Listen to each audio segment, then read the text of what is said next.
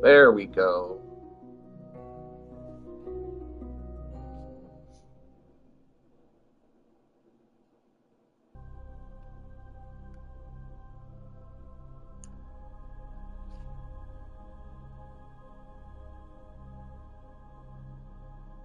Are we there yet? Mic check. Hello? Anybody reading? Are we there yet? We have audio. Hey, Bridgie. Good morning, good sir.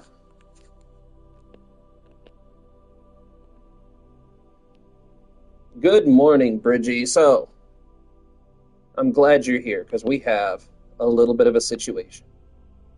We have Jeb and Bob stuck right here on the Duna. So we need to go rescue. My amp is being finicky right now. What's it doing?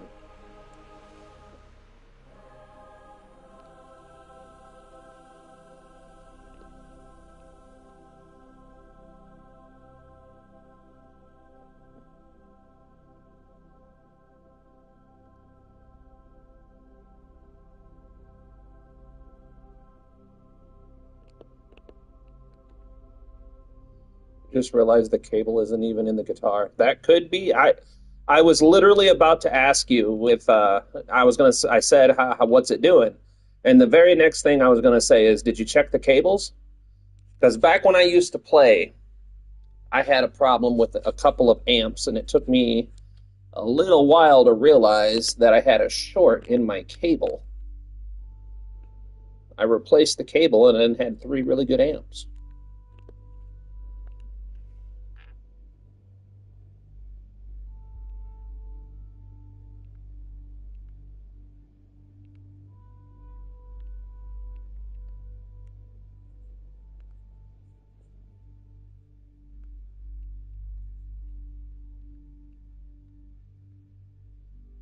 Man, this is being kind of a pain.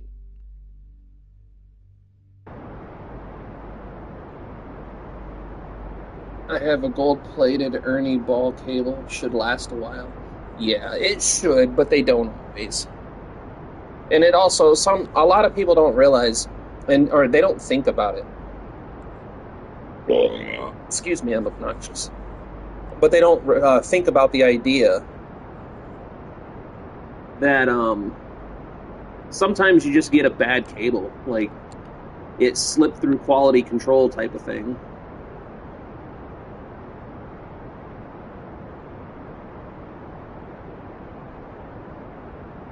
It happens sometimes, even with the best parts. You know, you're talking PC parts, automotive parts, you know, musical instruments and parts.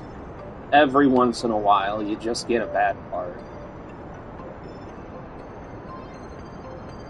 This one time, I had a 2001 Chevy S10, all right?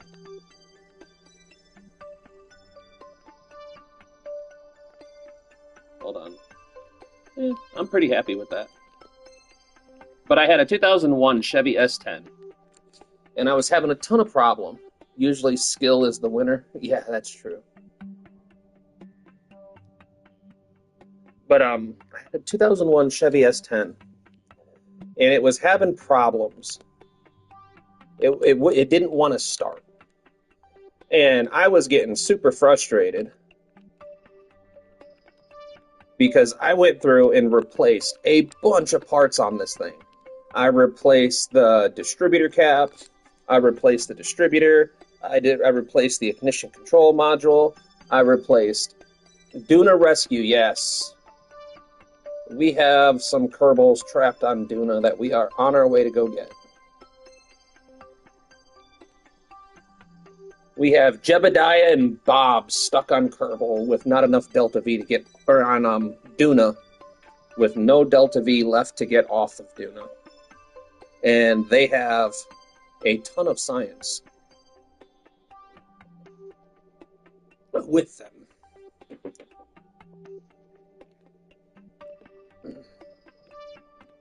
So we're going to go grab them.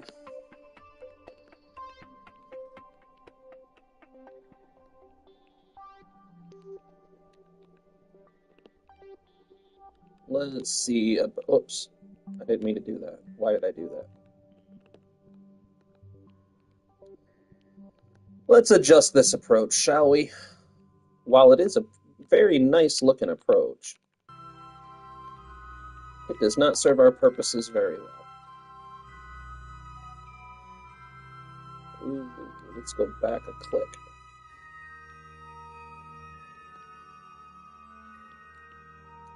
So the boys are trapped right here.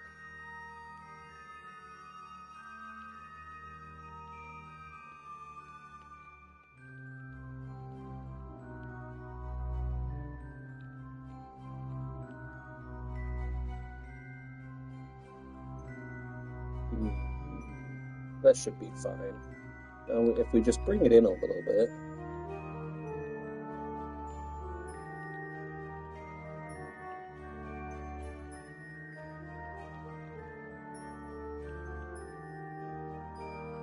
That's about right. So, I've tried this rescue mission 5 times. This is try number 5. And every single time that I've tried it, I've botched it in one way or another.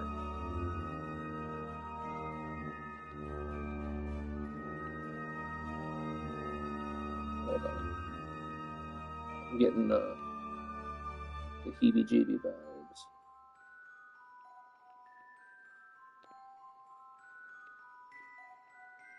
There we go. And actually, this can come all the way down here. This rocket should give us more than enough Delta V to get to the surface of Duna and off it again. I could actually get rid of this. This stage only has 10 meters per second, but this mid-course correction is going to take 6.9, so it'll be okay. Why can't I thrust limiter this? Oh, because I don't know how I started. Man, we're starting out strong, aren't we?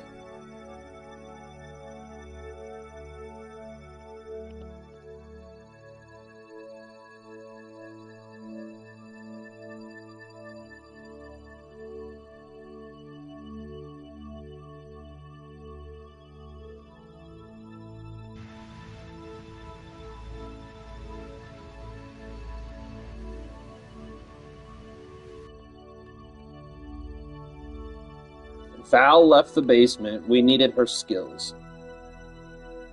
Because I don't have a deep space relay network set up yet, so sending this mission unmanned was not an option. Unfortunately, I would have preferred to do this unmanned.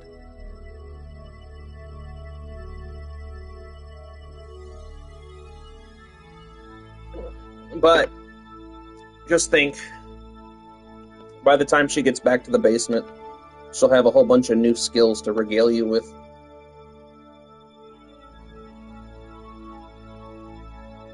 I'm having with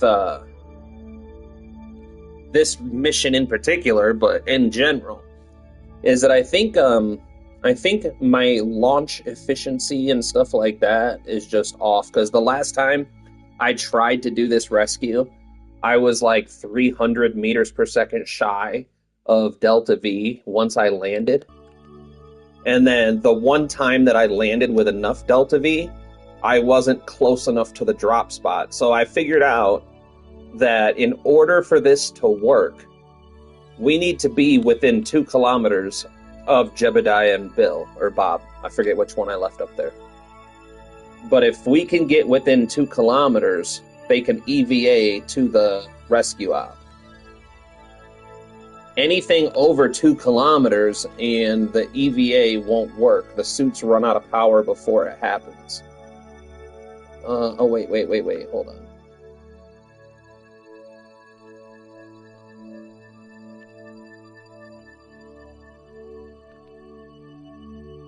Why am I not getting a signal from Kerbin already? Is this a directional? Does it matter what direction the satellite or the communications are facing? Because I am not far enough away to lose contact. Am I? No, I shouldn't be.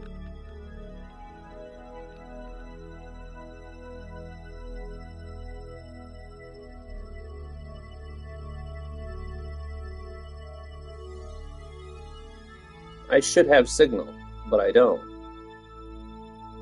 That's interesting.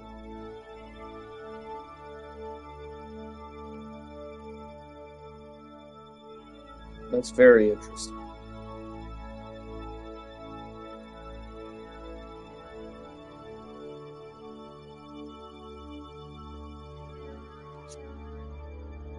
It's not concerning yet, though. I really don't need the signal. I was just hoping to, I think the other antenna does better, even though the numbers are worse. I don't know. Something's weird with that.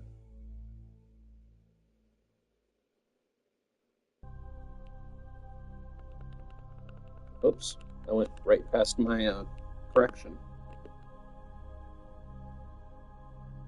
Oh my goodness, that's okay. I can make this work.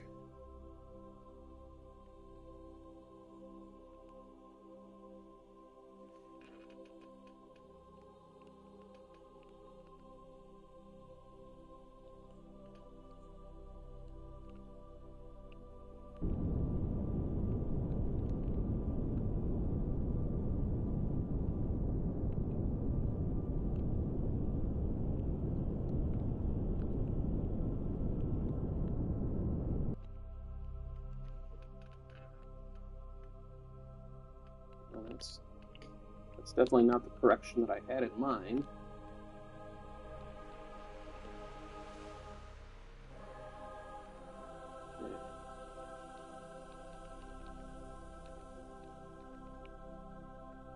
Make a lunar gateway. What do you mean, like a lunar base that you can refuel at?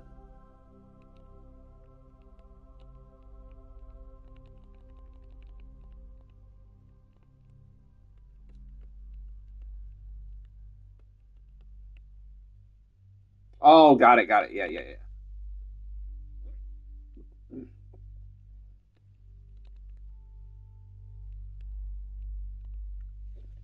Yeah, we have to do all that. We have to set up. We have to get Jeb and Bill off of Duna.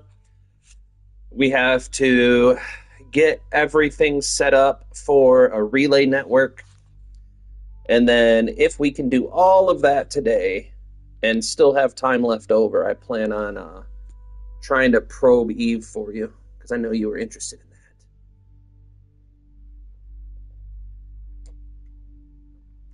that. And I think it's a good idea.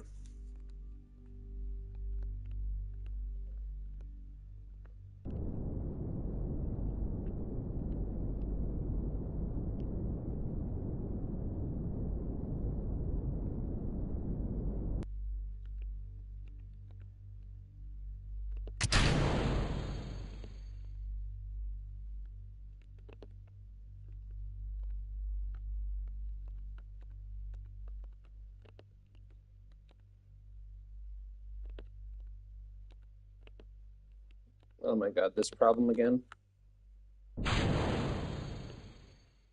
There we go. Now we should be good.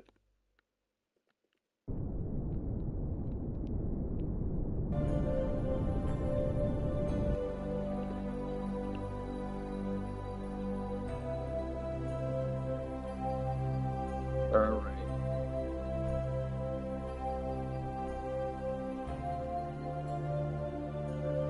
That stage actually did pretty good. It got us almost all the way here.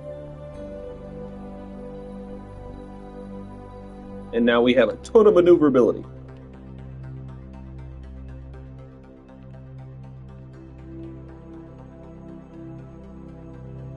All right. But yes, Bridgie, we do need a lunar fuel station. Definitely on our to-do list.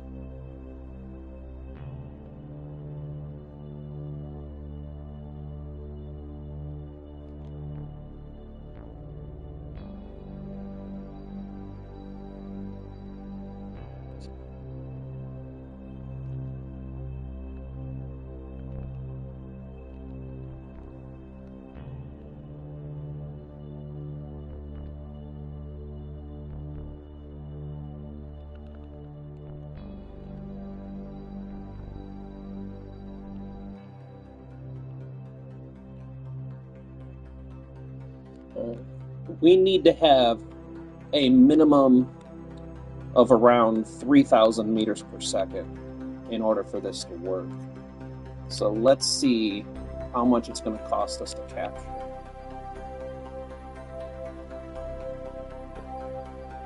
Let's do...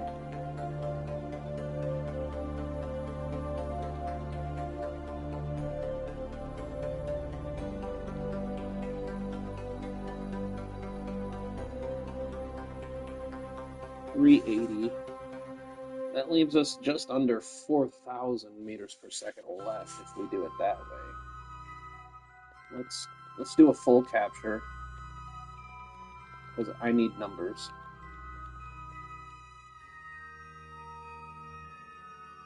So that's 630. So let's do some actual calculating here. What do we got? 4259. 425. Whoops, clear. 4259 minus 630. That leaves us with 3,629. How much do we need to get back? Where's my Duna charts? So we need about 1,500 to lift off a Duna.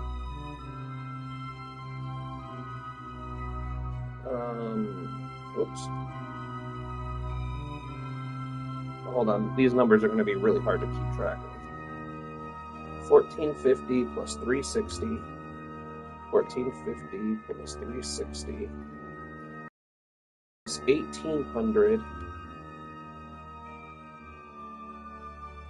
plus 250 plus 130 plus 250 plus 130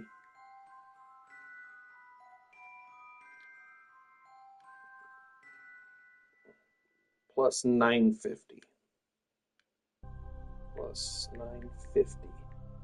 So if we can land on the surface with about 3,000 meters per second, if we can touch down with anything more than 3,140 meters per second, we should be able to get all the way home pretty comfortably.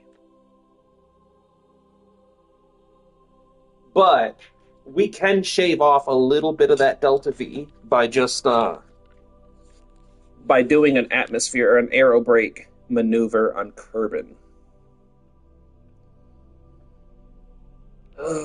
So I suppose we're going to quick save.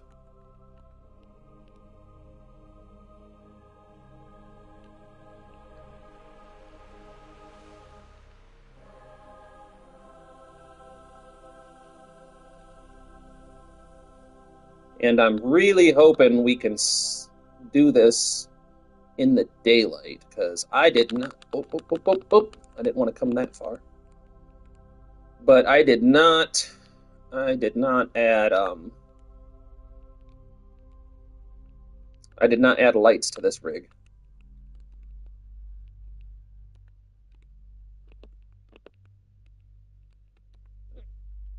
Alright, so...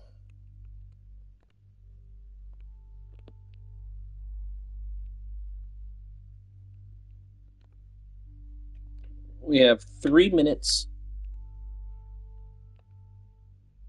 I suppose we ought to stow these away for now.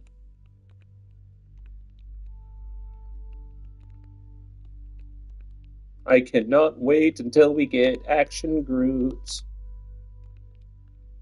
Makes life so much easier. Look at that. You like those air brakes? I love the look of air brakes. But that should also shave off a few meters per second having the air brakes on.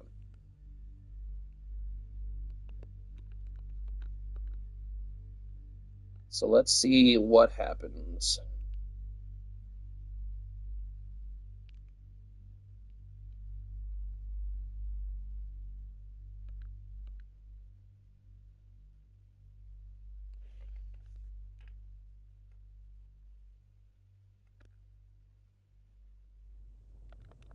We're getting plasma.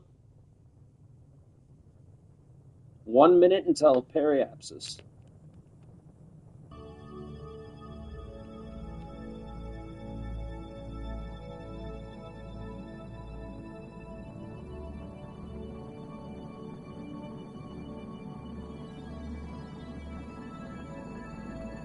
Yeah, we're shaving off a lot of that delta V that required.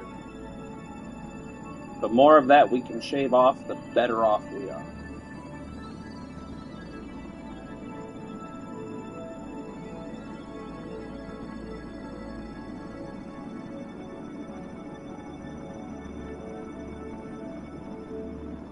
T-minus 20 seconds until periapsis.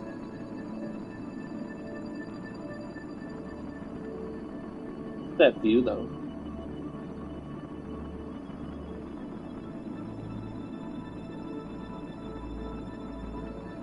Whoops, damn it, wrong one. 1 second.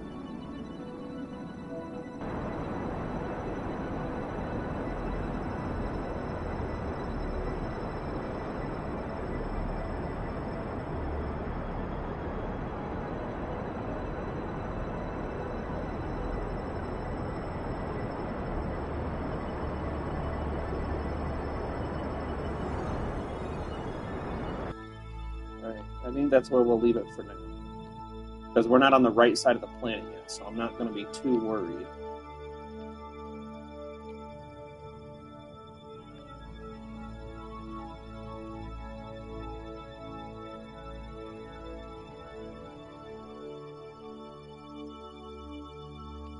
So that was a nice little approach. We saved ourselves quite a bit of DV with the aero brake maneuver. Okay, let's do some time warping.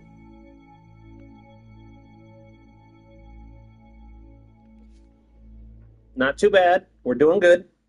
I can't help it. Duna is a beautiful planet.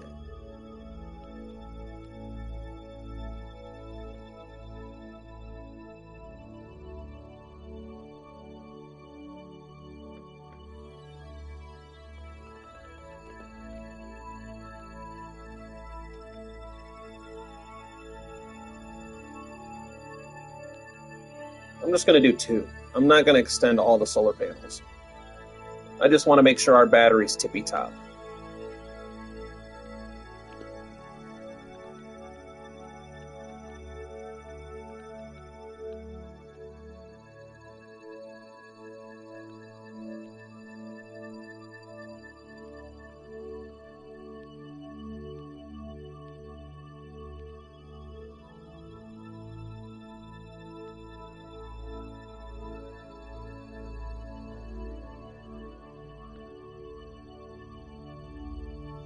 Alright, now, I want to take a second and see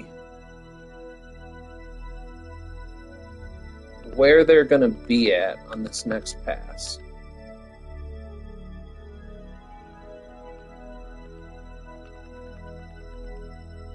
Yeah, because I would really like for them to be somewhere over here.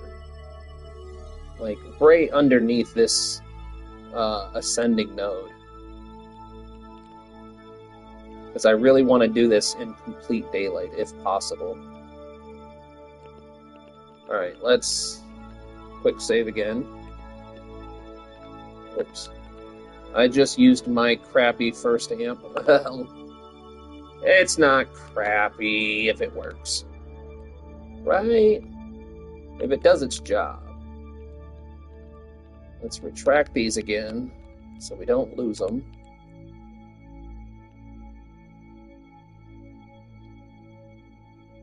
Alright, here we go. We're going to drop in.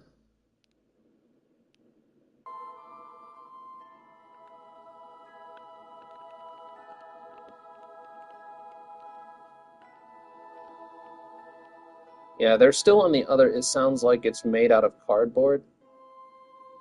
Oh, so it's okay to make our heat shields out of cardboard, but not our amps. Alright, Bridge. I see how you are.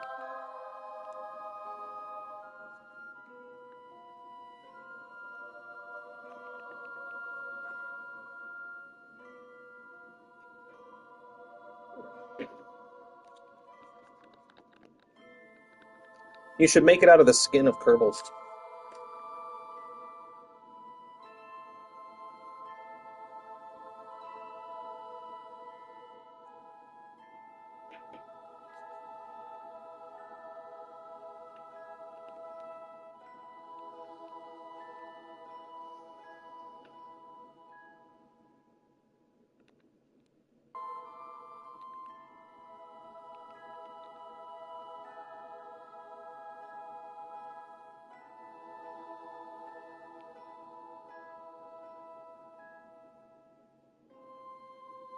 Yo, Apollo, how you been? Dude, I've been doing great, Zanny.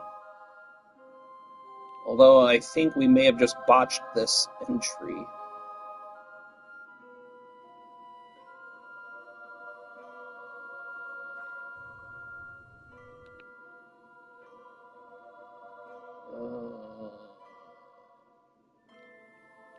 Yeah, we're not going to get a landing zone that's advantageous to us. Alright, let's load it back up. How's life been treating you? Happy New Year. Merry Christmas. Happy New Year, by the way, Zanny. I haven't seen you in a minute. Alright. So, what I'm thinking is, what happens if I do a radial outburn? Radial out should be here, right?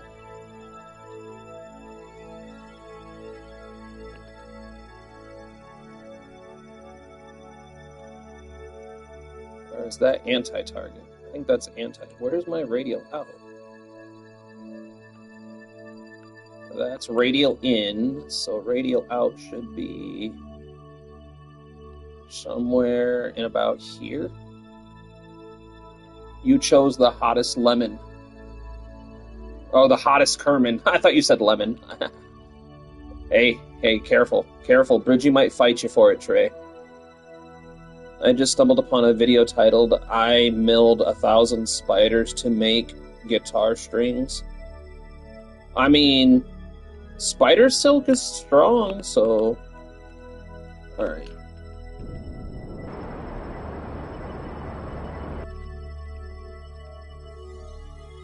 I'm hoping that'll be the little milked. I'm milked. Wouldn't that be a job? I don't know how I would feel if I had to tell my family and friends I was a spider milker.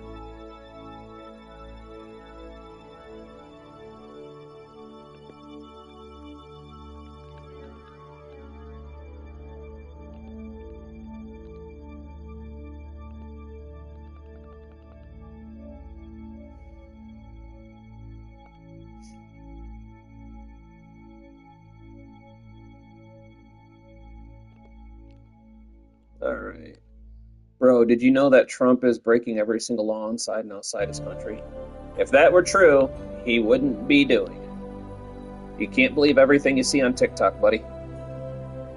I've noticed that on my videos they get a lot of impressions but barely any views, so I'm gonna just make the thumbnails super saturated. You can always try clickbait, the tried and true method.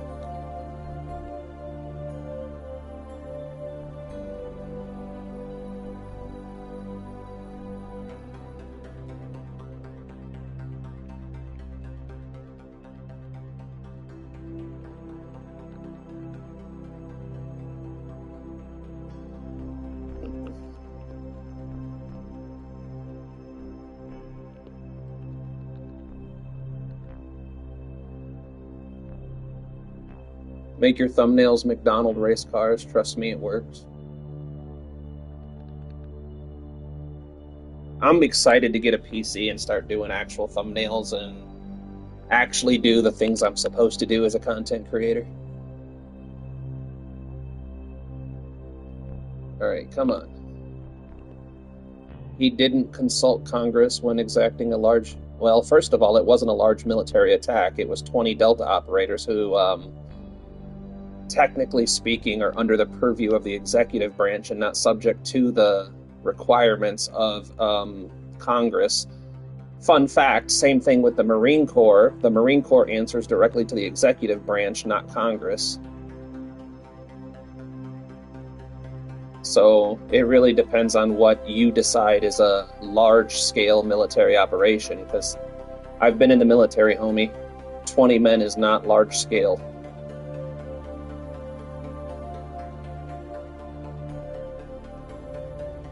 But special forces like Delta Force and the entire Marine Corps are 150 planes is quite big. No, it's not.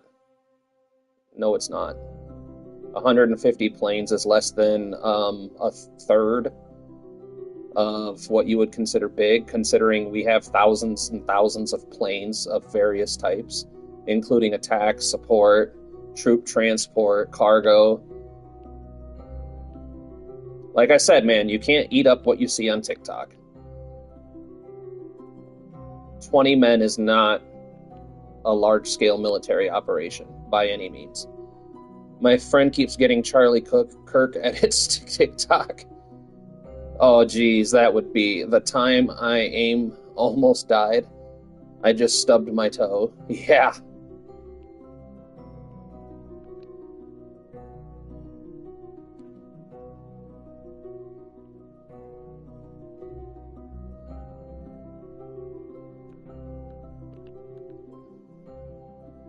If you add Valentina Kerman to the thumbnail, one of the things I want to do, Treff, is when I do get a PC and can do really cool thumbnails, I want to do a thumbnail of Valentina sunbathing in a bikini out on Duna or some shit. I thought it would be funny.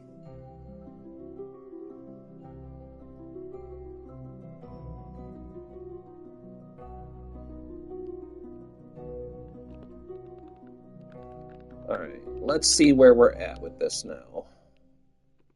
So this has been the hardest thing about this rescue op, is trying to make sure that I have to make sure that I drop within 2 kilometers of the boys here. And I think if we do one more pass,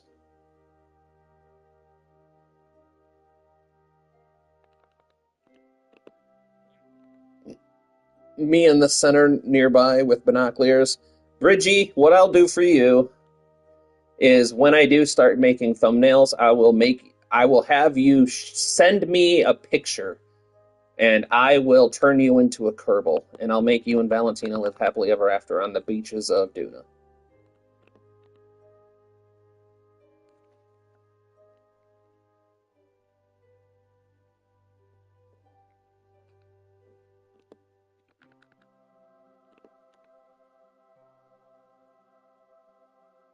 We are Charlie Kirk. Imagine dying and people make you live on in Kirkification. Dude, you guys got to realize that, first of all, I want to preface this with saying that I'm not political. I was raised in a military family, and I was raised to believe and understand that all politicians are criminals and crooks and out for themselves. So I don't care if politicians are left, right, center. I feel like they're all crooked, and they're all crooks and criminals, and they hold themselves to a different standard than the rest of us.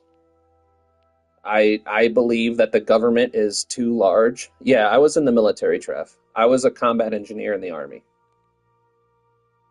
And I know for a fact that I've never, ever in my entire life seen an honest politician. They just don't exist.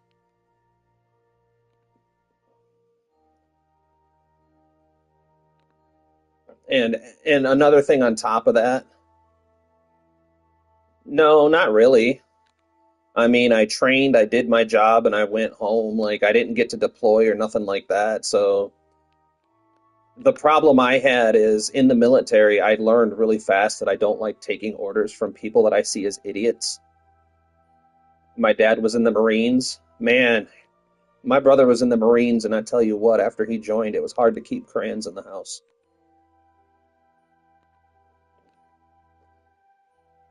But yeah, I learned that taking orders from morons was not my cup of tea.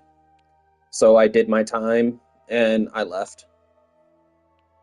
The military isn't what it used to be. You can go get a college degree and be a colonel in the army or in the military. Like, it's actually kind of ridiculous. You don't need any experience to be in leadership. And it drove me insane. That's why, as soon as I was able to get out, I just left. I was also a glorified babysitter. Like, I was training guys to do stuff, and 9 times out of 10, I'm asking grown ass men why the hell that they're doing the things that they're doing. Like, why would you do this? What made you think this was a good idea? My 5-year-old knows this isn't a good idea, and you're sitting here doing it. You got any friends in the military? I'm 36 now. Well, I'll be 36 in a couple of days. And all the people that I served with and were friends with either died or they've gotten out by now. There's nobody that I know that was happy with how the military was operating. They're making the military a lot weaker. Tell me your stupidest story in the military. I watched this kid lose his damn shit and climb up a tree and strip butt-ass naked and scream that he wasn't coming down anymore. He was one with the trees now. His name was Private Warner. So, I could tell you a bunch of stupid stuff. Like, if you ever want to see true stupidity, join the military. We had an incident where there was a female that was caught with what we call fraternizing, which means they were bumping uglies with another soldier, and they were using a shopping bag, a plastic shopping bag, as a condom. Dang, a bomb almost blew up my dad, but the bomb didn't explode. Oh, dude, that's a common story. That's a really good one, and the only thing I can tell people on that is somebody upstairs was looking out for you. Somebody upstairs had your back.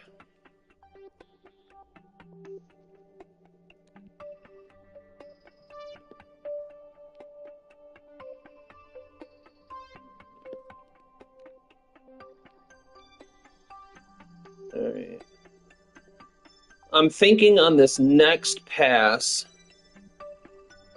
Yeah, people are nasty, dude. The human beings are nasty. If you step back and think about it, human beings are a pretty disgusting species. Like, we're not any different than most of the animals in the animal kingdom. We just like to make believe that we are.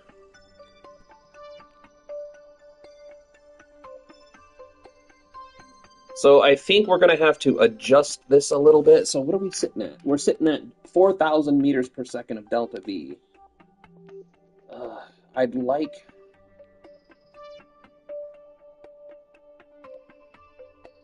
I would really like to adjust this a little bit. So once we get out of the atmosphere, let's... Oh, we're already time warping as far as we can. Well, damn. Well, you guys are stuck talking with me for a little while. Because I'd really like to adjust this orbital path north a little ways.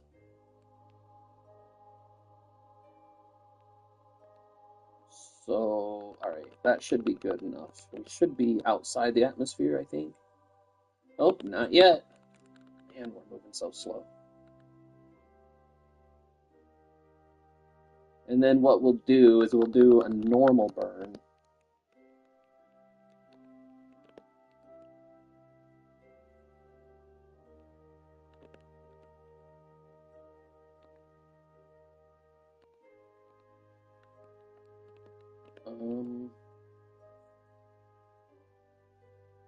Here. We'll burn normal for just a quick second.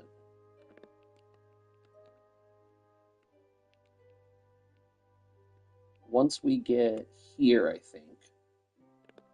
So let's...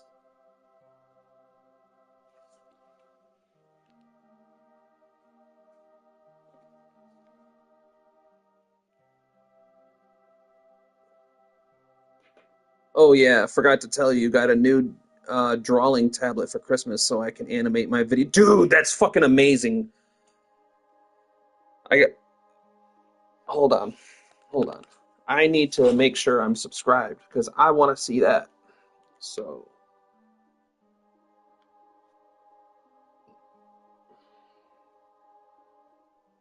hold on just a second here.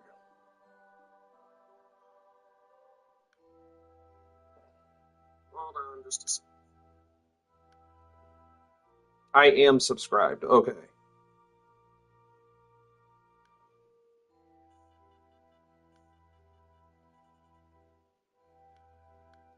There.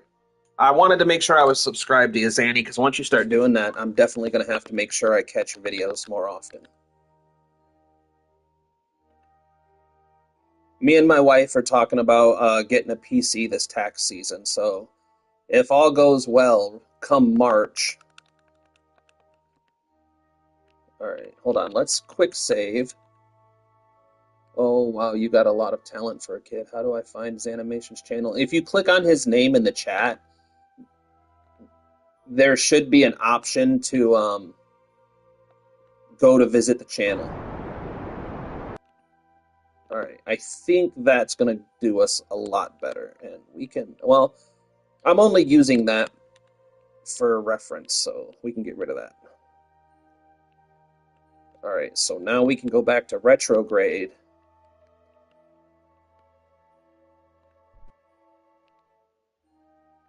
All right. Now this is where I start failing. So I am really, really bad at trying to hit a specific drop zone. And actually, before we do any of this, I need to make sure that we have electric charge available.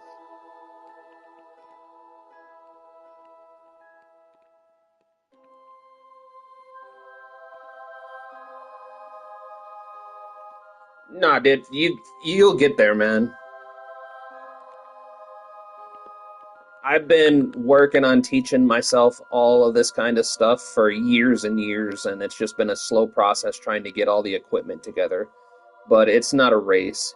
I use mouse and MS Paint. It's not hard to do. No, it's not hard. It's just it takes a lot of time, and you have to have the motivation to find your resources and learn. So when I was doing my 3D animation, I learned really fast that the easiest way to learn anything is just YouTube how to and insert whatever you're trying to do. So how to 2D animate, how to 3D animate.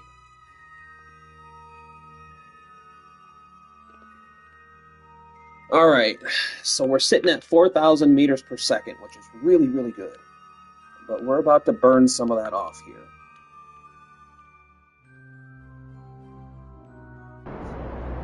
Let's just go ahead and start our entry burn.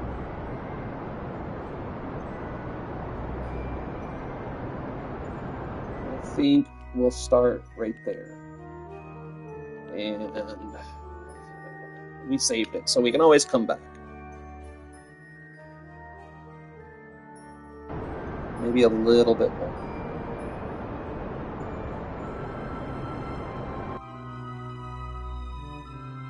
Alright, we're going to activate the parachutes.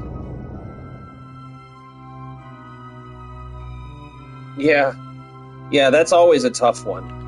That's what happened to me because I was using a program called Blender, and I was trying to learn how to make 3D art, 3D animations and artwork and stuff like that.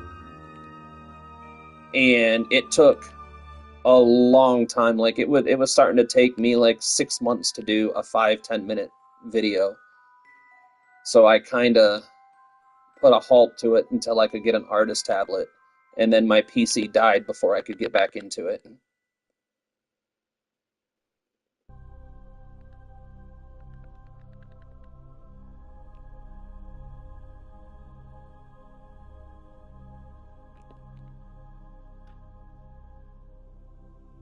good things to come never come easy. No, that is very true.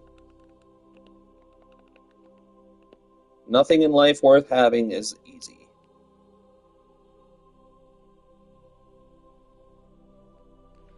So we need to be able to touch down with as close to 3,500 meters per second as possible.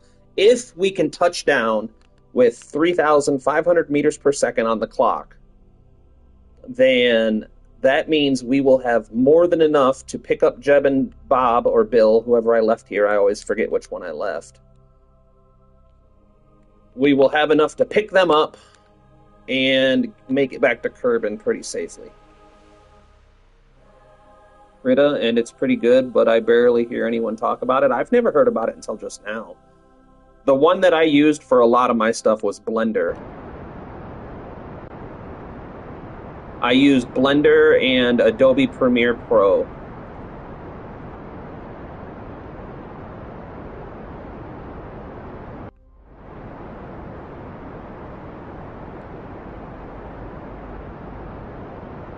Yep, all right, we got to load. This is the problem I've been having, is trying to hit a landing zone is not part of my expertise. I am not good at it. All right, so the last time was a little bit too far out, so that one might be a little too close, but we're going to find out.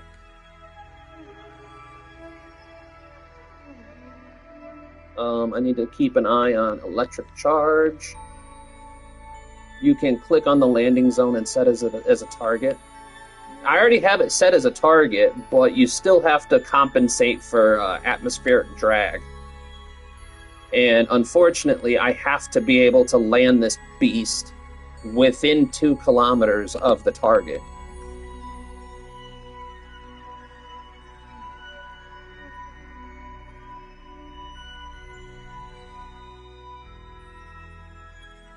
Yeah, it's mixed with Photoshop and with less features than Photoshop. That's more than fair.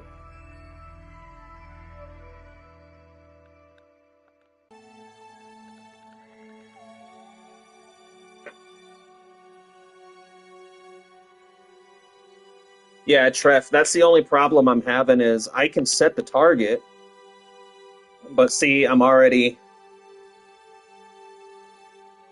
I'm already too far away from my target on this.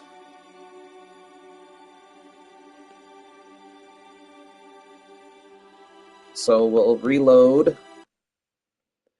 I have a really hard time compensating for how much drag the atmosphere is going to have. All right, so now if you search up a Google image and drag it to Krita, the image will appear in your animation. Oh, that's a neat feature. All right. So let's lock onto retrograde. Try to do this again. I keep getting these AI phone ads saying I have 57 Trojans and my device may be slow. Why are companies resorting to literally scaring you into buying products? Because they can't come up with a better way to make money.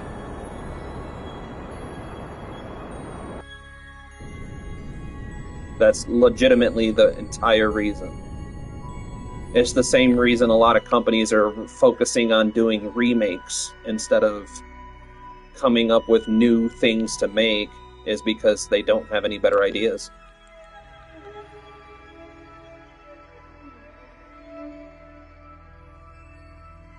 And with how bad the economy is, antiviruses are the most useless software ever. Facts!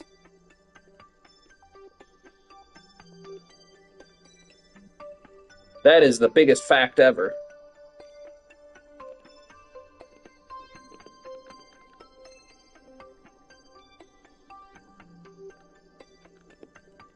Alright, let's see. Oh, bless it. Alright. Unless you pirate. Even then, they're not great. See, I'm already falling short of the drop zone too far. I'll let this play out and see how it goes, though. I mean, I guess.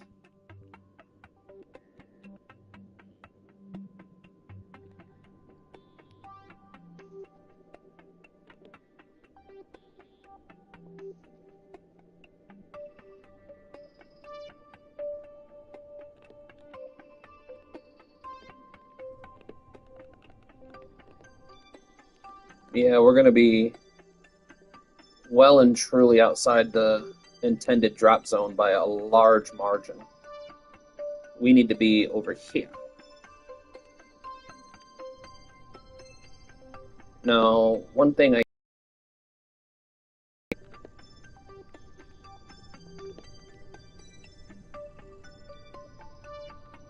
Yeah. It won't let me. Alright, reload. Try again. Oh. No, that's one thing I'm nervous about sharing a PC with my wife, because I don't mind her playing on it and stuff, but I really need to teach her not to be downloading any which way thing, Tom, Dick, and Harry that she wants. Do you originate from Germany? No.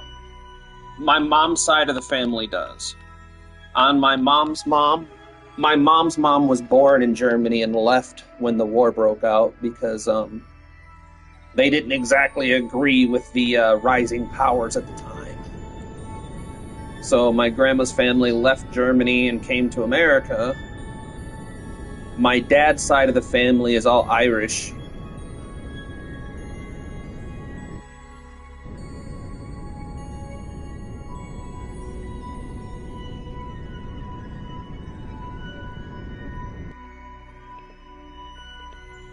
What's happening?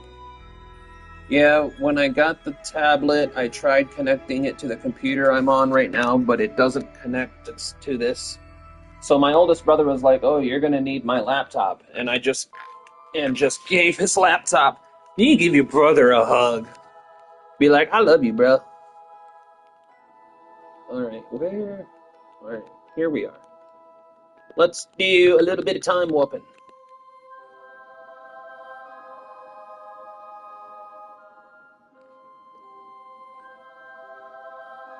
I would never give up your laptop for your little brother. Oh, he moved out, so it's just mine now. Gotta send him a fruit basket.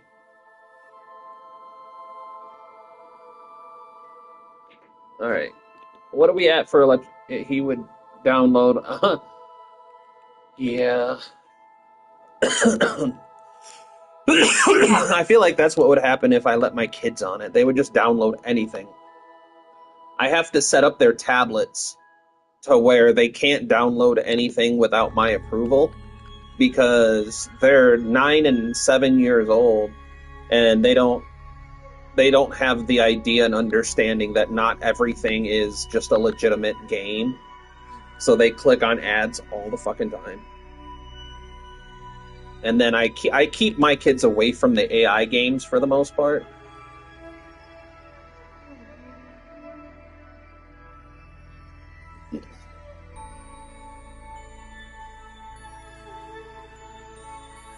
My brother? Or are you talking about Trev? Because my brother's 33. My sister's 30 or 31, I forget.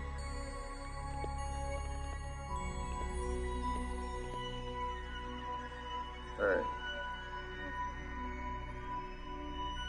Oh, Trev, yeah. How old is your brother, Trev? I'm going to graduate, so I'm going to have a really tough year, and my brother keeps watching his phone, and it's kind of destroying his attention span.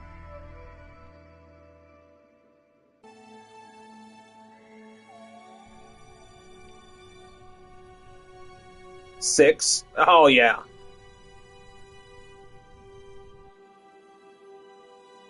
We might have hit it this time. I don't want to hit the parachutes just yet, though. What's my altitude? Oh, here we go. I don't know how to set boundaries. That might have been a mistake, but it's a mistake that we're going to make. Bro, I'm over double his age. I'm over double all y'all's age. Well, maybe not double all.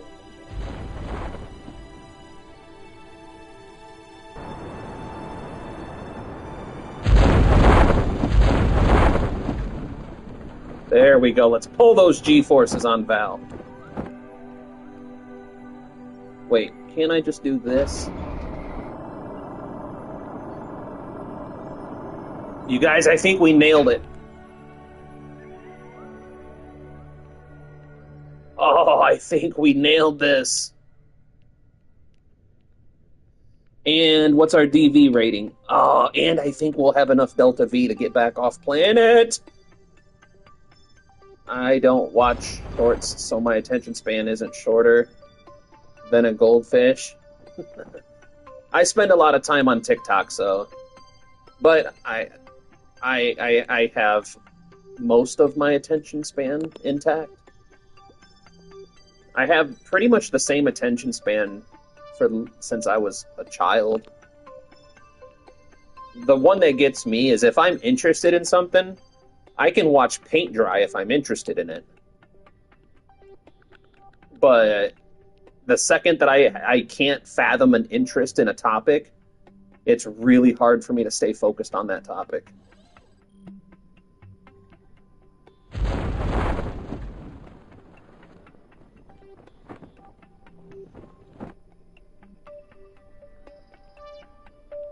All right, slow her down. Oh man, this is a beautiful landing.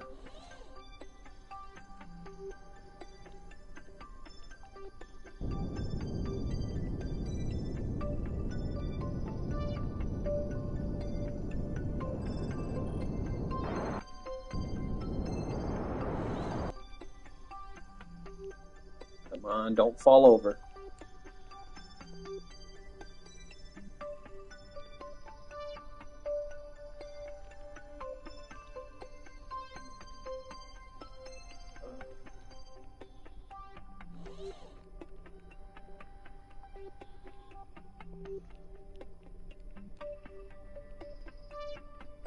Come on now.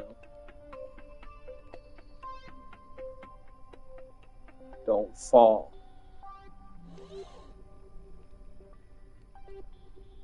Don't fall, Val. I'm really afraid to leave her alone.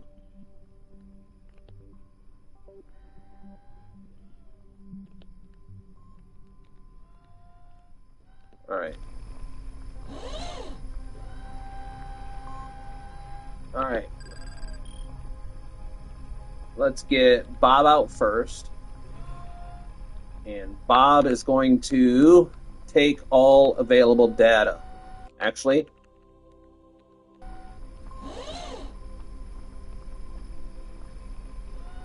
sorry, Bob. I don't think I could have done any better. I'm gonna get some Cinnamon Toast Crunch. All right, dude, have a bite for me, man. Cinnamon Toast Crunch is one of my favorites. It's gonna be my birthday really soon. My birthday's January 18th. I will be 36 years old.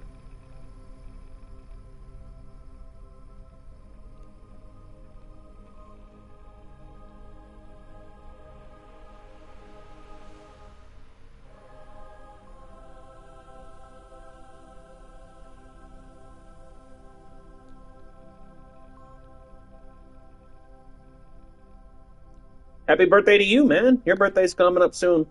How soon, though? This month?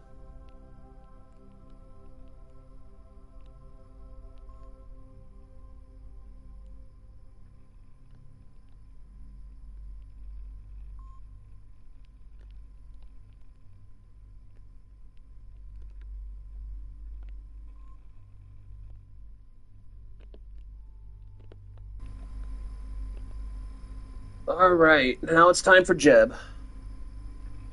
Yeah, just next month, but the 2nd. February 2nd.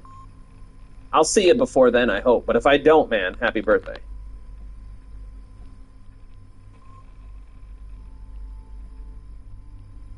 Last 2 weeks went by super fast. Yeah, same here.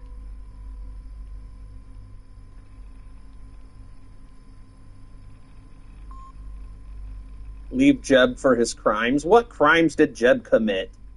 Name one. I dare you. What him and Bob did while they were stuck here was completely consensual. Unspeakable, but consensual.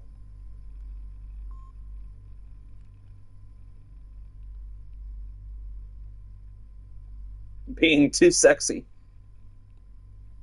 It's not public indecency on Duna. There's no public here.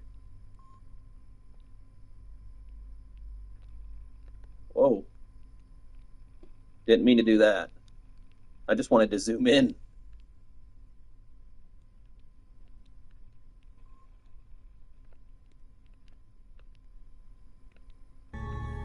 All right.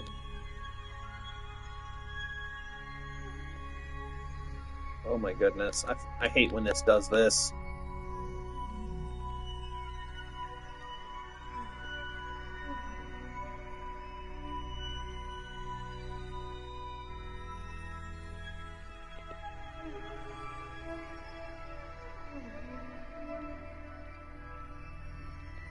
If there was a crime, yeah. Good thing it's not a crime, though.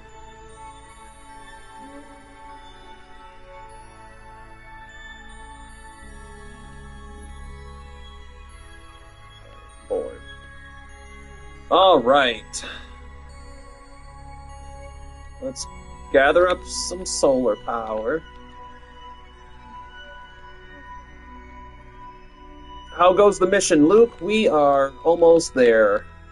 I think we have enough Delta V to get back to Kerbin. The only thing that I didn't consider when doing this mission was only took 1 year, but we made it. Life is not a dream. Life is a nightmare, but it's a beautiful nightmare. But the only thing I did not consider when this rescue mission was conceived is I didn't do an engineer to repack any of the parachutes. So, assuming we get back to Kerbin safely, I'm hoping we can do an aerobrake maneuver to kill off all of our speed, hit an orbit, and we'll probably have to send another craft up to get them down. Or at the very least, we'll have to send an engineer up to repack all the parachutes for them. But we have acquired the package, so the only thing left to do is we have plenty of electric charge. You're talking about... Are you talking about the lander? It did its job really well. Just the Martian, yeah, the Martian, that's what it's called. Just used up too much Delta V getting here. Because you can see it's only got 612 meters per second, and we need at least 1,500. Alright, so we have plenty of electric charge. Let's retract. Let's retract. Let's retract.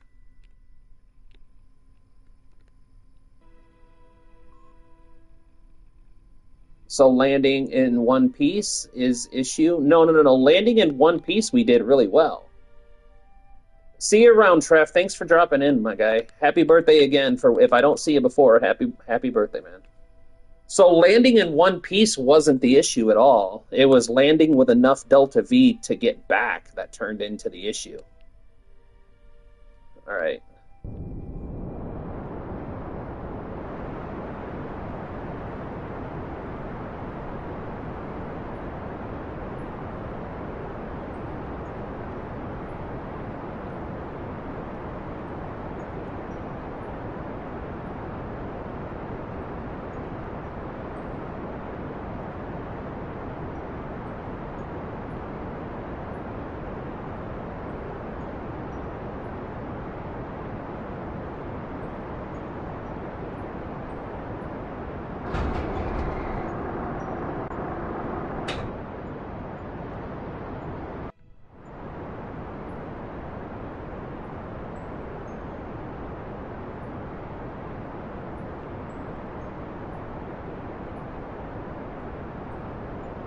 And I'm not sure what the ideal takeoff numbers for Duna are.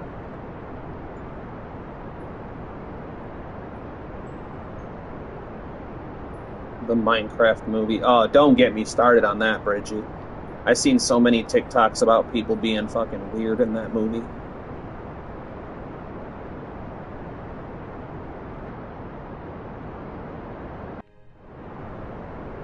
Does anybody know off the top of their head what the Duna atmosphere altitude is? Isn't it like 40,000?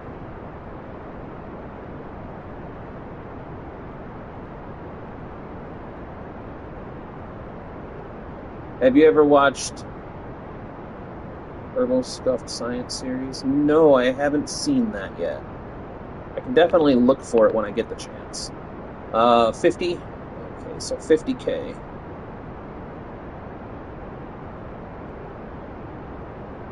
No, the one that I've been watching really closely is Mike Abbin playing RP1. That's the one that I've been watching the most of. I know Matt Lown just posted a new Blunderbirds episode that I haven't watched yet. Strangely enough, it's a Duna Rescue.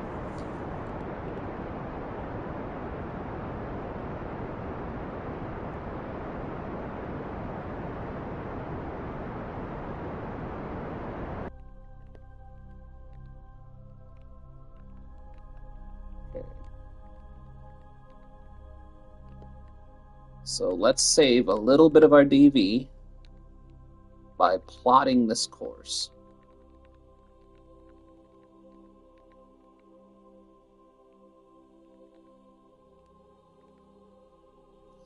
And thank Jeebus, we have Jebediah so we can lock onto maneuver nodes again.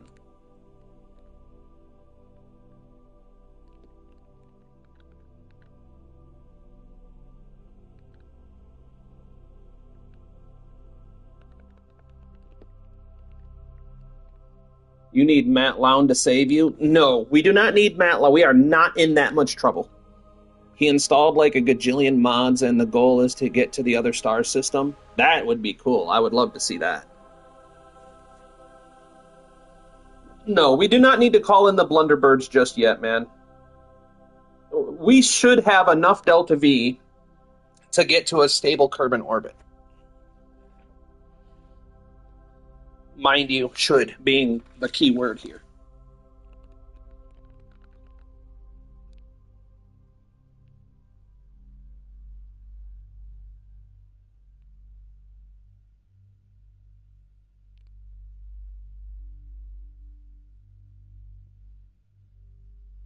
Yeah, we have made it on less fuel. That is a fact. I'm starting to get used to playing on hard mode though. There's still a lot of stuff that I have to get the hang of, and there's a ton of stuff that I have to learn. Like, I still don't know how to do a relay network, which is going to be pretty important for some of the stuff that we have going on coming up. We're going to have to start learning how to set up a relay network.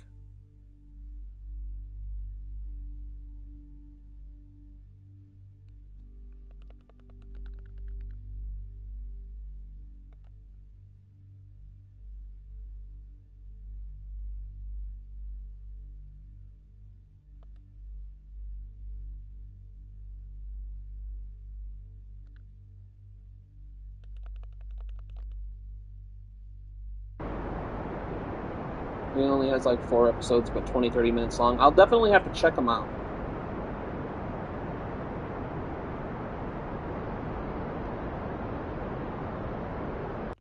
All right. We have achieved a effective Duna orbit. All right, now let's get solar panels back out.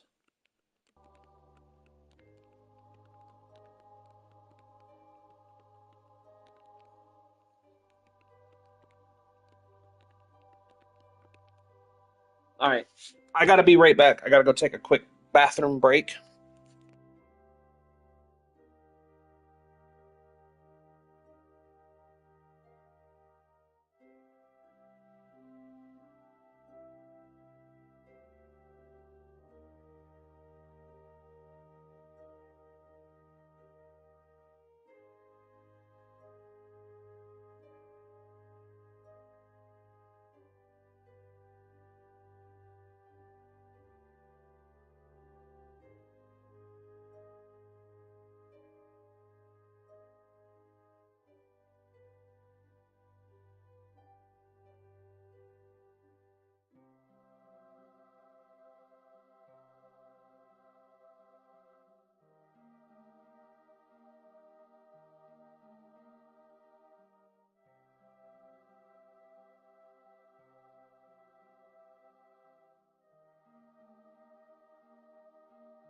All right, sorry about that. I had to pay. If you fail this, you are in desperate need of blunderbirds. We should not fail this. It only should take us about 2,000 meters per second to get back, 1,500 for the transfer, and, well, hold on. Let me double check that. I got my trusty DV chart here. Actually, I had it open. There we go. So, in order to get back, we should 250, that's 400. It should only take us about 1,200 meters per second, between 11 and 1,200 meters per second to get back to Kerbin and into an elliptical orbit. So, I mean, now that I closed the chart, what is my transfer window? 75 degrees. All right. Oops, come on. Where's my, there it is. We'll just lock that there for now. So, 75 degrees.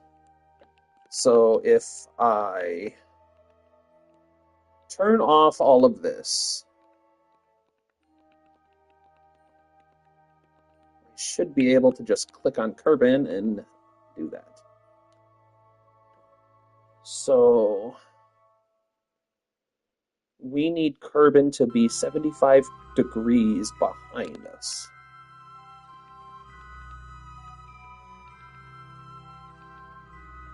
That's going to take way too long. So we're going to quick save it. Here's a title of the first episode if you want to watch later. Kerbal Scuffed Program 1, Sacrifice for the Sake of Science. All right, hold on. I will go look at that right now.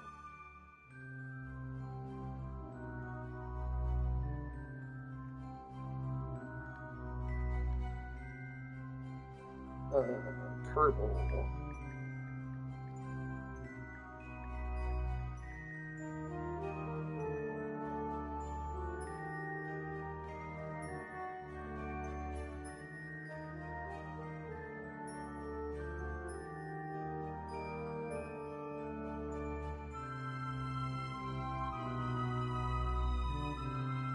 Slots, DraftKings Casino Labs got you covered. They got tons of slots to choose from. Like cash right. All right, I got the video, and it's in my recents, so we should be able to go check it out as soon as we're done here.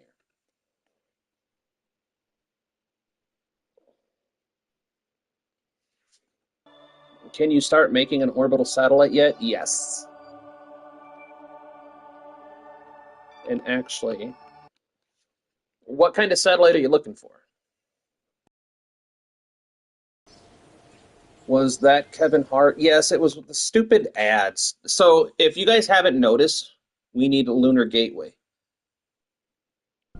Before we do a lunar gateway, we really need relay satellites. That's what we really need. So let's see. So which one of these is better?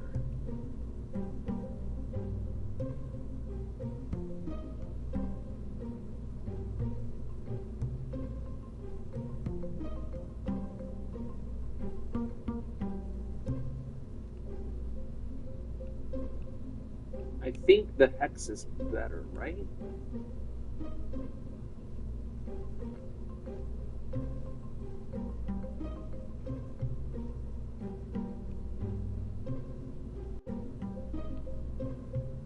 I think the hex is better. But you know what? Hold on. No. I've been down this road before. Many Kerbals die in that series. I'm not going to launch this yet. What we'll do is we'll get these guys back to Kerbin. We'll worry about one mission at a time, because during my easy mode playthrough, I made the mistake of trying to launch a whole bunch of satellites and everything all at once.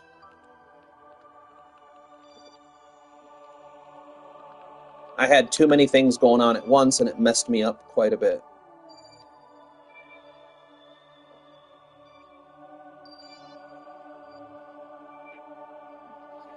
But this is exactly why I think multiplayer KSP would be amazing, is because you could have multiple people focusing on multiple different missions and aspects at the same time. You could have someone gathering science on science missions. You could have someone building satellite networks and relay networks. You could have someone, I mean, it would just be such a cool experience.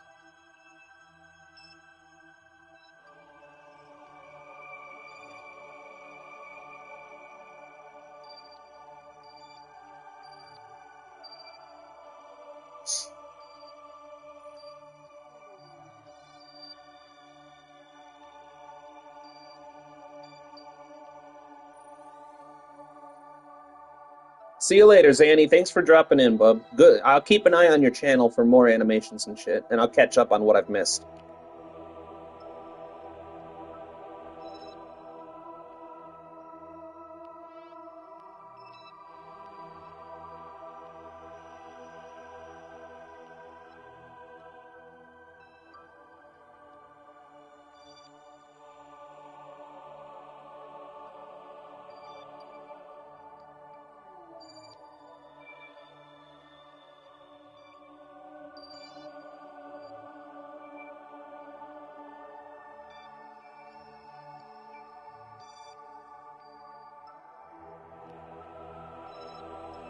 Should be getting there.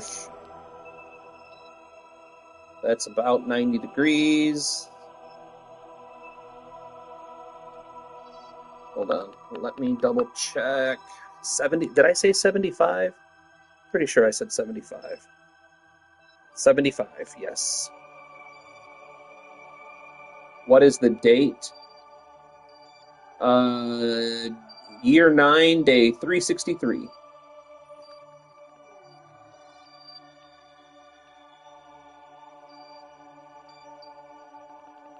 I think. It's gotta be close, right? So.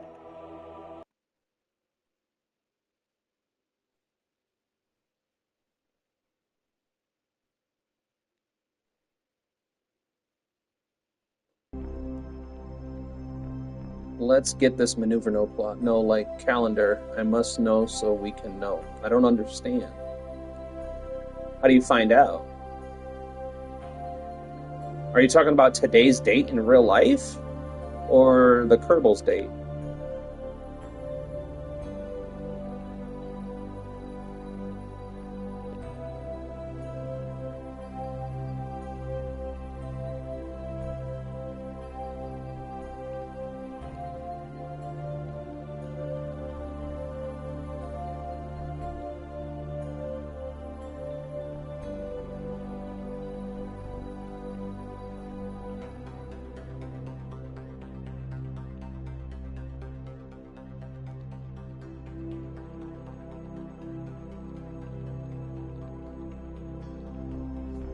How much Delta V did we need for this transfer?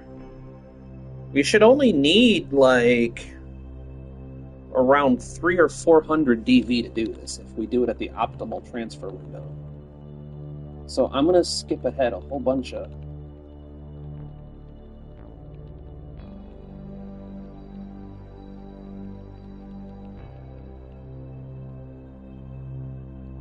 Oh, that's not gonna do it.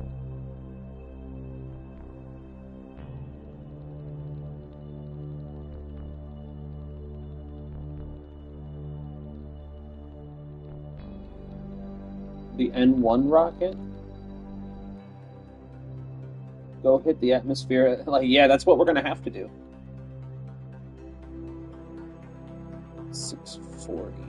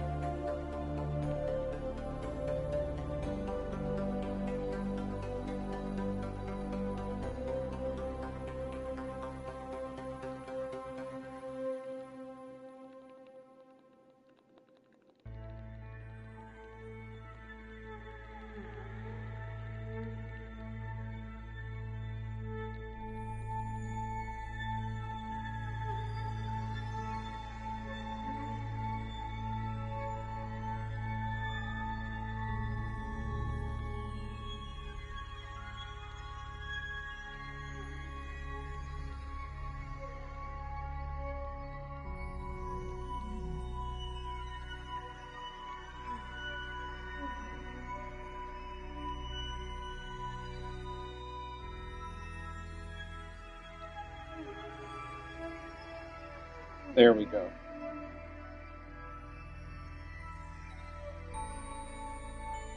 At Mako. Well, if we can get everything done today that we need to get done, I do want to send a probe to Eve.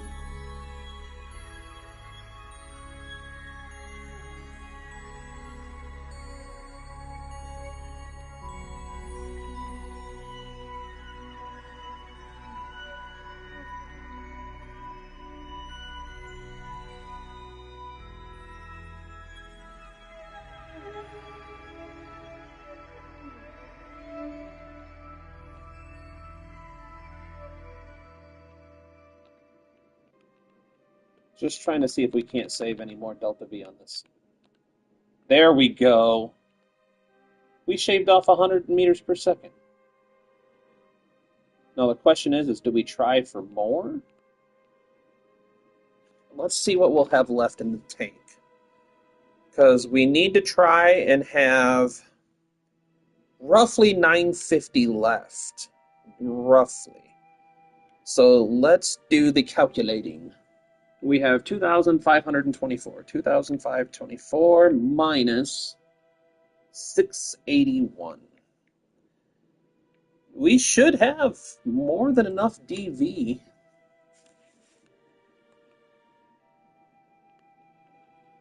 All right, you know what? What we'll do, we'll quick save. Man, I almost want to try to save some more DV, but we got the DV to burn. Hitting Eve at Mach 8. Wouldn't that, like, incinerate the craft? Like, just obliterate it?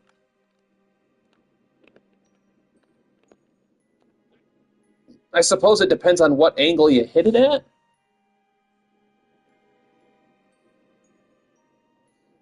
Actually, you know what?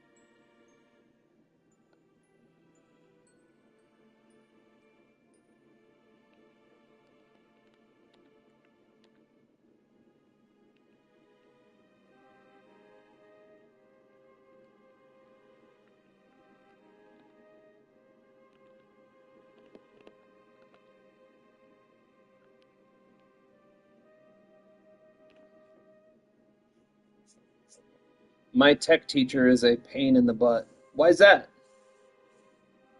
I guess the better way to ask that question is how so?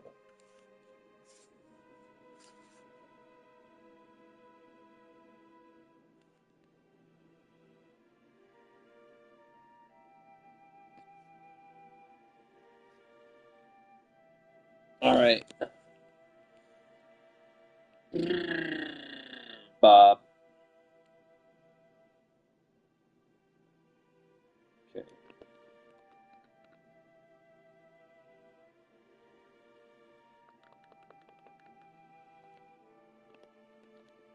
Because she doesn't even look at my stuff, she just says I haven't completed the assignments.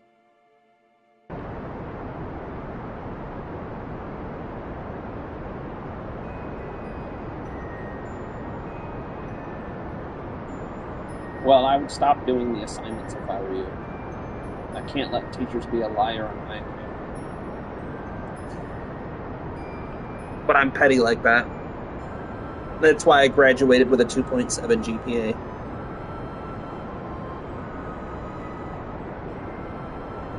Being petty with your teachers gets you that.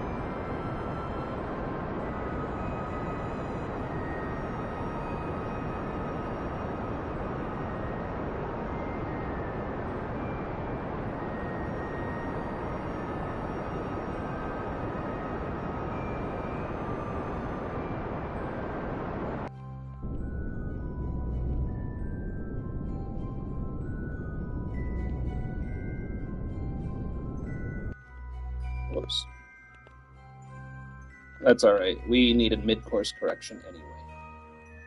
So, go here, I guess.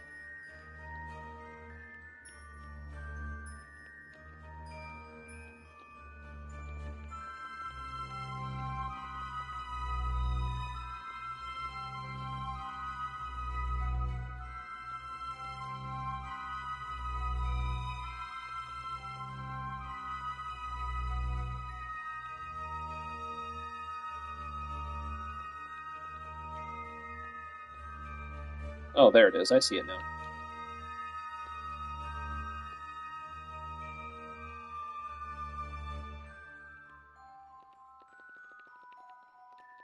I want to try to keep this as equatorial as possible, simply because we're going to have to send an engineer up to repack these parachutes.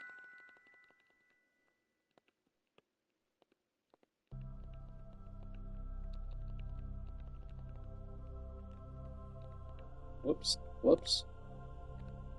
What the heck is going on here?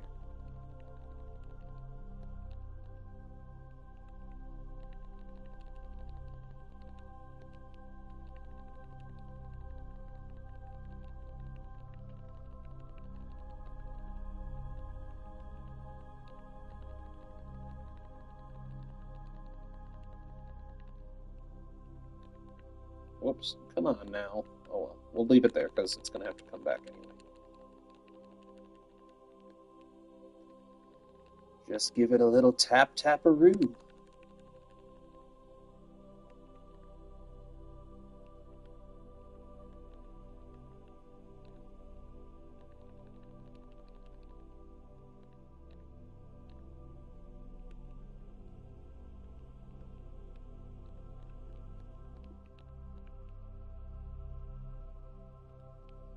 See, if I would have brought Bob or Bill, whichever the engineer is, I forget.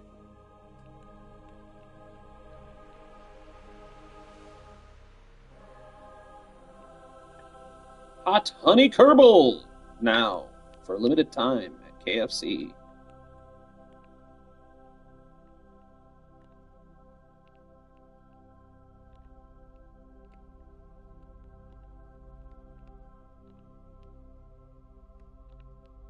I think that's as good as we're going to get it. I do want to cut that into about 50-55, though.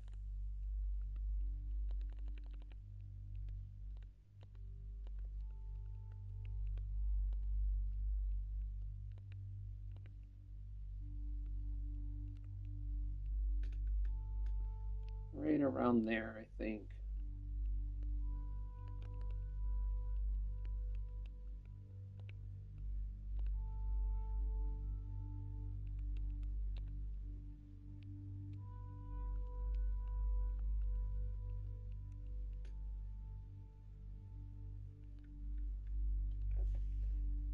KFK Kentucky Fried Kerbal. Dude, that would be a great franchising opportunity on Kerbin.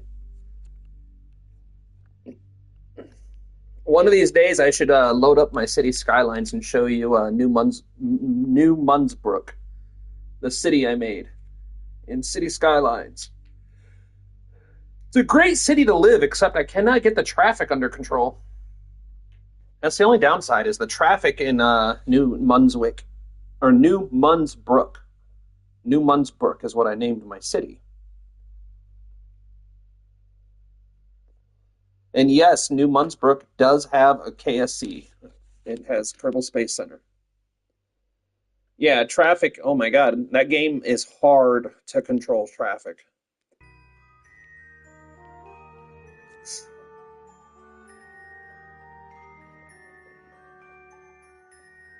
But I've been having a lot of fun with it.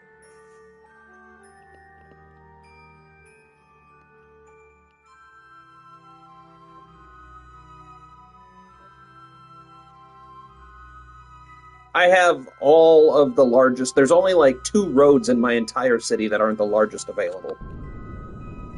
And just like I'm slowly switching all the roads to one-way roads because it helps traffic flow. And my city has this neat feature where you have to pay a toll to get in and out of the city. Anytime you try to get in the city or out of the city, you have to pay a toll. $40. It's a great way to make money.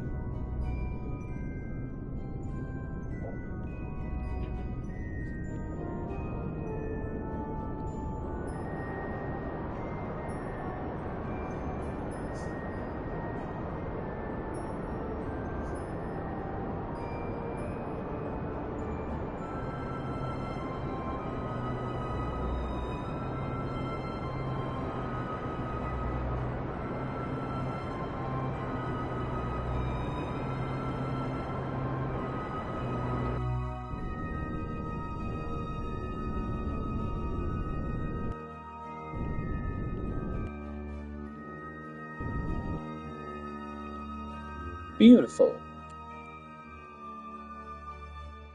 Now we have 1403 left. So let's see what a capture will cost us. Even a cheap one.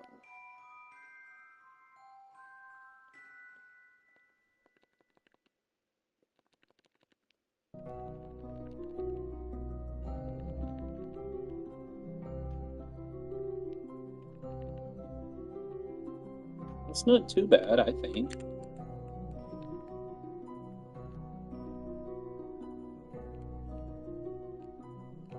I think that's pretty good.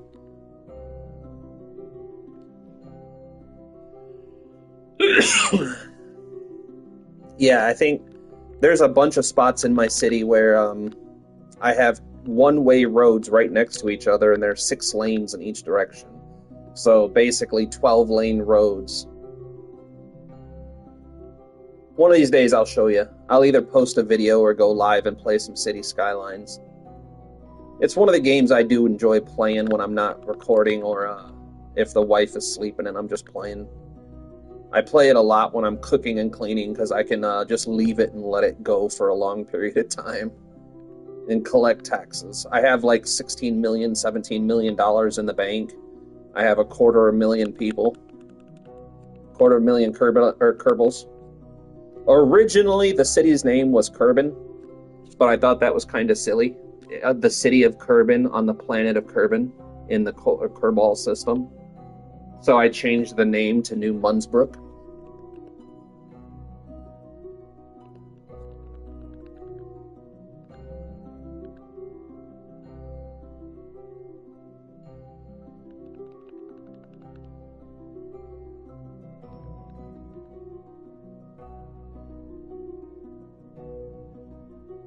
Where's the launch pad? I made a mistake when I built the launch pad in the Kerbal Space Center. And if I ever do another city, put the launch pad in the middle of the city, because whenever you do a rocket launch, it makes everybody happy in a circle for so many meters. And I'm losing a lot of happiness by having it off center. It's sort of in the northern part of the city. So it should be in the center of the city, really, if you want the maximum effect.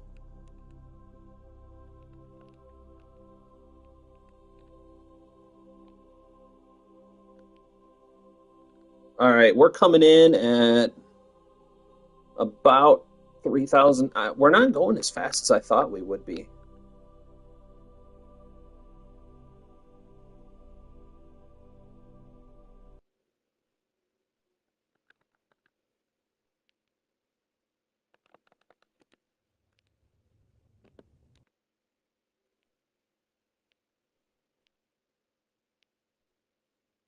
I thought we'd be coming in way faster. Oh no, oh no.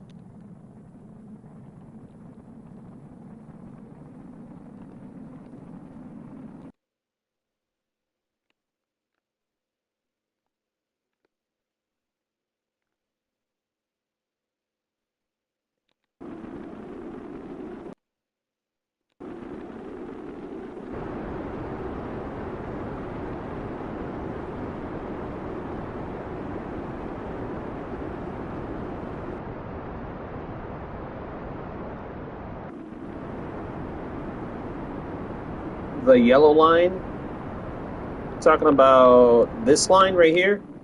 That is overheating. That's what that is. That's when parts start overheating. If that gets all the way full, the part explodes.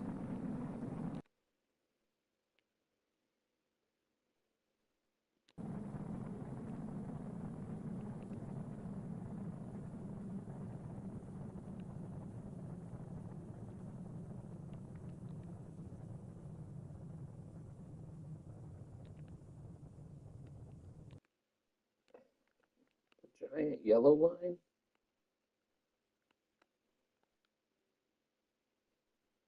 Um, I don't see a giant yellow line. When you entered the atmosphere in the map view. You could have been seeing the estimated orbital line because when I first hit the atmosphere, I didn't have a capture orbit. So if I would have stayed on that trajectory, it would have launched me back into space, and that yellow line would have been my next estimated orbit. That would be my guess.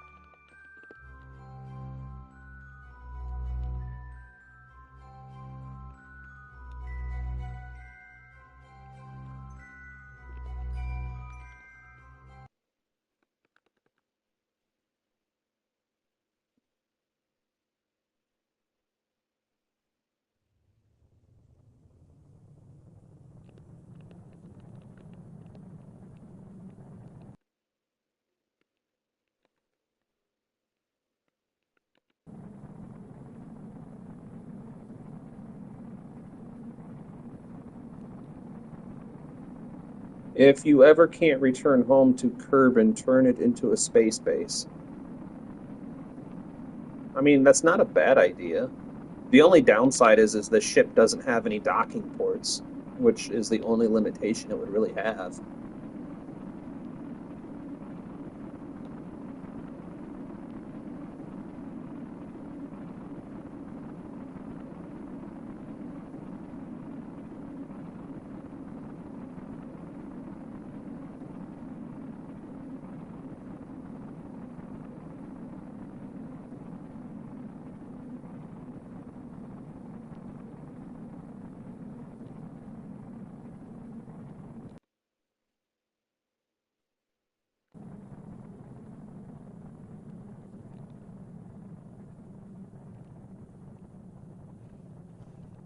I mean, we're losing apoapsis really nicely.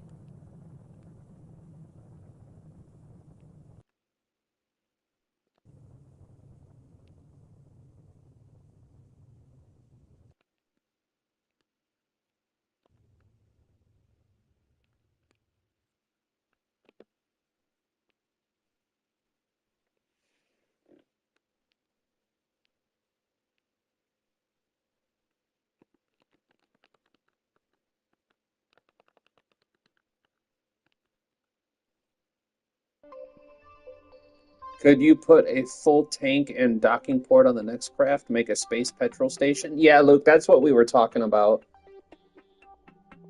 That's what we were talking about doing here soon. I really want to get Dutch trolley accident brain damage shenanigans.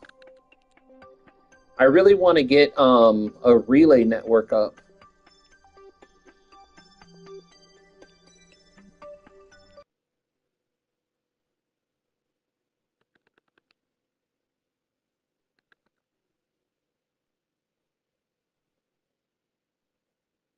I think we'll make this the last pass no matter what.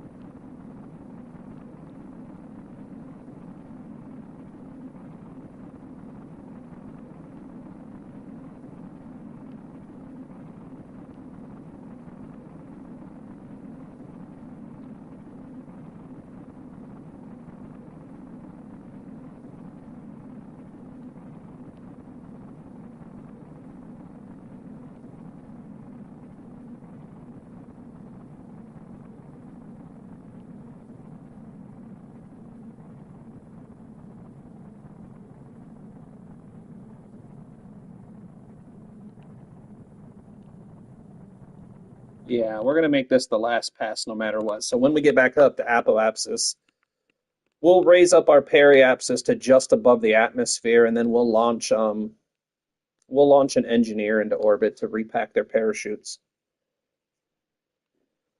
Well, I don't know. Would it be easier to repack the parachutes and take it down, or would it be just easier to pack the Kerbals into another ship and bring the science with us? Like, I'm not sure which one would be actually easier to do. I suppose it would be the same either way, really.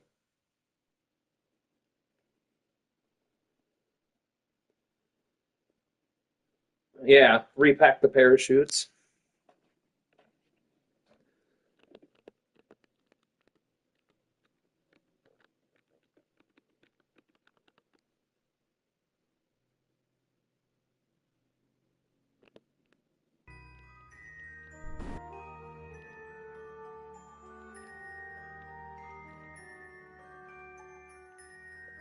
Uh, I need to check. Oh, we're good on electricity.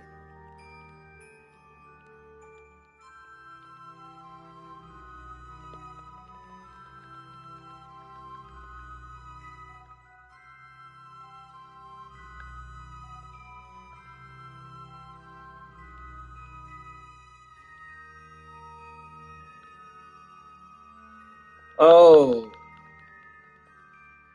I just had a terrible realization. We're in a retrograde orbit. Uh, that's less than ideal, but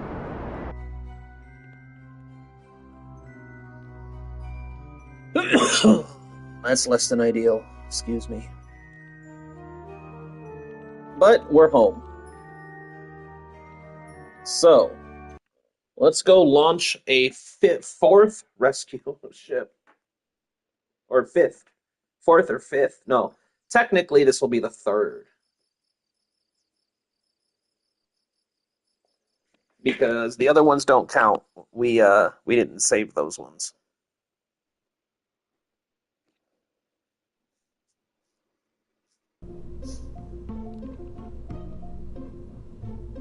All right.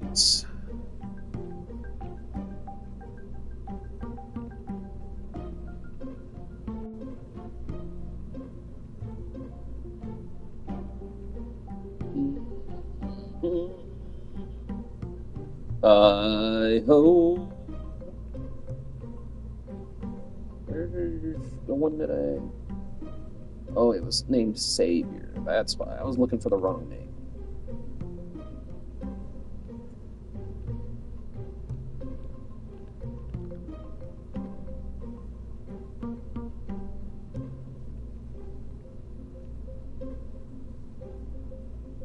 All right. We probably could have made this way cheaper because we don't need all this Delta V, but too late now. I really don't know how much Delta V it's going to take to do a retrograde launch. It's not very often that I try a retrograde launch. So I guess I'd rather just have more than I need just in case.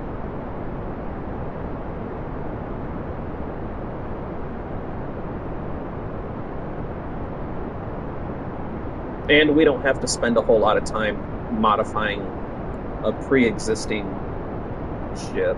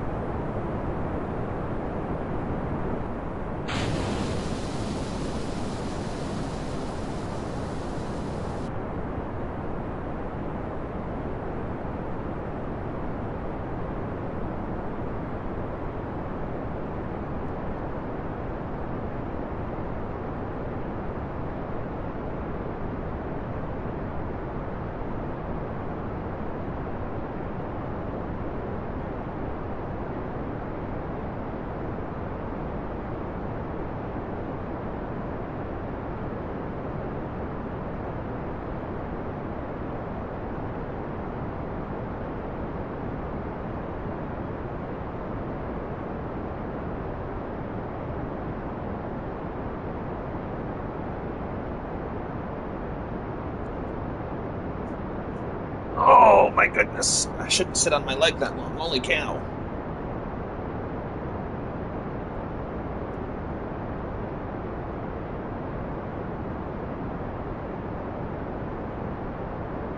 We're going to get ready and stage these next two boosters here in just a moment.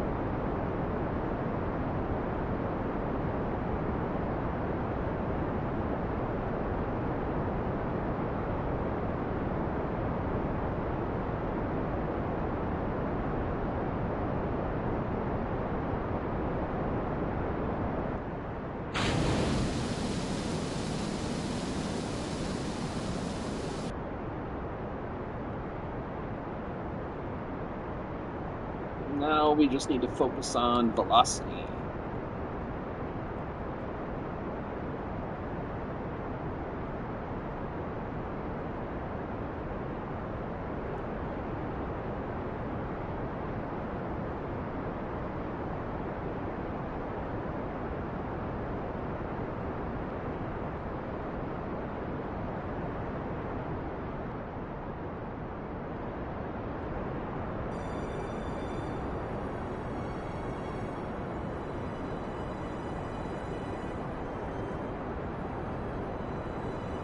Five degrees down bubble. Aye, sir. 5 degrees down bubble.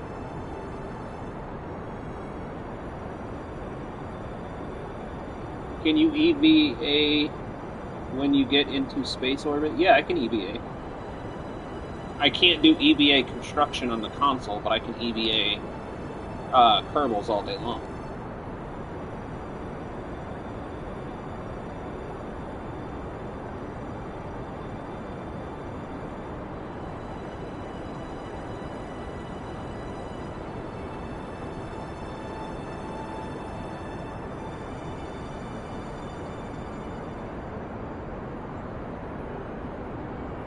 Hey, we got 5 in. If you're coming in for the very first time, I appreciate it. Welcome to Kerbal Space Program on PS5. We are sending up another rescue mission for our rescue mission. It's not really a rescue. All they got to do is repack the parachutes. That's all that's going on here.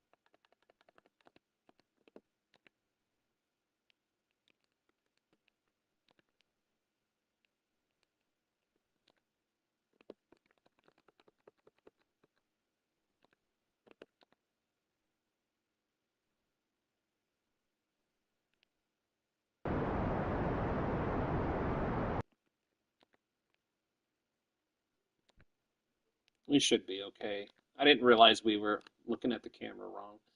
I'm really not used to doing retrograde launches.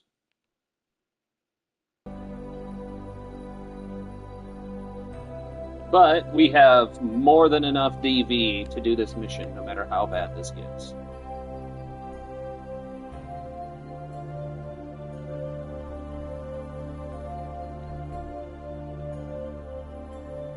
I'm going to do captured asteroid mission in SFS. Good luck. That's another thing I've never done in KSP is try to capture land anywhere near an asteroid. Rendezvous, nothing. Nada. Zero. Zilch.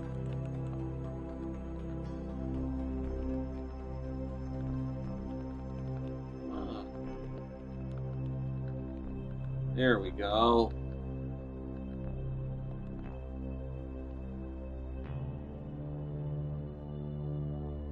Man, look at this mess we have around Kerbin. This Kessler effect is going to get bad. Poor solar bears. Alright. We got ourselves a bit of a mess going on.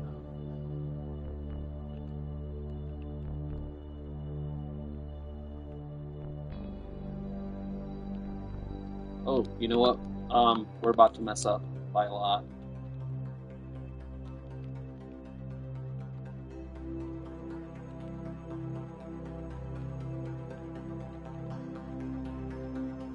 Saved by the solar panels. I was even just talking shit about solar bears.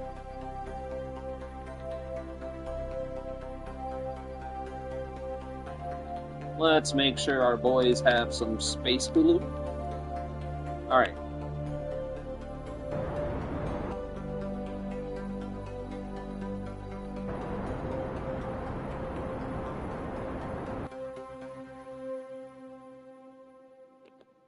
Alright, now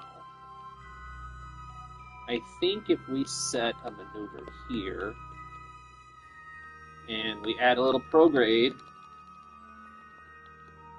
a little bit more than that. Come on.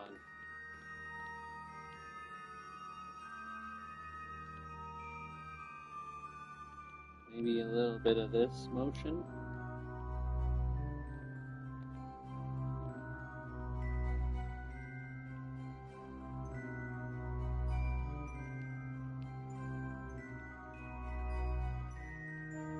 We do that, and then on the next pass we can drop our... What happens if we do this then? So that takes it back that way.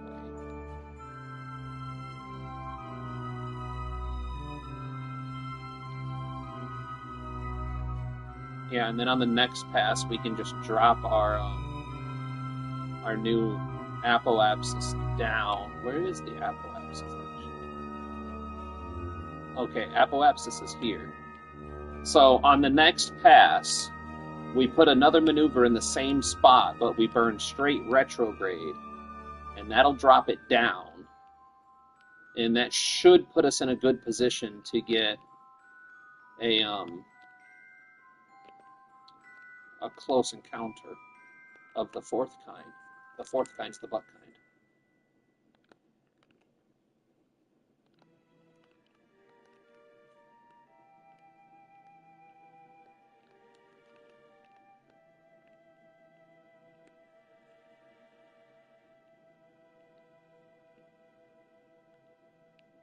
All right, I will be right back. I'm gonna go grab a drink.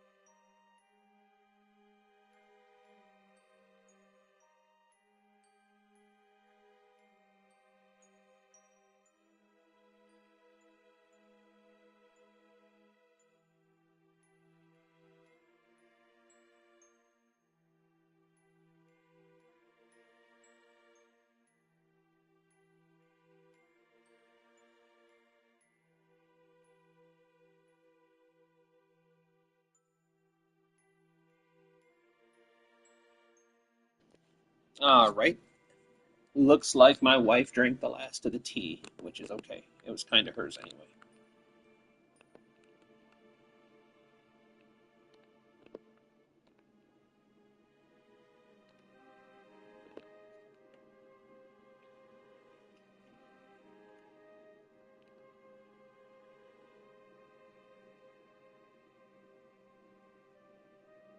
All right, so now what we need to do is we need to be prepared for Starship is ass.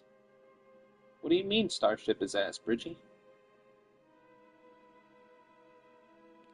Well, Starship isn't ass. It's doing its job very well. Can't believe you would say that about her.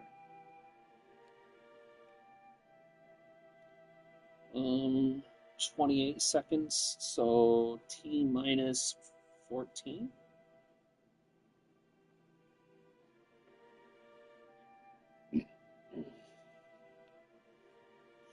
Ass and titties. Ass, ass, and titties. Starship, titties, and ass and titties.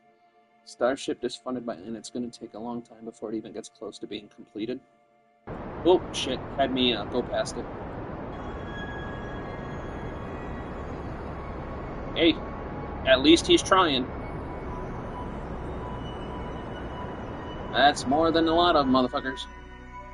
Oh, where's my cursor?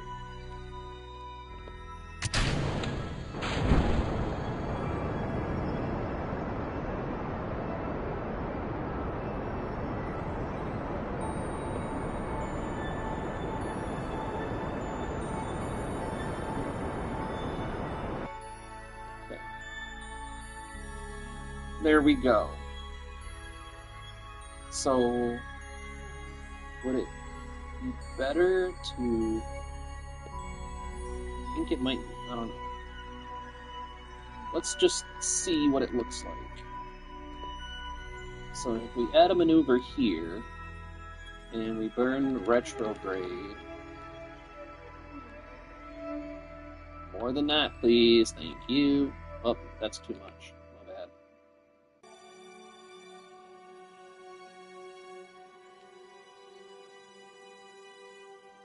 What does that look like to us?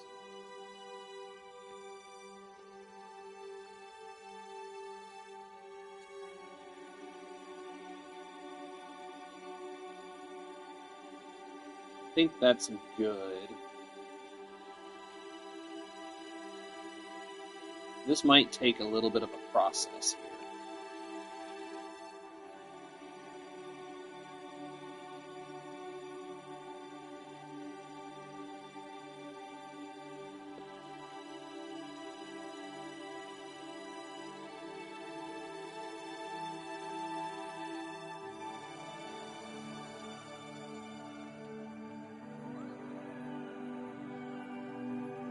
Nah, I'm just glad somebody's trying something. Like, it kind of makes me sad that NASA sat on their hands for, 50 years and didn't do anything. And then Elon comes along, and even if he's failing, at least he's trying. NASA just didn't give a shit. All they cared about for, 30 years was the damn International Space Station. Which, don't get me wrong, I feel like it wasn't a bad use of materials or nothing, but I'm still kind of disappointed. We haven't sent nobody to the orbit around, I almost said Eve, orbit around, damn it, help me out here, Venus.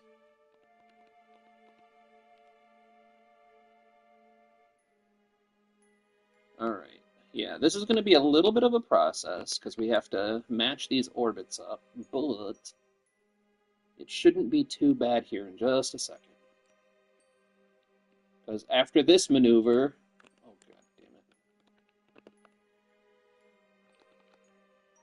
After this maneuver, we should be able to plot our intercept.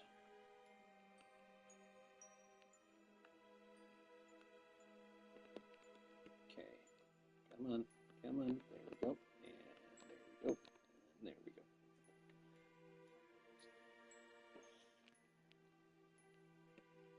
This maneuver will just put us on a real similar plane.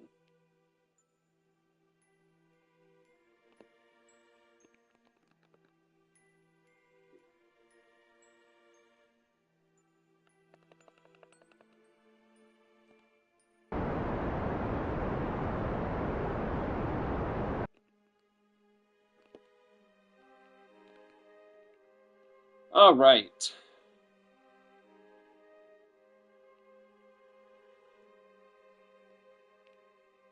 So now, what is the best way to do this?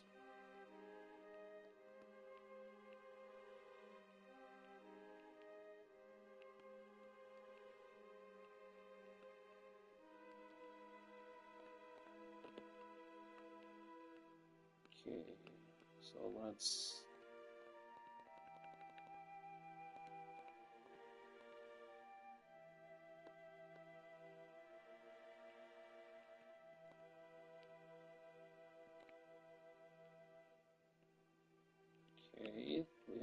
little bit.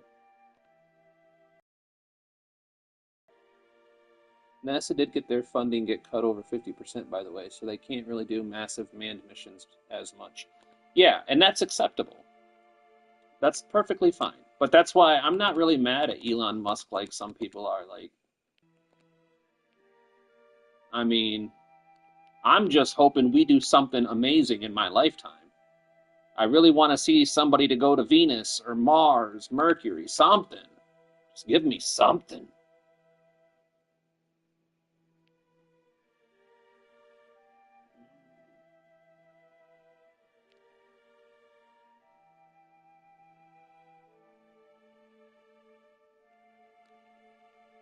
Intercept 2 seems like it's...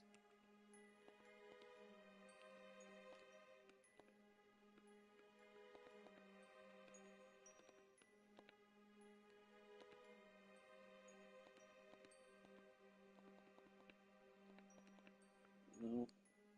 Alright, that's not working. So...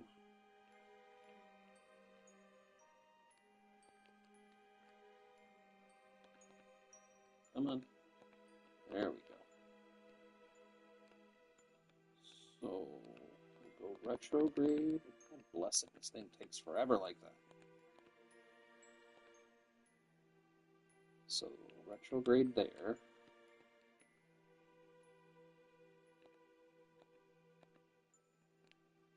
Wait, go back one. That looks like it could be close.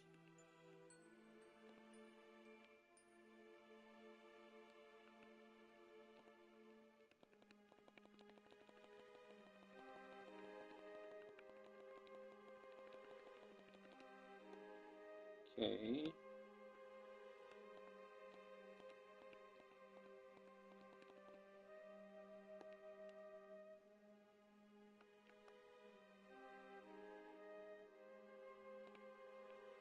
Oops.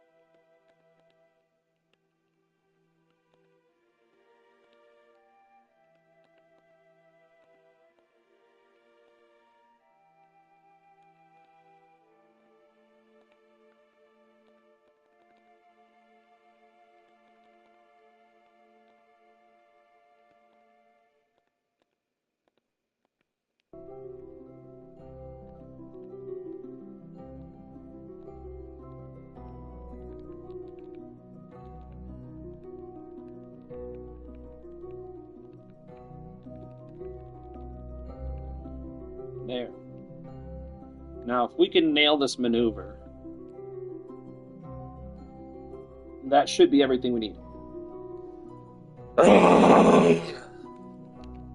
Save. Okay. Yeah, that's my thing, is I really don't care who does it. I just want to see something really amazing in our lifetime. Like, they keep talking about setting up some kind of moon base. I would love to see them start it. I just want to be alive to see something I think is amazing. Like, imagine being alive when the first person steps out on Mars. Or alive when they're like, hey, we're going to go orbit Venus just because. Like, yes, the ISS was pretty fantastic, but I don't think it's on the same level as, say, going to the moon or Mars or anything. Excuse me. Like, yeah, it's a major scientific... The link just cut out? Oh no. Oh no.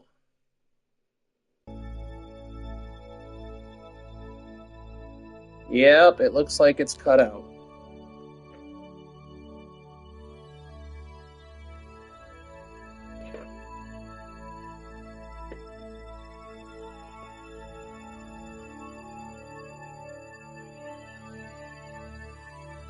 There it goes.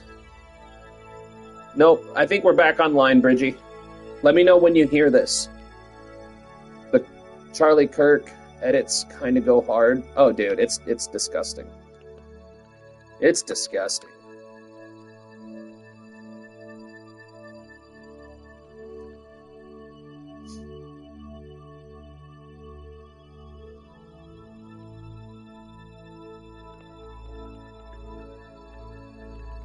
Well, you know what we're gonna do?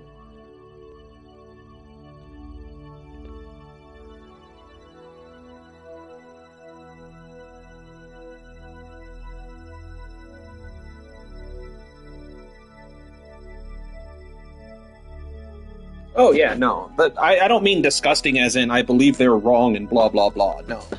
They're just disgusting as in they're disgusting.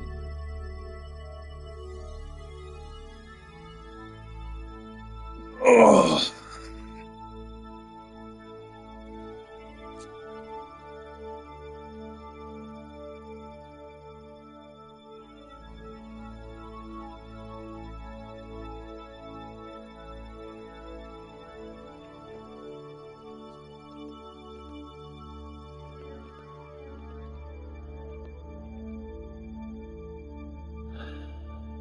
Oh, I wouldn't doubt it.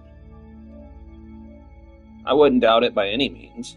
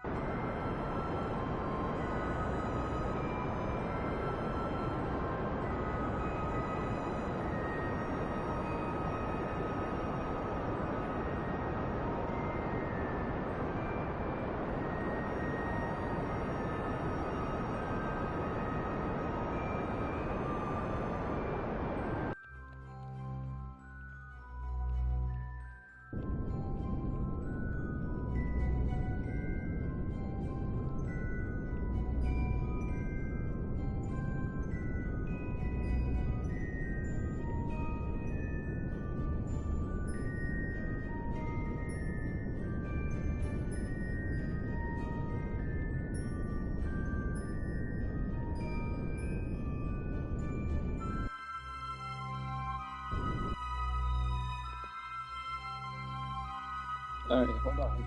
I think I can do better than this.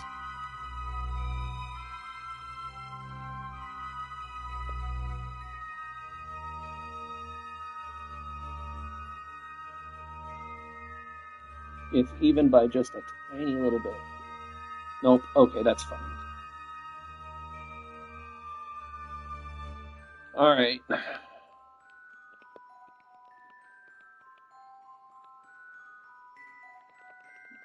Can I... There we go. I think we need to go retrograde, most likely. Okay, I fixed your back.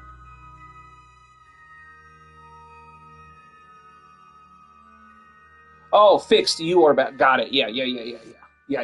Sorry, Luke, it took my smooth brain a second to process those words and what they meant.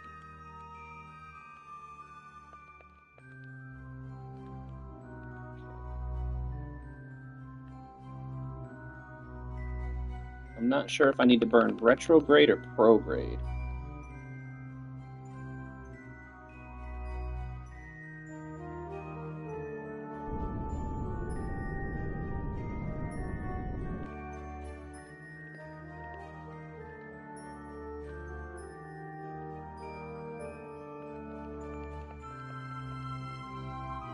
One time I heard someone scream Charlie Kirk in a mall.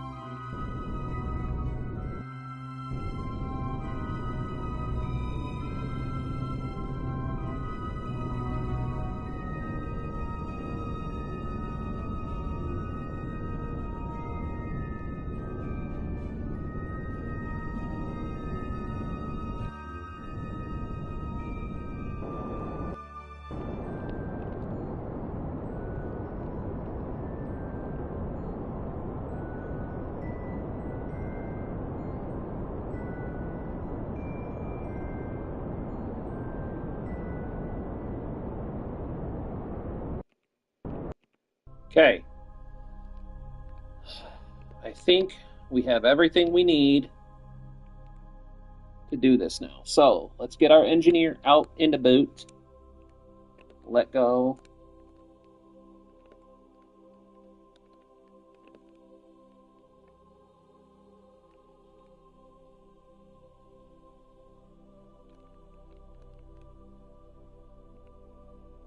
I think we'll pick up a little bit of velocity. I didn't even know malls were still a thing. They've been dying. All the malls around here are closing because nobody wants to go and pay out stupid amounts of money for anything.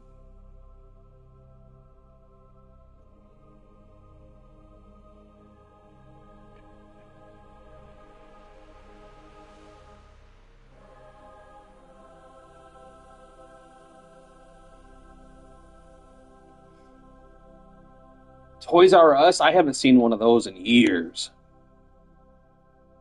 I haven't seen a Toys R Us functioning in a long, long time.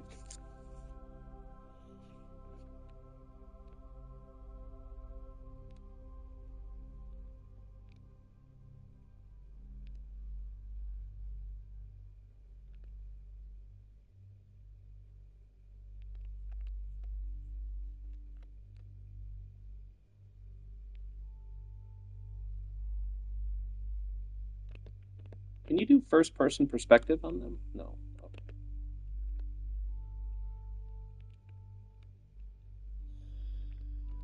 Oh shit, I need more water. I was looking forward to some tea, but the wife drank it all. My friend starts dying at laughter at Charlie edits, and I have no idea why. Oh no, Bridgie. I think the only thing you're more obsessed with than Valentina is Charlie Kirk.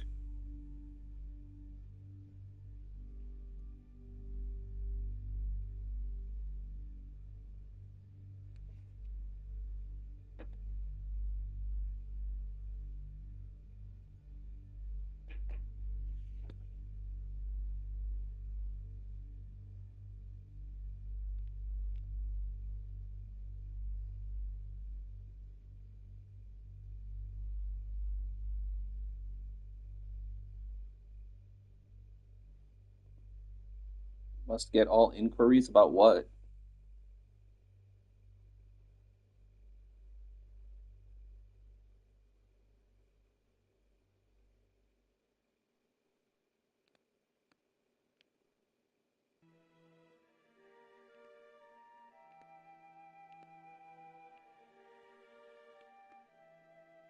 About Charlie's death?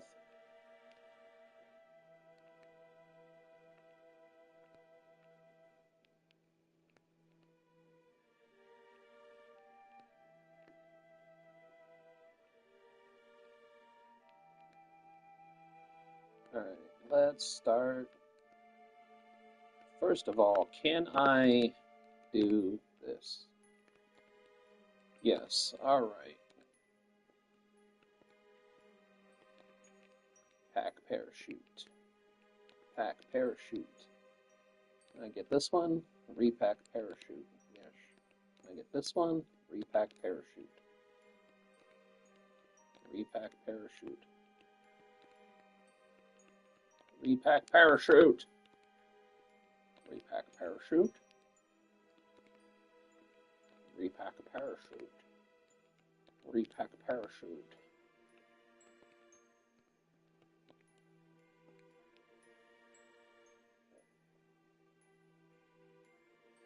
If you want to find addresses, dude, I don't even know what you're talking about at the moment. Addresses to what? Malls? Toys R Us? Is that what we're talking about?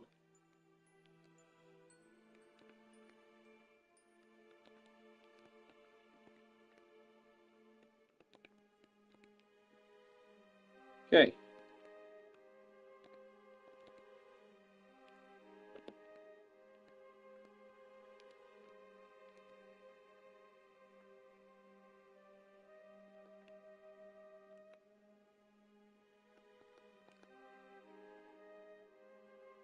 I have.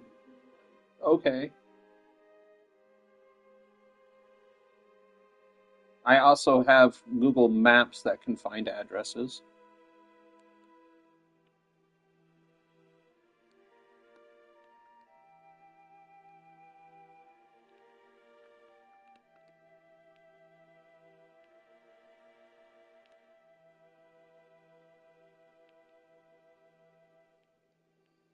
Man, how long has this taken us? Hold on. This has been a 2 hour and 20-minute rescue operation.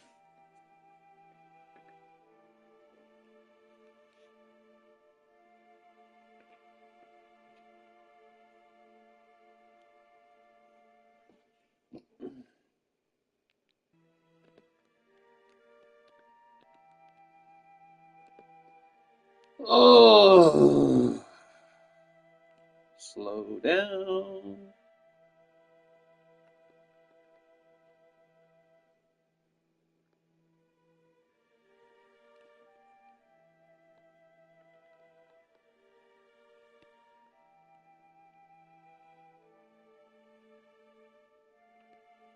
But I do think once we get this engineer, Mr. Bill Kerman, back on board, we can deorbit both vessels and call it a successful operation.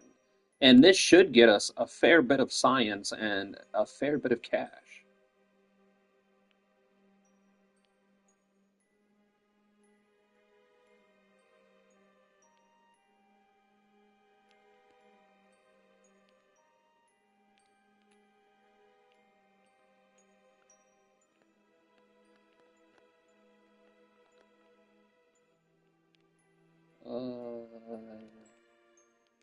Can't remember where the door is on this thing. Oh, it's down. Okay, I see the ladder.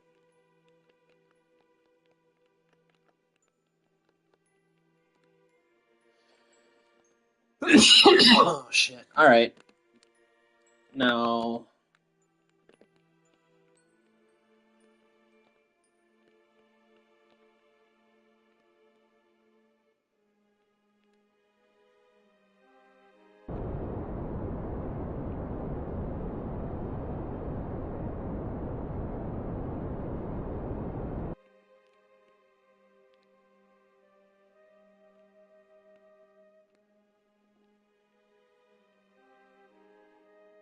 what the hell is happening with my staging here?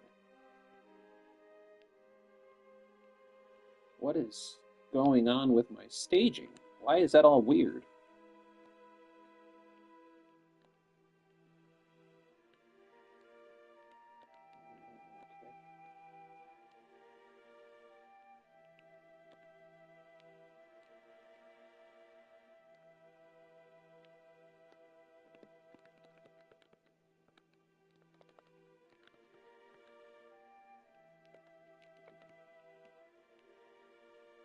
Does anyone else think that that's a little weird?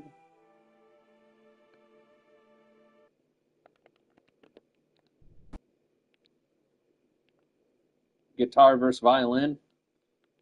Violin versus fiddle.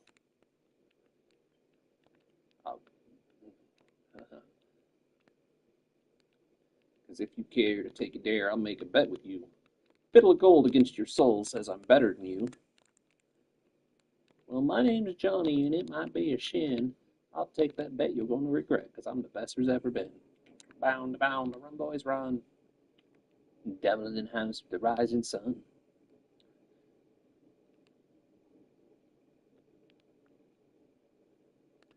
Yeah, we got brakes. We might as well use them.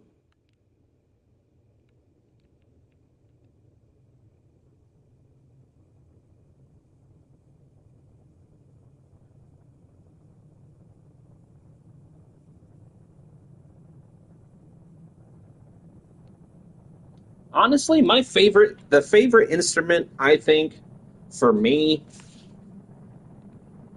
I like the sound of a cello. Some of my favorite music, like outside of music that I listen to on a regular basis, comes from cello. I think it's got like a haunting sound to it.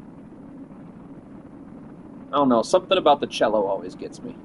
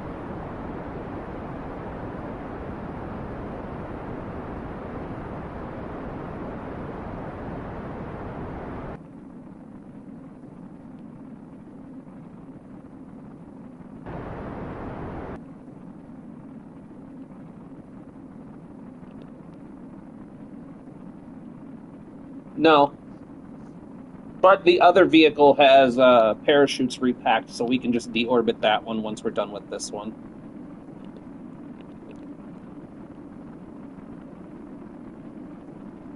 Shouldn't be much of a problem.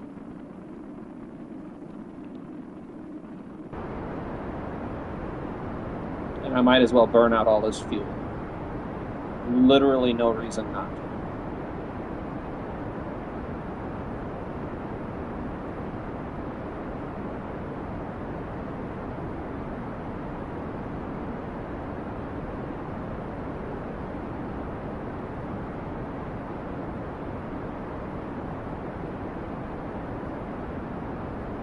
Although I am liking this engine. This is the skiff. Ooh, that's another hard one, Bridgie. That's hard because it depends. I have songs that I like both of them. I mean, in general, though, electric more than acoustic, but the acoustic guitar slaps. You can get some good sounding stuff off an acoustic. But you can also do things on the electric that you just can't do on the acoustic. So, I mean, just depends on what you're listening to, really. If you're talking rhythm and blues, then I think acoustic is the way to go. But if you're talking like punk metal or death metal, anything like that, like scream metal, any kind of metal, gotta go with the electrics.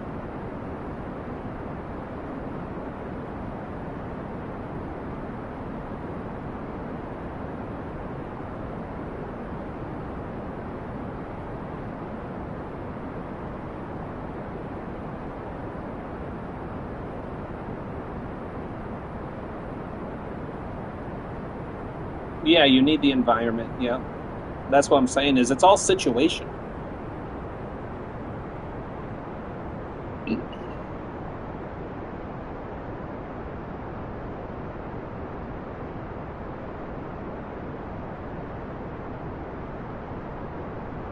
Yeah, I'm a big fan of this skiff engine.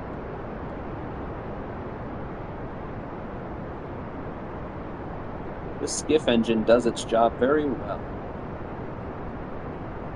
Can't play death metal on acoustic without it sounding bad.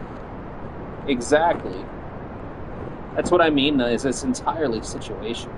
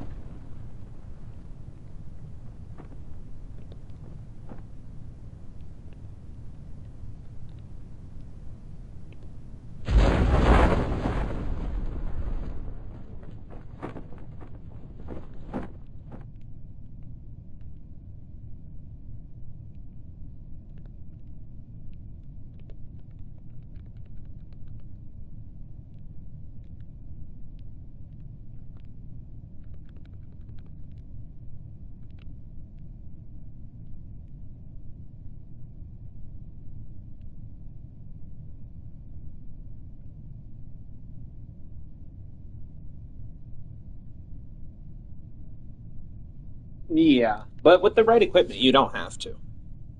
If you get a good microphone or I don't remember what they're called. There's microphones that you can put on acoustic guitars that sort of like act like an amp, but not really.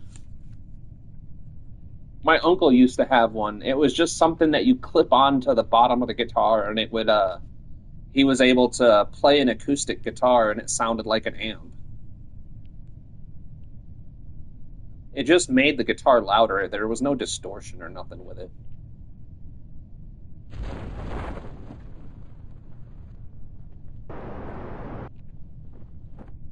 Oh, that's because I'm on orbit. Jeez. I was wondering why my numbers looked so weird.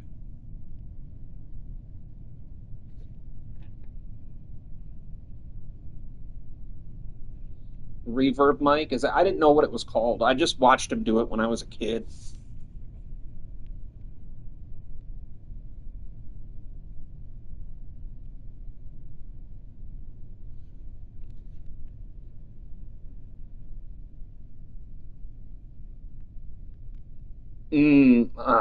See, you're asking hard questions. I think overall, I would have to say guitar over or over the bass, but I do like a good bass line. Like a good bass guitar can make or break a track in some cases. It's all situational. It's a very situational question.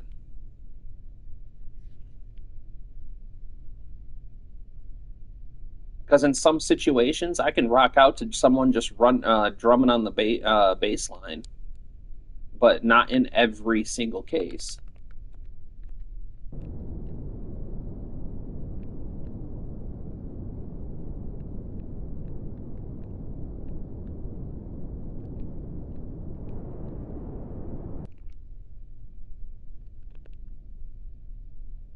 Reverberation microphone basically makes the guitar in stereo sound by delay. Huh, I never knew that. Yeah, like when I was a kid, he would set up his guitar and he had an old-fashioned acoustic and he put this little thing on it and it was basically like plugging it into an amp to make it louder.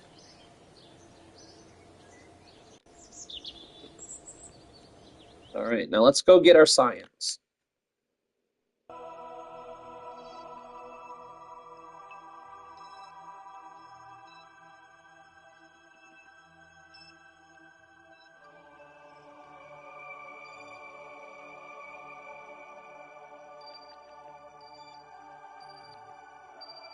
I think it's this one.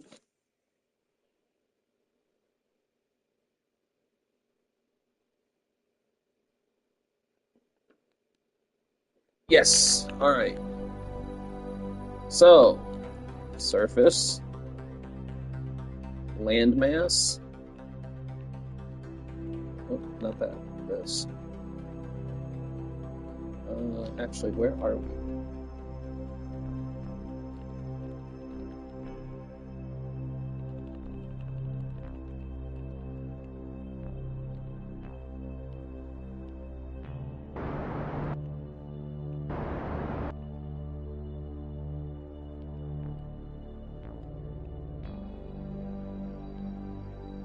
Okay, now we bring home Val, Bob, and Jeb.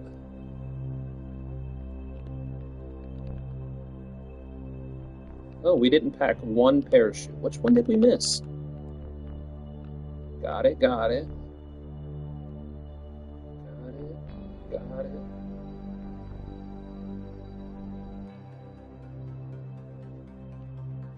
Huh. Apparently, I missed a parachute somewhere. Maybe it's under the...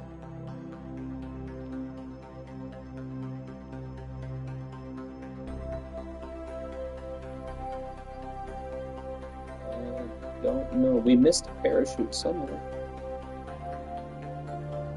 Oh, right there. That's okay. We should still have more than enough.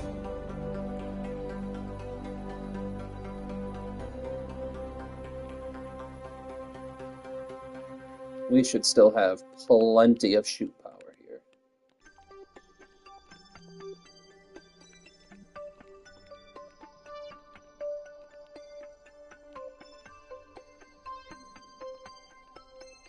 Is this on full power? Yes, it is. All right.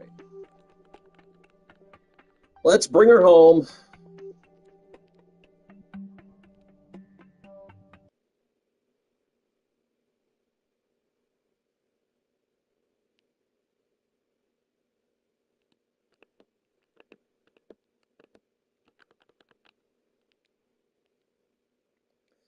Three hours frickin' later. 3 hours and 4 tries.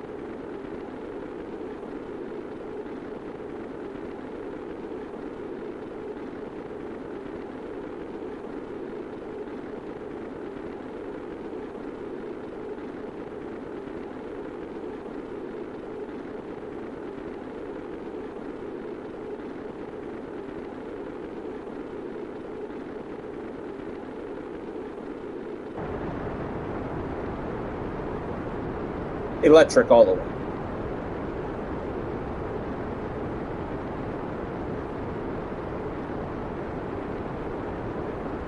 But with drums, honestly, I don't know the difference.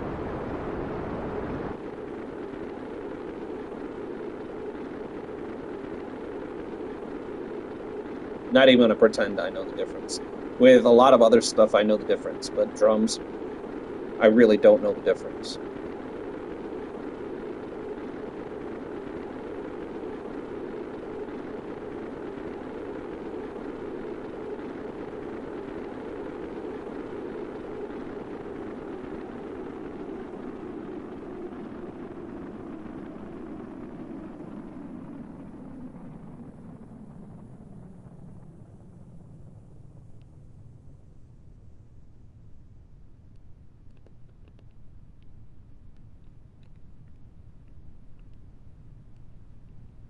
Steel kettle drums all the way. That's a win, Luke.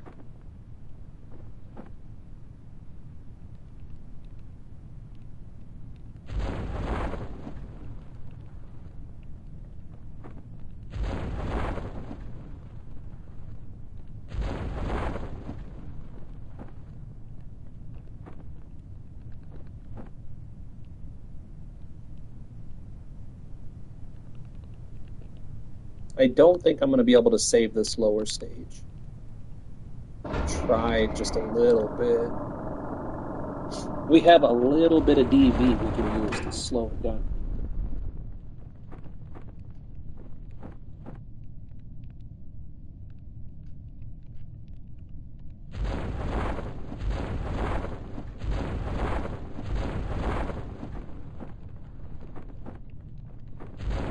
I don't know why these chutes weren't available on the stage.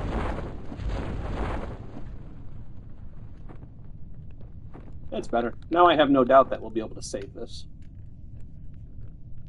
Do do do do do do do do do.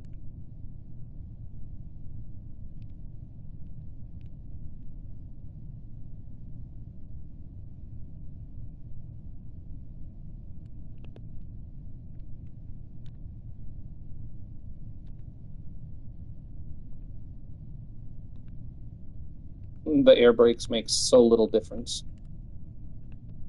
But a difference they do make. It's very tiny.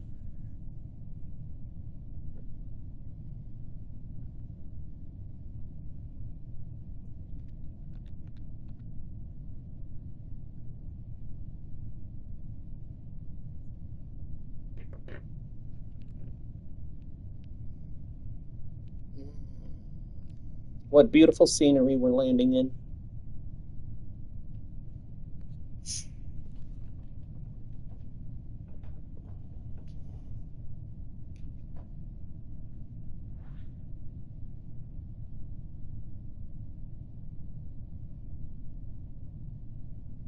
Well, considering I live in an apartment building, I would laugh.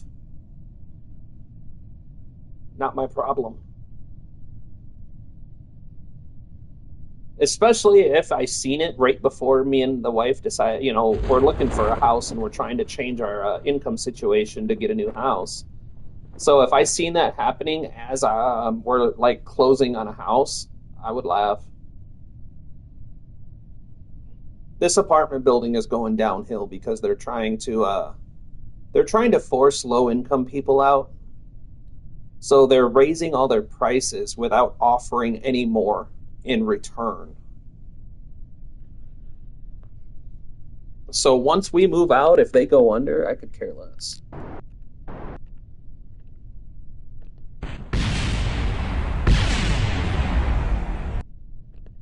Um,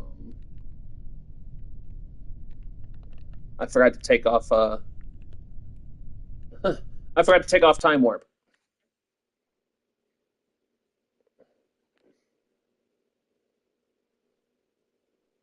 But nobody died, and we have the science. So let's see what we got out of it. We got 900 science, 818 just from that trip. We saved a good chunk of funding, reputation.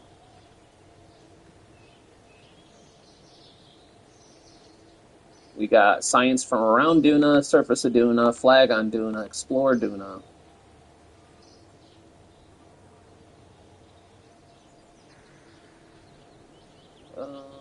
Yep. So, what do we have left? This is the only one we have left, and I think we'll get this if we put a relay satellite up that can connect Duna to Kerbin.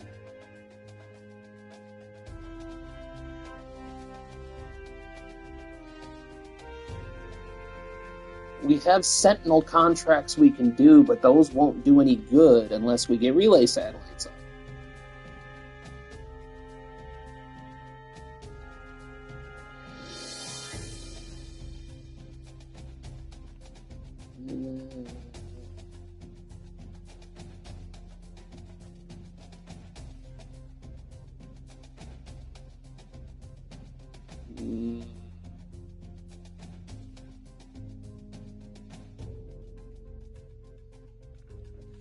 This would be good if we build a rover. Hold on. I'm going to go and put my coffee on since I can't have tea. Then we're going to figure out what we're doing next. I think what we need to do next is get some kind of relay situation for Duna so that way we can get that last bit of contract going. I've never had an icebreaker before. I barely know what it is. Isn't it candy? It's a breath mint. So it's like candy, but it makes your breath smell good.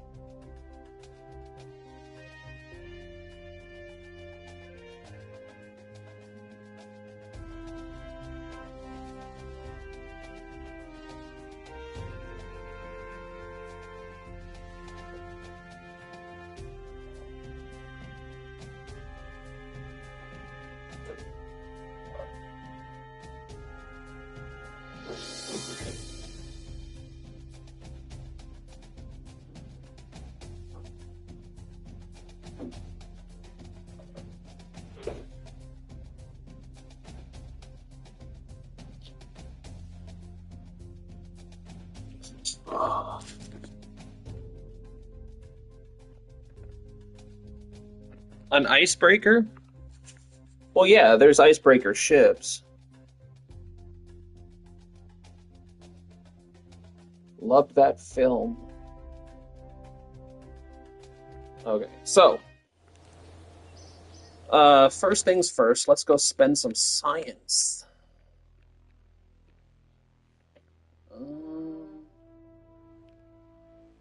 What do we get? We get some bigger tanks. Let's grab that. And you know what? I'll spend some money on it. We get the protective shell. Grip pad. What's a grip pad? I've never used that before. That might be useful. I've never used it before. What's this number? Oh, come on. The Buran shuttle was the Soviet space shuttle. It was only launched once, though. I just seen a TikTok the other day talking about that the Soviets had designed and built but never tested a nuclear power shuttle. I thought that was pretty wild.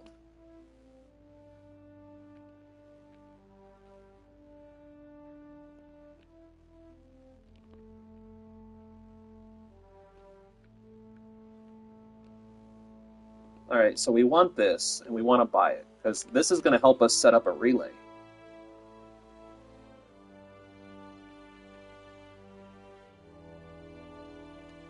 All right, what about this? What's this?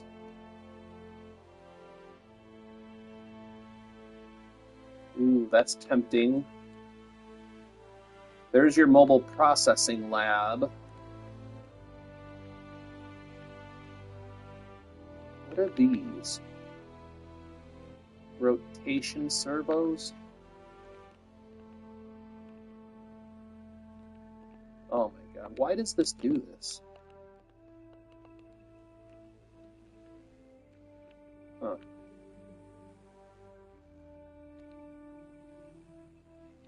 We'll grab that.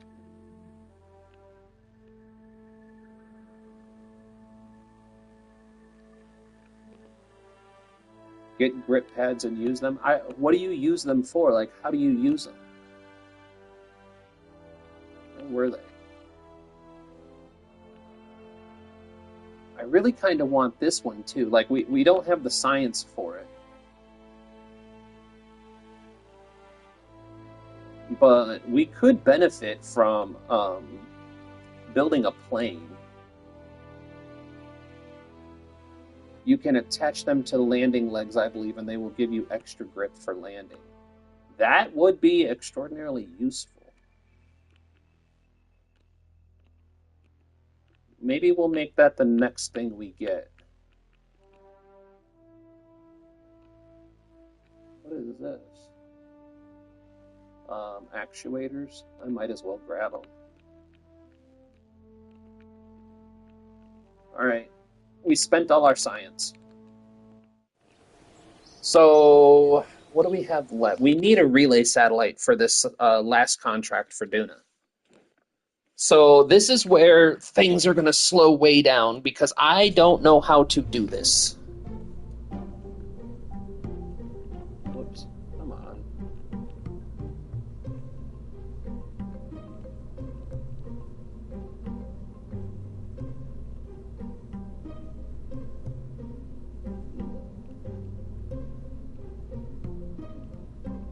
Wait, didn't I? I thought I got a new probe core. Did I not unlock that?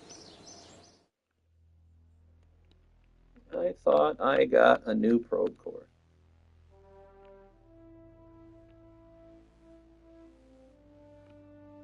I guess I didn't.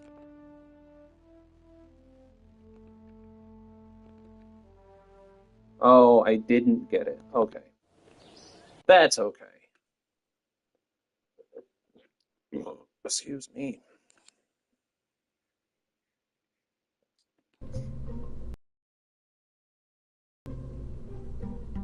So, damn it. Let's put this bad boy in. Wait, is that the right one? Yeah. Alright, now on this bad boy, first things first, we're gonna need some juice.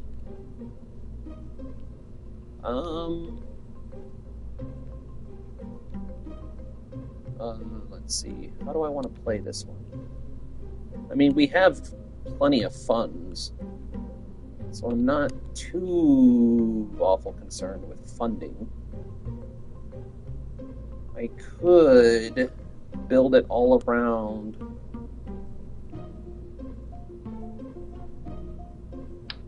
for stations as a command module. We could build everything like this, because this is what I normally do when I build these. And then I put this on top like that.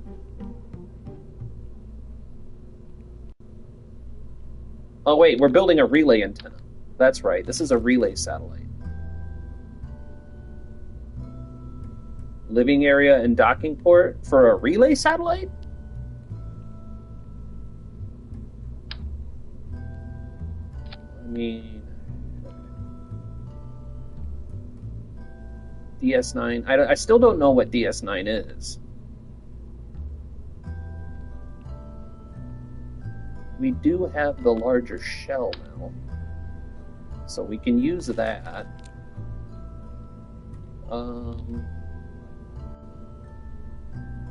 Which one of these is better? 2 million. I'm gonna guess this one's better. packet size 2, packet size 1, bandwidth is 5.7, 2.8, 68 per second, 68 per second. Oh, Star Trek DS9. Got it. Got it. Right now, I really want to get a relay satellite to try and get that science off of Duna so we can complete that last Duna contract before the time runs out.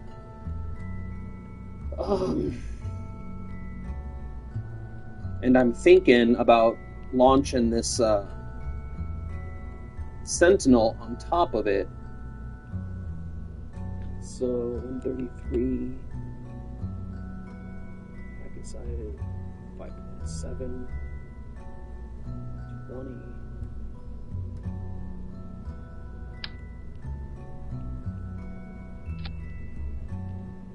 I'm just not sure. I'm not sure how to go about building a relay system. I've never had to before. So I'm not 100% sure what exactly to put on it. I'm assuming we need a relay satellite, right?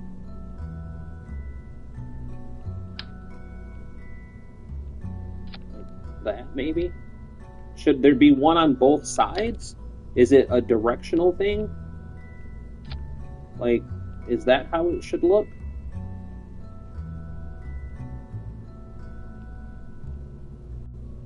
And then that? Or wait. That.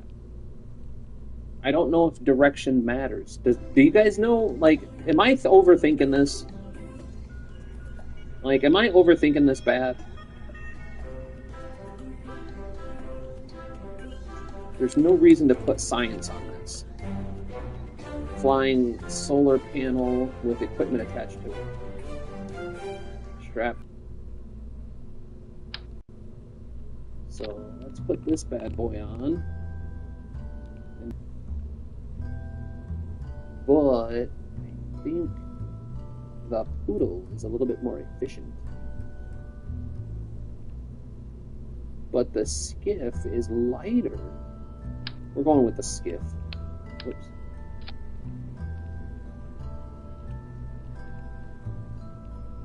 Look at that. We'll go with the Skiff. So, solar panels.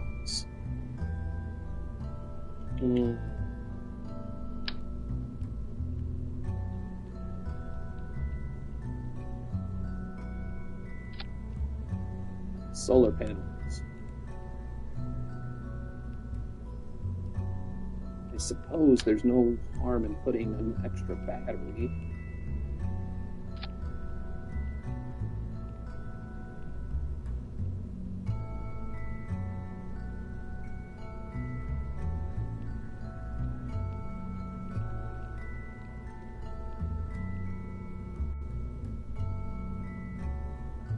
Really no reason. Nerds, you fucking believe it.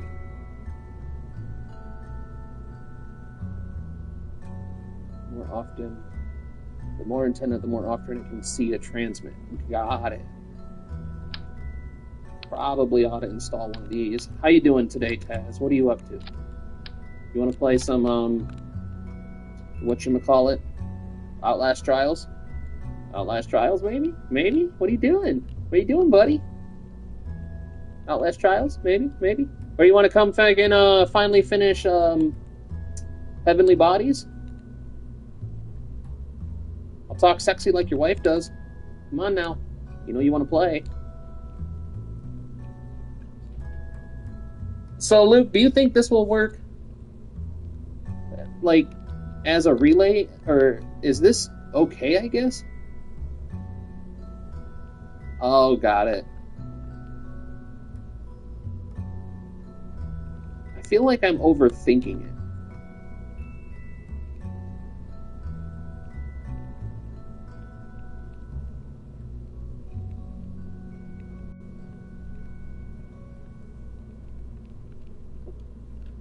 And I mean, it has almost 4,000 meters per second of delta V on it, so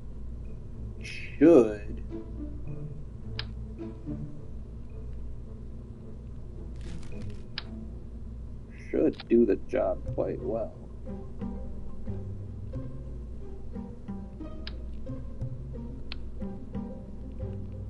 You don't worry your pretty little face about that part. Wait, did I put an engine plate on this? I'm so stupid. Why am I so stupid?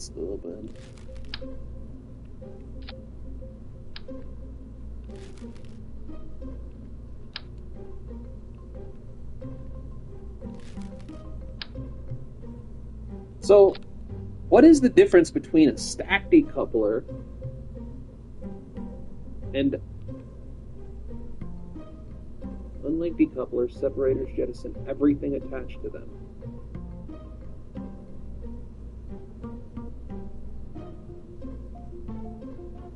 So, I guess I don't understand. Now we just gotta get it. I just guess I don't understand.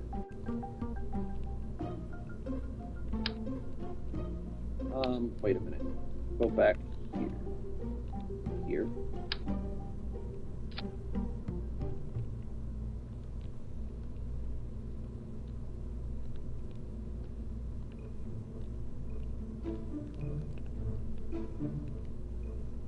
Ejection force allowed. Clamshell deploy on. 5. Silver. Auto strut. Yes. Alright.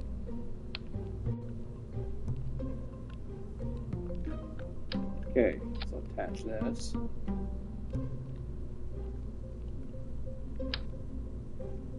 And this. And then we will go with... I kind of like the skiff for this. The skiff did a really good job.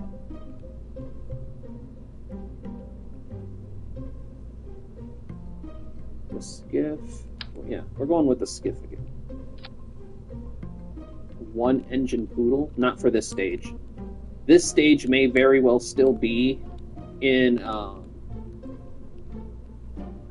the atmosphere, and the poodle's efficiency in the atmosphere is garbage. Like, beyond garbage. Like, oh, wow. Oh, wow. There we go. Alright. Now let's design our lift stage.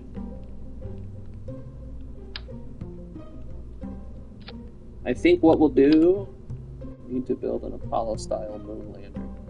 We have lots of stuff we need to do, Bridgie. We have tons to do. Tons to do.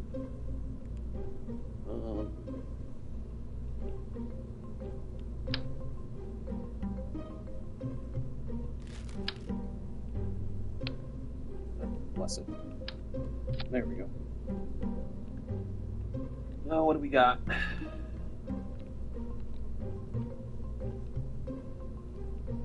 The Kodiak is not going to do what we need it to do. So if you look at the thrust in the atmosphere, the Kodiak only offers 208 kilonewtons, whereas the mainsail offers 1,379 kilonewtons. You just can't match that. And then, in order to match it, the mass of the Kodiak is 1.25 tons. So if we put 5 Kodiaks on there, it wouldn't equal the same amount. So 2, 4, 6, 8, 10. It would equal less thrust with more weight than the mainsail. Big fireworks, yes. Absolutely. But no, if what I was saying is if Taz wants to play some Outlast, it's been too long since I've played with my friend. So if he's serious, I'll jump off here and go play some Outlast Trials. Because we're going to be live again tomorrow.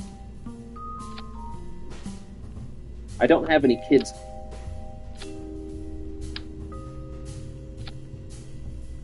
So tomorrow I'll be live again. 8 Asparagus State Bridgie. We do not have the thrust for that. Once we get more powerful engines, so hold on, wait a minute. So 4, 5, 6. So 3, 6, 9, 12. Yeah, we don't have the thrust for that. We have to unlock more powerful thrusters for something like that. We need this. So this to here.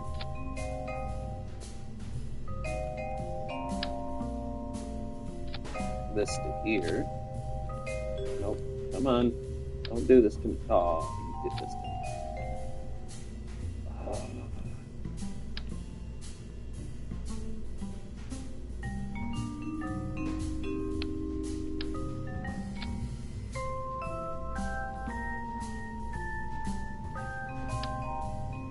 So,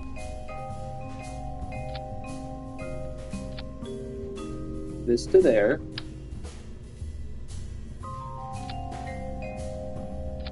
This to here. This to here. And then this to here.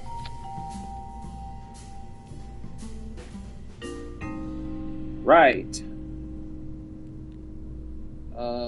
Structural, I think, is what I'm looking for. Yes.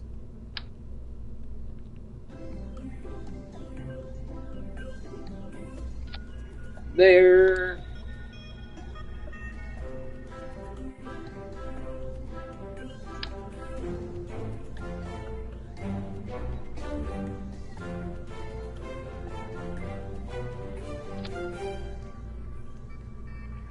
Why not?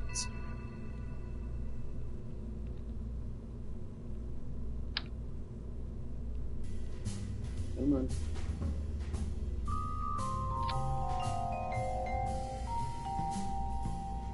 All right. What do we have?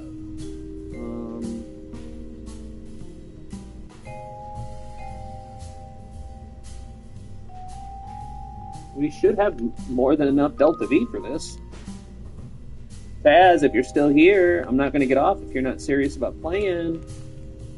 If I get off and you're not serious, I'm going to come over there and kick you in your vagina.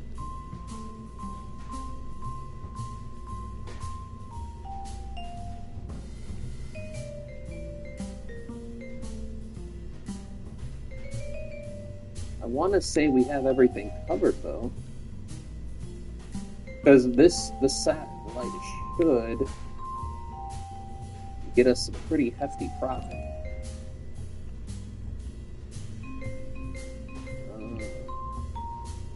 Remove from symmetry.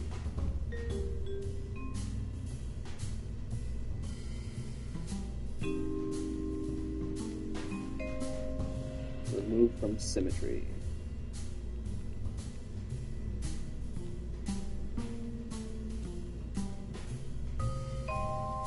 Oops. Remove from symmetry.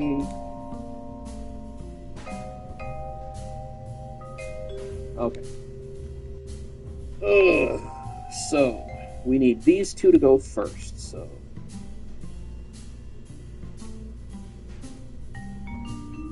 That one and that one. So, put these on the same stage. Rockets fire. Stage 1. Oh, you know what I am forgetting, though? Where's my... There it is.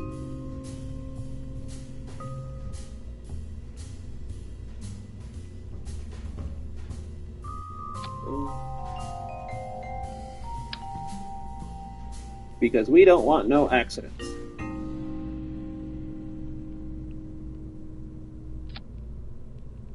Alright,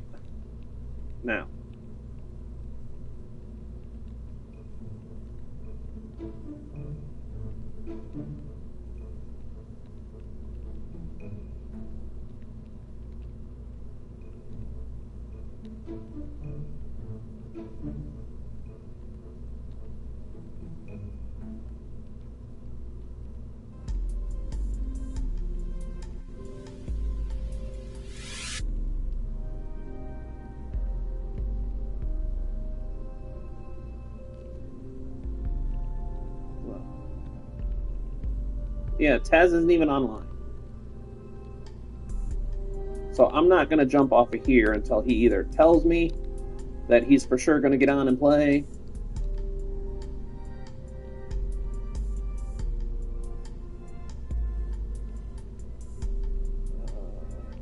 Is everything removed from staging? Okay. Removed from symmetry.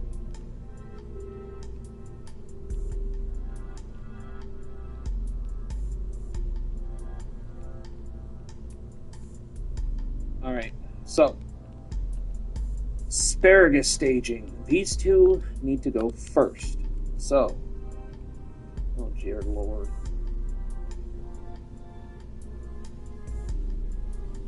Alright, we need to do this. Alright, so we add a stage here.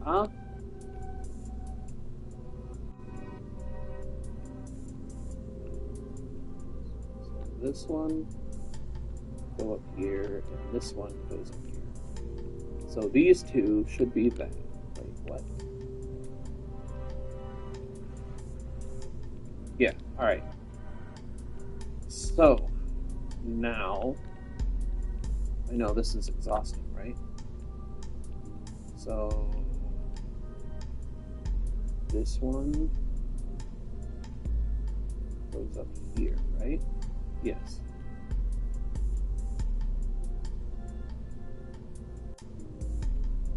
This one also goes up here.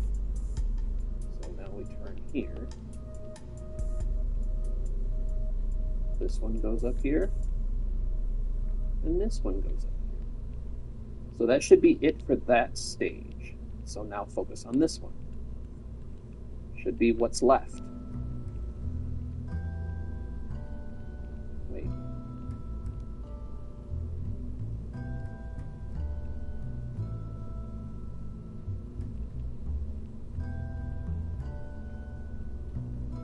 I'm doing this the wrong. Okay, that one's there.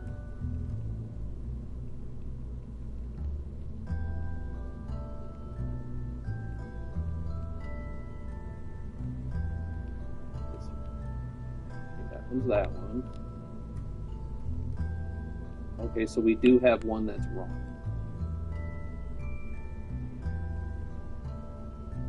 Right? No, that's right. Those two go first. This is exhausting. So boom. Boom. Boom. Boom. Alright, so now the rest of them should go up here. Thank you.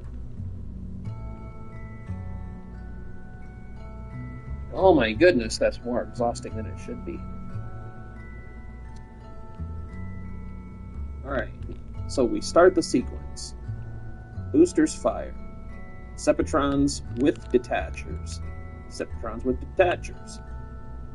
Next stage is this one, right? Might as well put these two on the same one.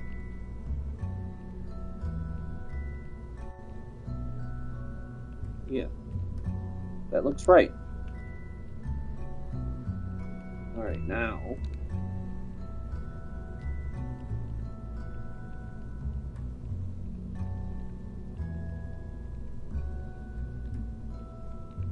I really don't know if auto strutting actually helps anything. Taz, is that you coming back saying, hey, I'm on now because I can see on the PlayStation Network you're not on? Liar. Alright, so we have a thrust to weight of 1.77, so let's drop.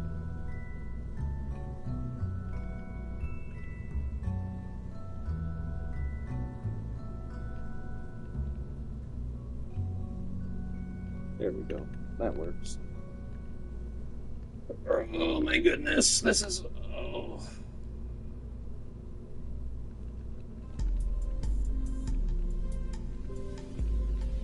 Relay.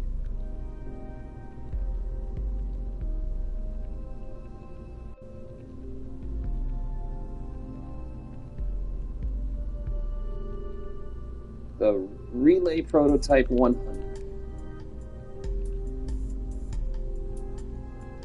I think we have a ship. We have power, we have functionality, hopefully enough communications.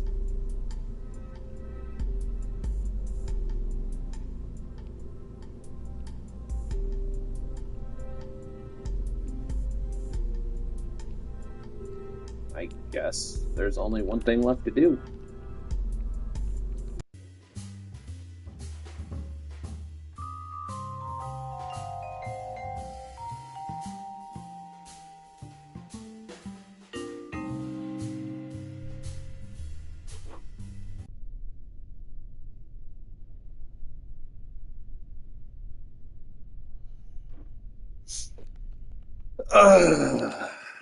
Shave.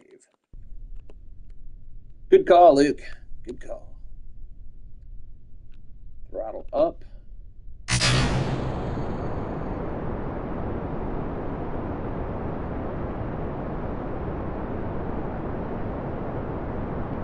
Well, the candle's lit.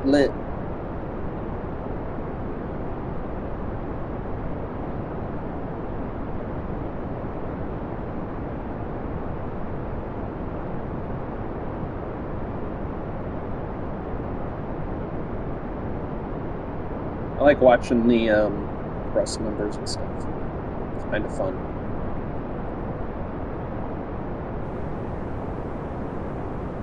And I'm not going to try to do a super early aggressive gravity turn just because we didn't put fins on it. And I never checked my thrust and center of gravity and shit like that, or center of mass and shit like that. So there's a likelihood that if I try to gravity turn too early, she will go crazy on us. So we're going to do a nice steep climb. I'm not worried about delta V. Oh, whoops. I wasn't paying attention to that staging event. I was watching the numbers. There, I can't get distracted.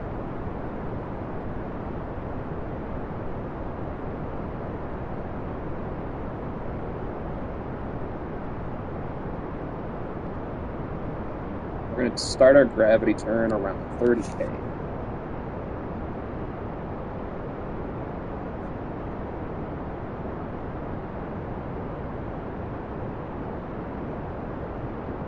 Okay, we'll start it. We should be safe. Just a nice light turn.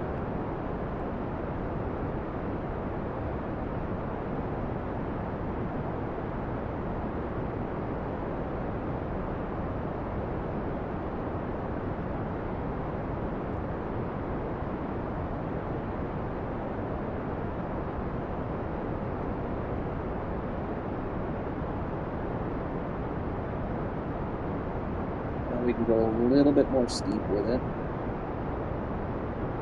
And we're gonna rotate, do our gravity roll.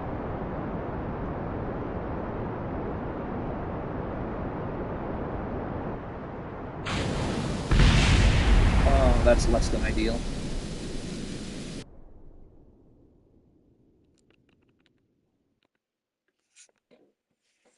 Womp, womp, womp.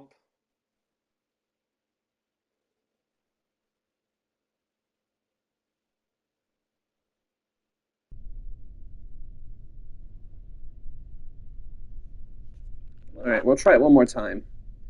If I have to, I can go back into the vehicle assembly and just drop these all down a bunch, which may be a good idea anyway. Hold on, let's just do that anyway. We'll just do it anyway.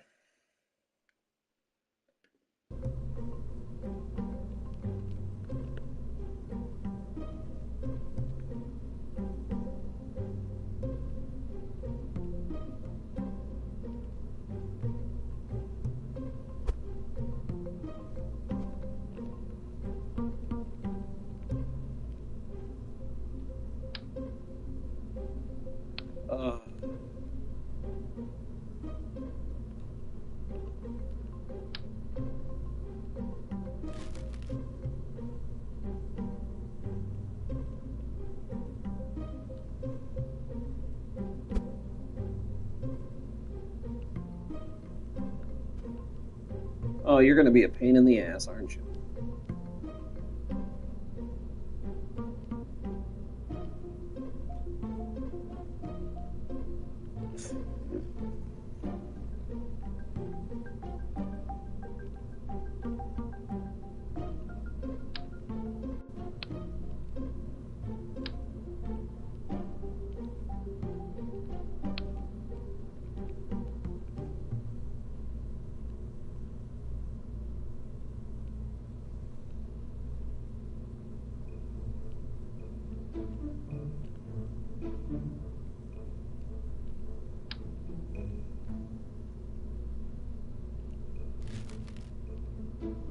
Are you telling me I'm going to have to do...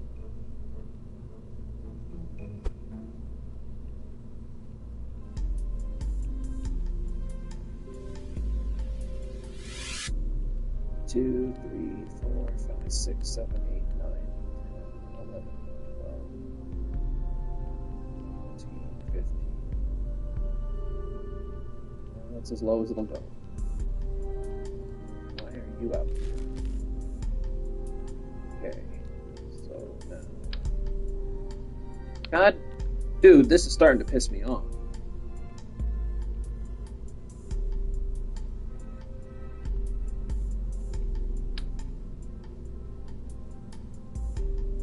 Freak out the damn system every time you do this stupid shit. I didn't take it off of that. Don't take it off of it unless I tell you to.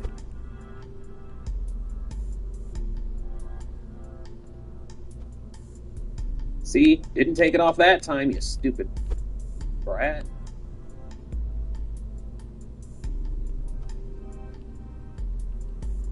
Didn't take it off that time, did you? Don't know why it would do things I'm not telling it to do. Okay. That should take care of that problem.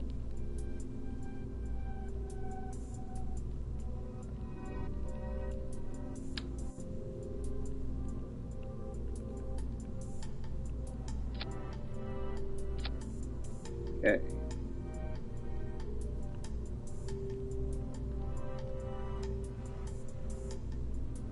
Save.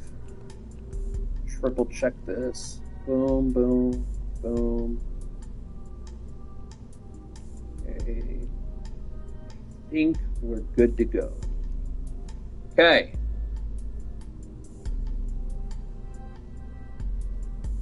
Yeah. No, I'm not mad at it. It happens. I was getting frustrated with the controls right there because it kept doing things that I wasn't pushing the button for, but I think it was because it was lagging out every time I tried to move a part. The PS5 cannot handle it. All right. Let's try this one more again.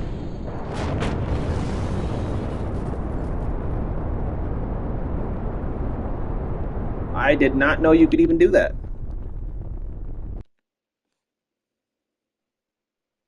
Did you know you could blow up the landing pad? Because I did not know that. That's a first.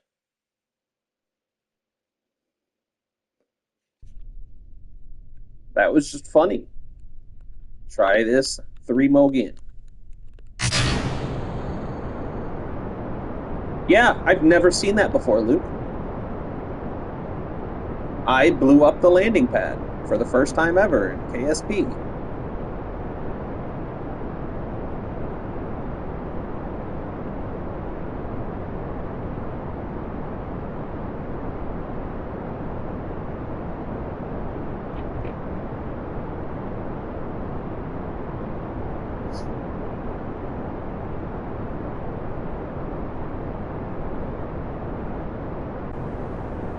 Dum da da da da da.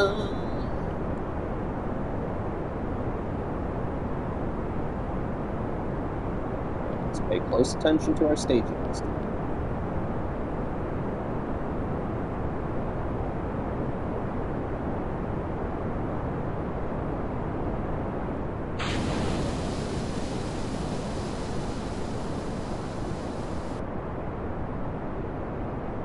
And again, I think the best option is to go for a steep climb angle.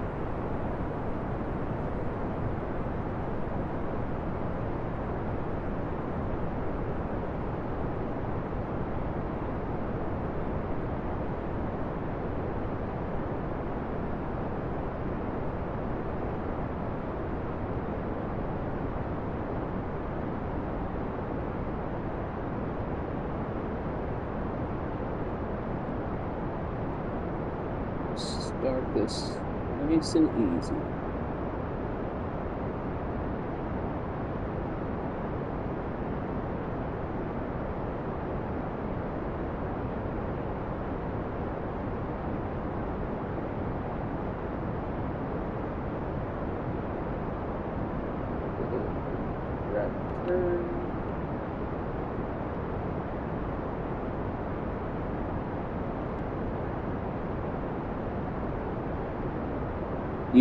Yeah. I think you're onto something, Luke. We'll get our apoapsis nice and like Snoop Dogg.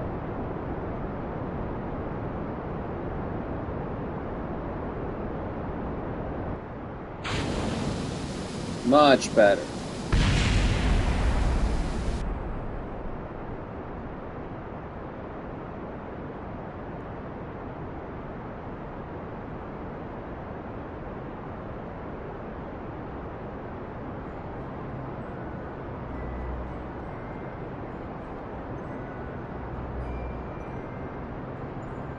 We'll get our apoapsis higher than Snoop Dogg, and then we'll slingshot with the grab.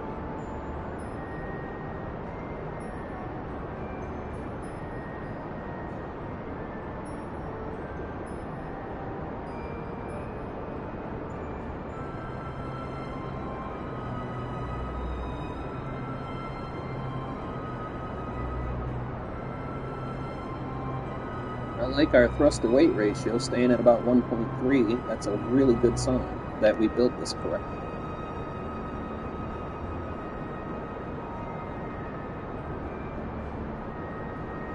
Yep, Fast Jack still ain't on.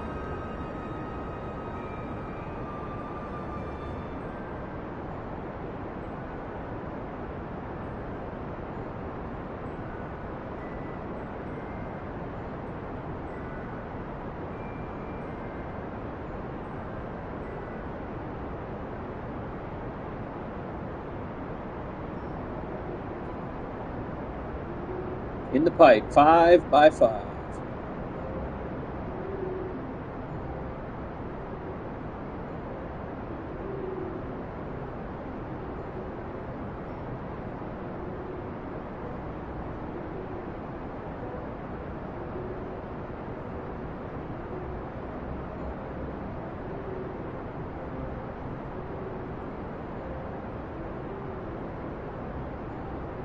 Look at that beautiful. Those numbers are looking gorgeous.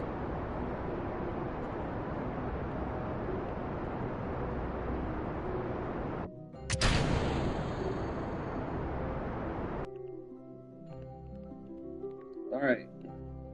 Now, so when you're doing this, do I want to put this satellite between Kerbin and Duna, or do I want to put it on the outside of Duna for a relay? I'm not sure which one's better here, because I feel like if I put it out here, it would be too far away from Kerbin to do anything. But Luke, do you know how to do this? Can you give me any advice on this one, buddy? Because I feel like if I do this, what is the best way to go about this? Would it be like this? And then raise my periapsis up? Or should I put the apoapsis on the outside of Duna? I'm really not sure. But what I am sure about is I can do this. And I can do this. Do these have to be turned on? No. Because I don't know if it's where to put this in orbit. Because I think for a Duna relay situation, I'd go on the inside, as I'm not sure on the range of transmission. Yeah, that's what I can always move it.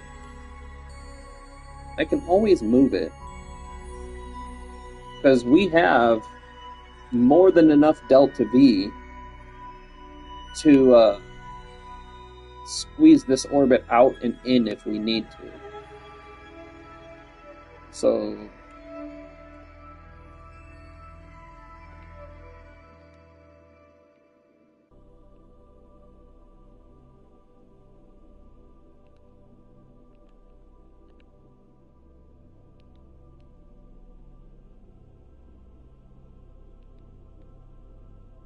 yeah, I've never had experience with the relay sets, so I'm not sure.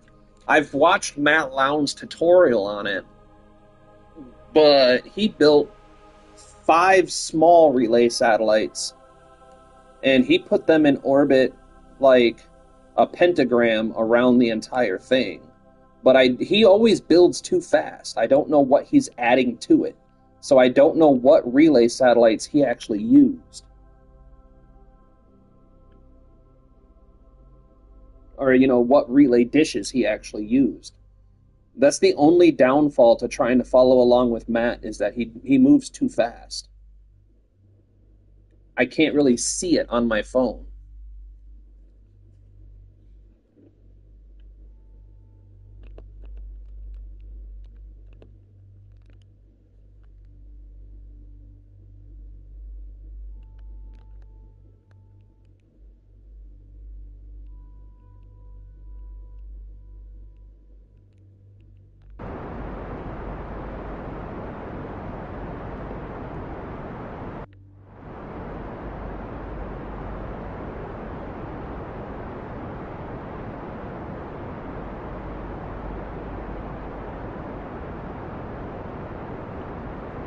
Yeah, because we have almost 5,000 meters per second in the operational stage. So I'm not too worried about trying to get this perfect on the first try.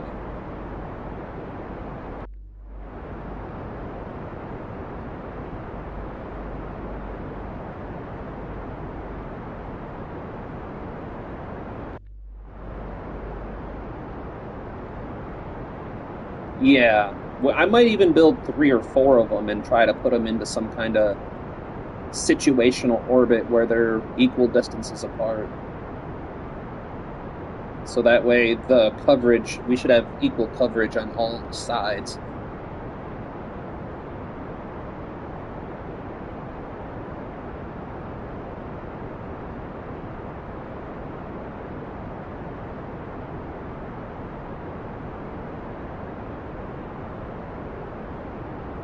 All right, I got 4 watching. Taz, did you come back in yet? You never answered me, buddy.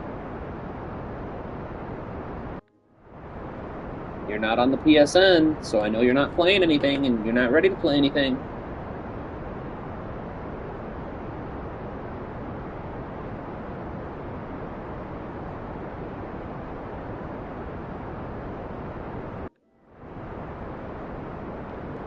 Man, there's so much debris around Kerbin now.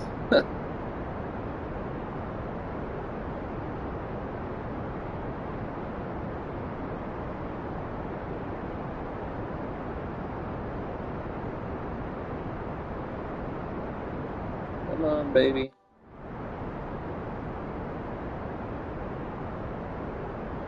Well, I guess we can put that away for now.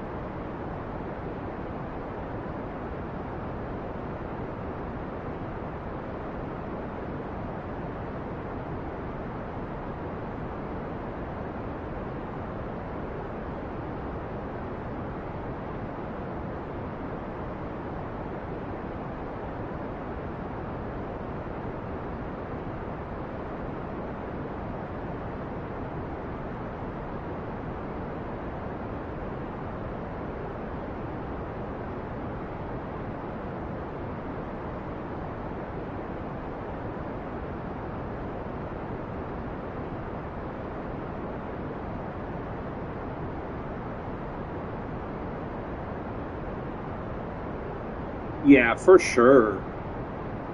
The problem is there's no profit in it, so there's not likely anyone going to do it anytime soon. Okay.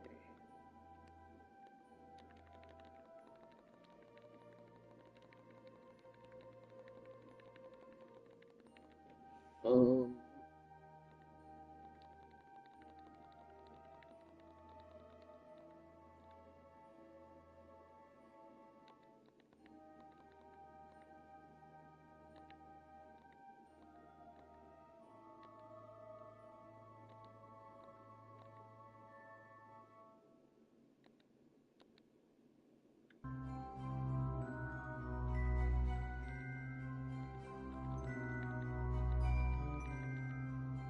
I think that's a good enough.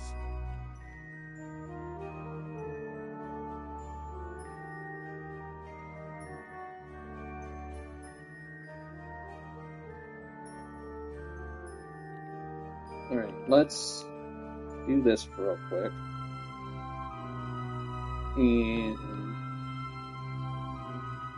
I want to time warp to see what the signal does.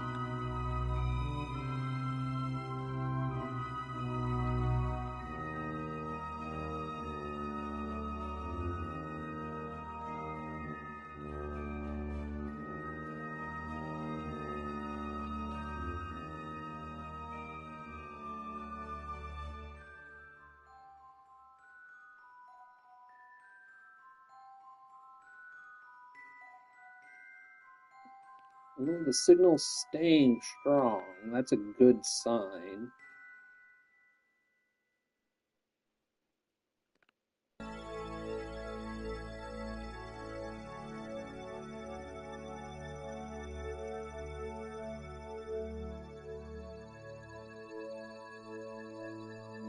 That's a really good sign that we did something right.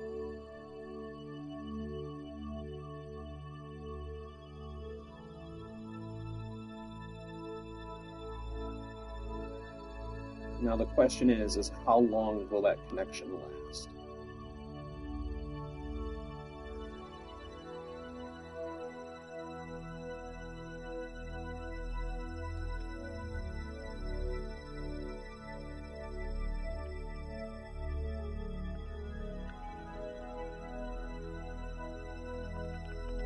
Oops. Blew past my maneuver. Be okay though. Don't think it's super duper important. Yeah, so we just lost one bar.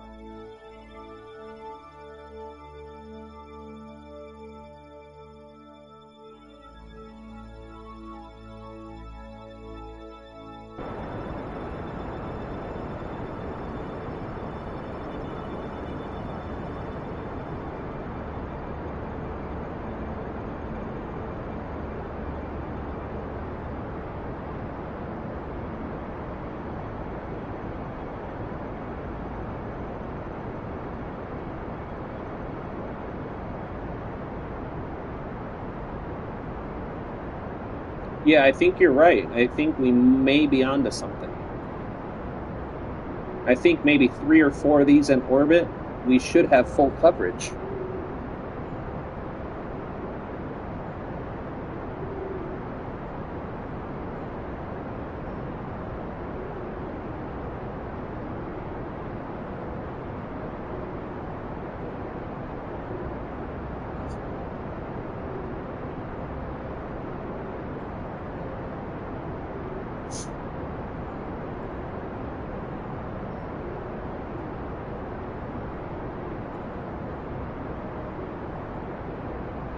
We should be able to finish this maneuver node before we lose signal.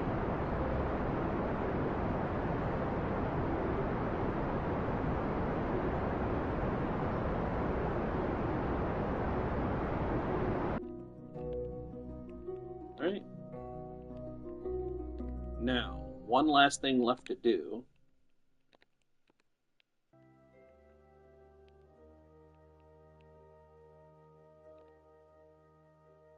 Okay. Let's go launch another one. We're gonna call this let's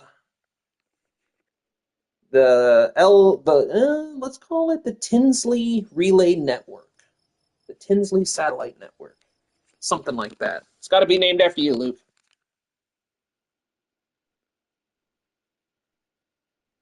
The Luke's Lookout Relay Satellite Network. A little bit of a mouthful, but I like it. Okay, launch.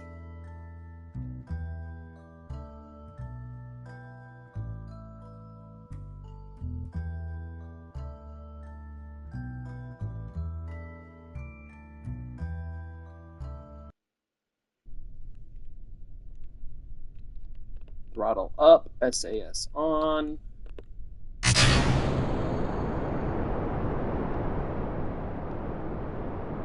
Same deal.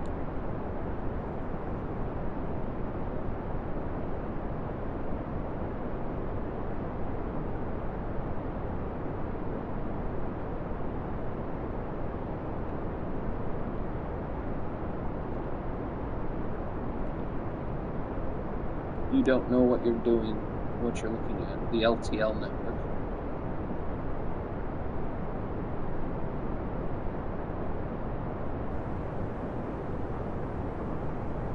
LTL network. Sounds good to me.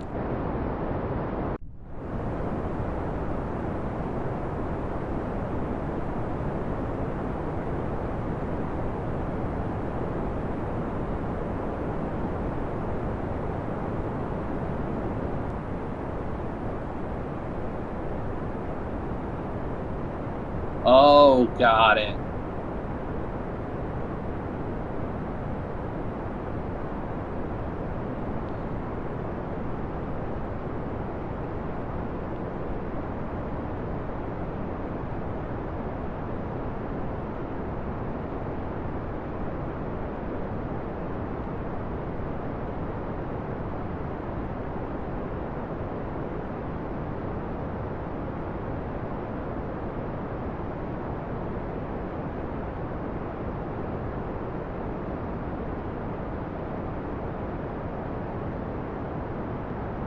Oh shit, I missed that stage by a lot.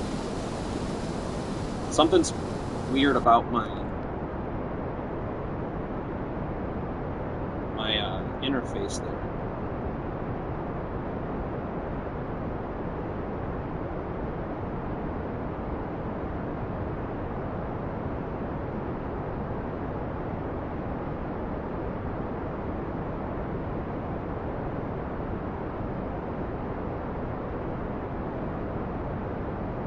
The mining turned white on a rock or in the dark. Oh! Never would have guessed.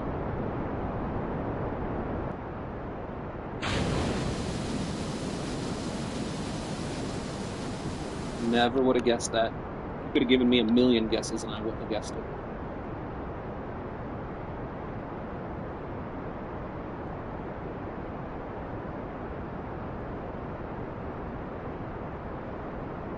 Alright.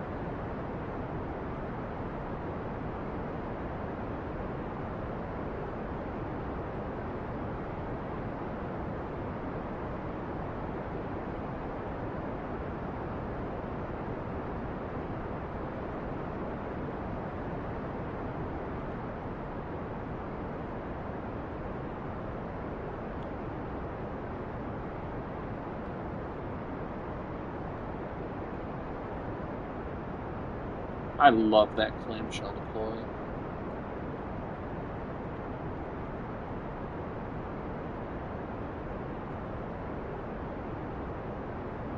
You'll let it slide. I appreciate it.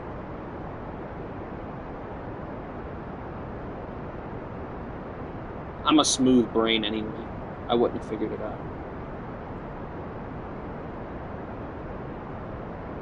Okay, now let's trade some of that altitude for velocity.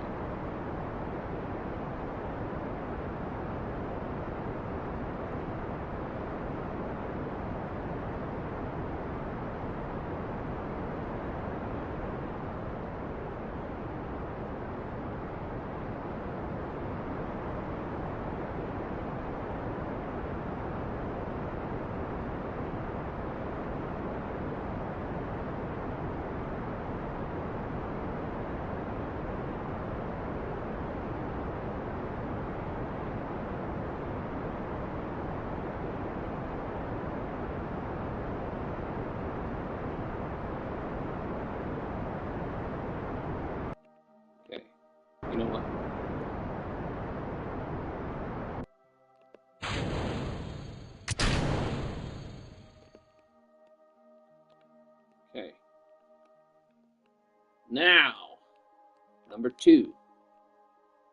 We go somewhere in around here. And we go somewhere in around here. And we go somewhere in around about... I don't know yet. We're gonna... Whoops. Too far. We're gonna see where she lands.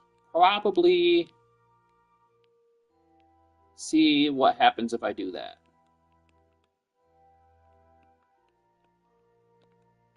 See where she lands. We can adjust it later. Like, we have enough DV in the final stage that I'm not super worried about a whole lot with these. In all honesty, I probably could have made the final stage a nuclear stage. Probably could have gone with that.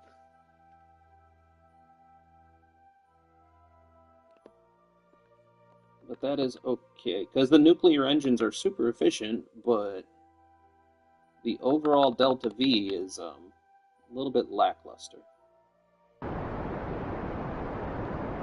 Or not DV, thrust of weight is what I mean. But if I would have slapped on 3 or 4 nuclear engines, I could have drained out all of the oxidizer and probably would have had a little bit more DV in that final stage. Which I can go and edit the next satellite and see what happens with it.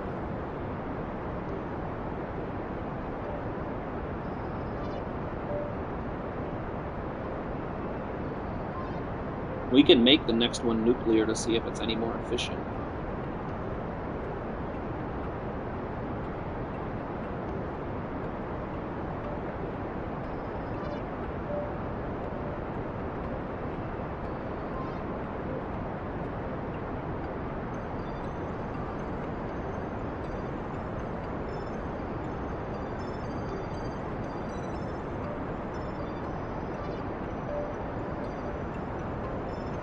You never appreciate your pilots until you don't have one.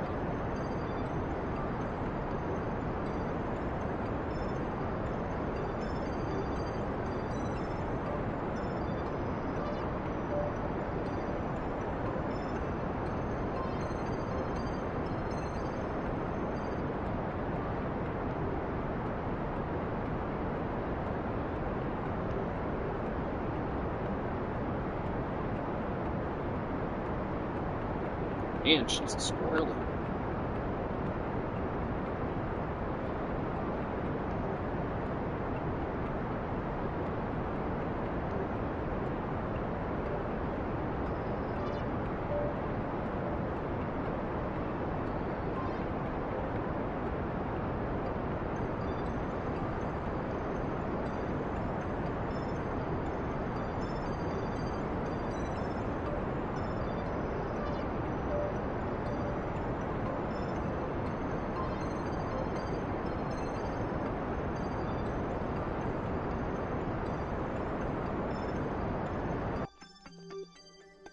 Okay.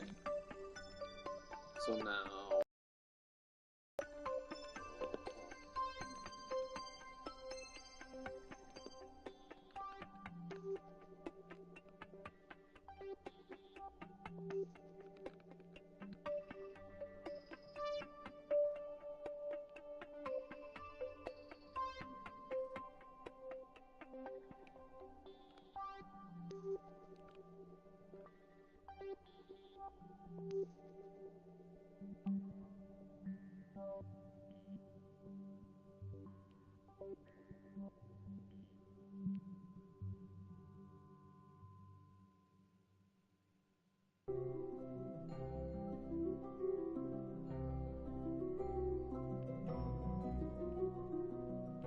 I think this will turn out at a pretty good angle.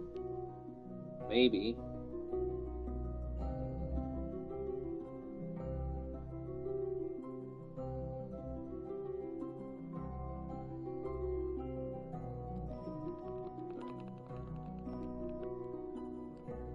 We're still getting strong signal.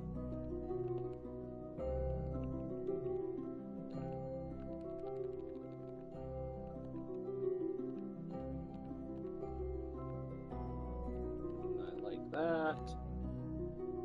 Whoops. Might as well just do this number. It's easier.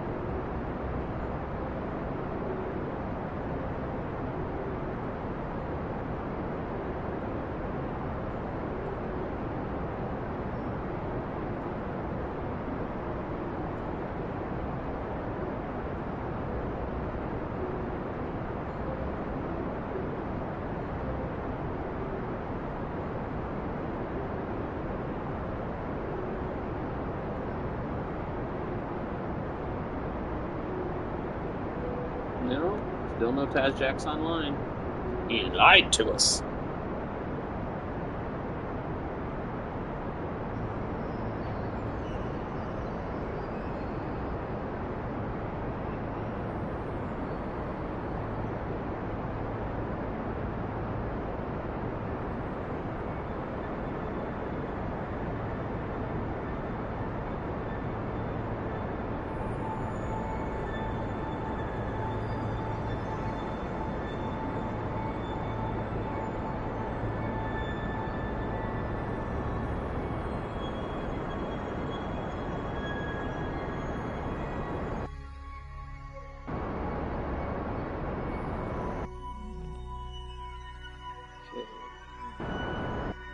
I think that's about good.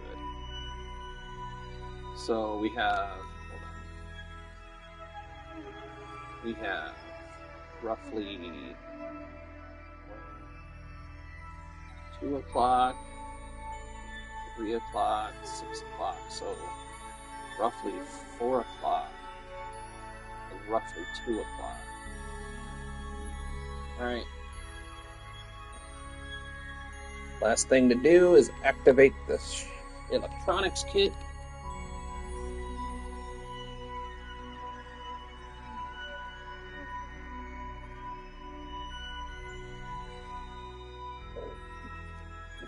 All right, I'm gonna give this just a minute to see what it does.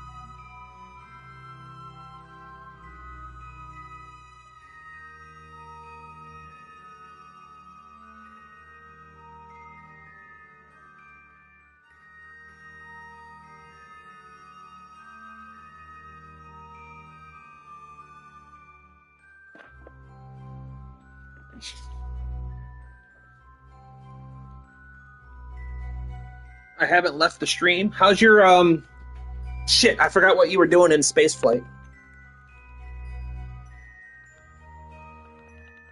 Actually,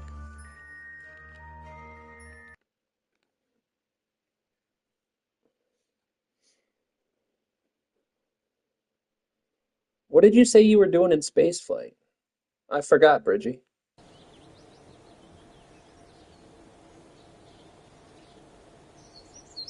All right. Next. My Mars mission is being worked on. Ooh. Can't be any. It can't turn out any worse than our Duna mission we just did.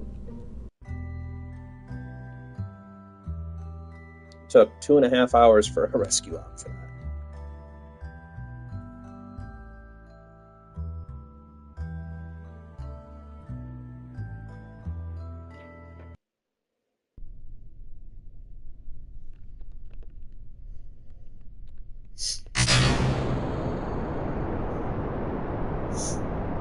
Rinse and repeat.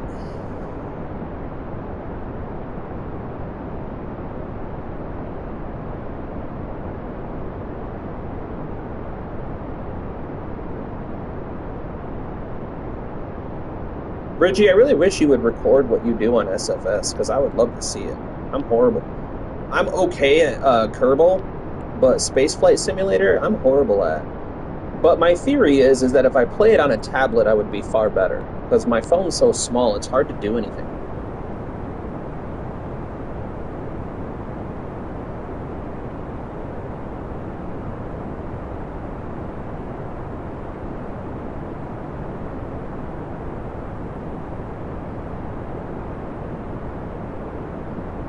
I hope you do.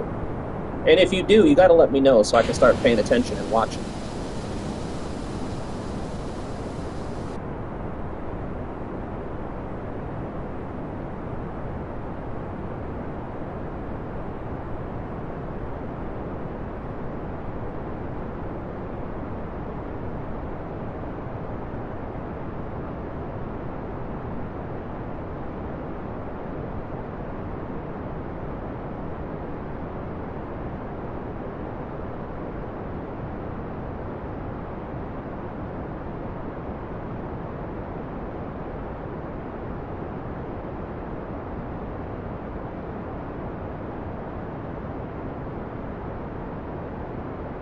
I link my laptop to my TV so I can see your launches full screen. That's the way to do it. My first vid will probably... That's the way to do it, Bridgie, though. Like, just do gameplay, and let me see how you do it.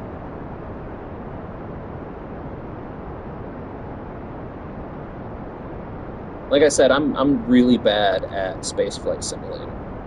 Like, don't get me wrong, I don't think I'm a Kerbal master or anything, but I'm way better at Kerbal than I am at Spaceflight.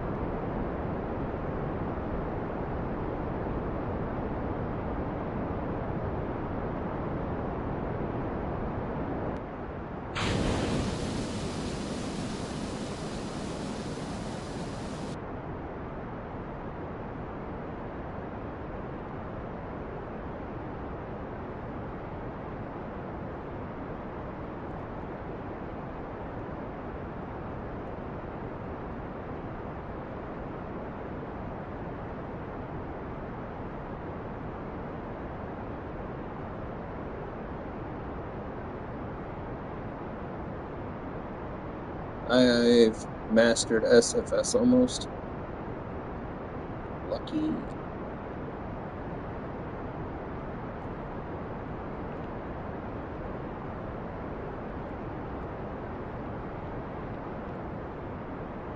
There you go, Luke.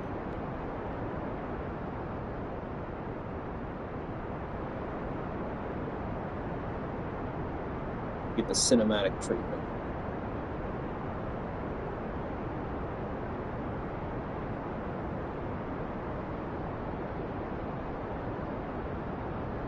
The long schlong of the law.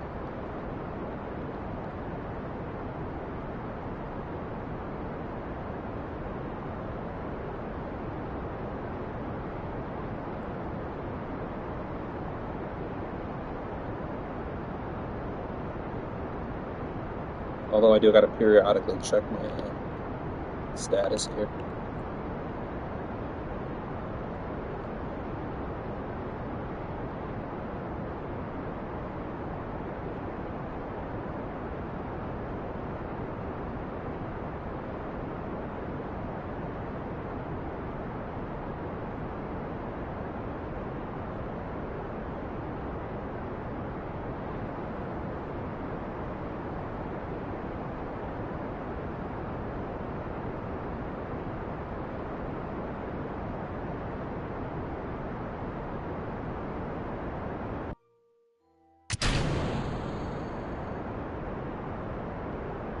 I could leave it in, what do you mean? I could leave it in this orbit if I wanted to. Talking about in like a Kerbin orbit?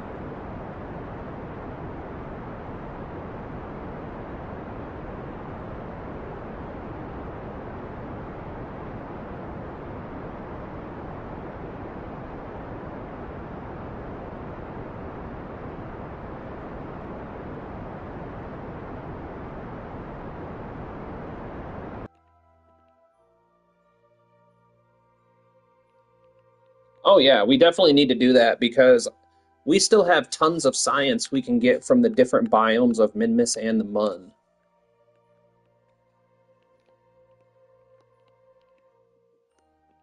But we have a contract on Duna.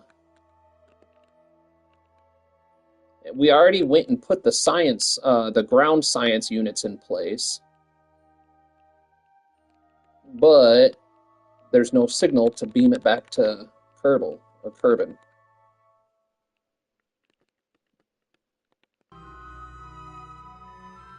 So I'm hoping one of these satellites will pick up the signal long enough for the ground units to beam us back all the information and complete the contract. Because I thought it would be easy peasy.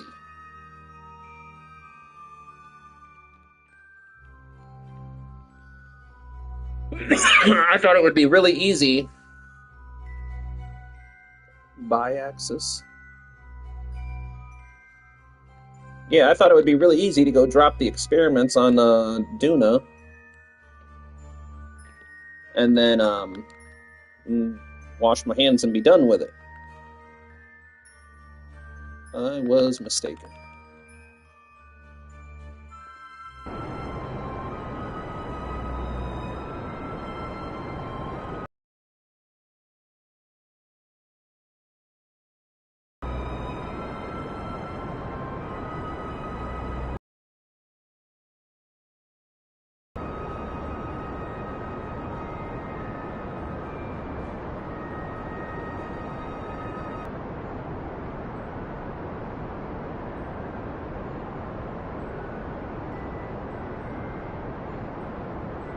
The max would be 4 orbits in axis with 2 ground stations bipolar.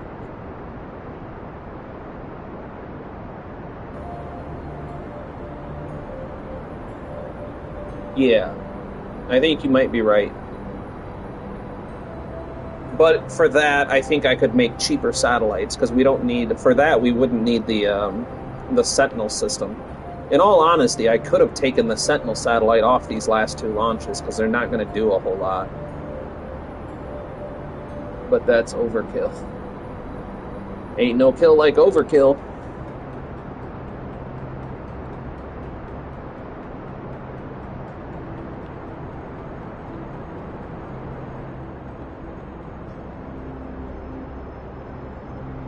Go big or go home, right?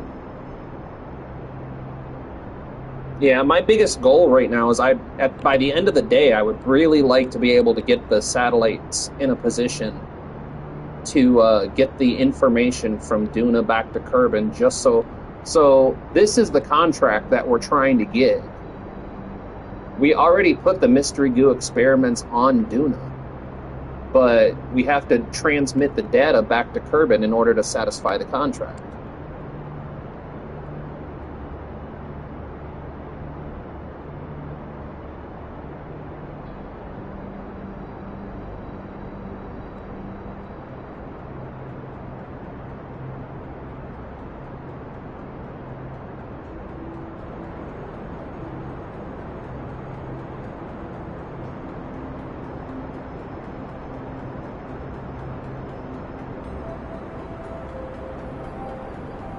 So I'm really hoping that maybe with a little bit of time warping, these satellites will be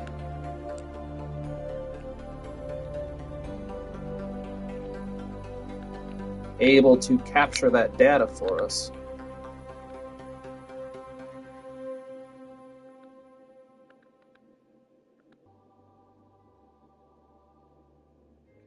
on, baby. Go get that data.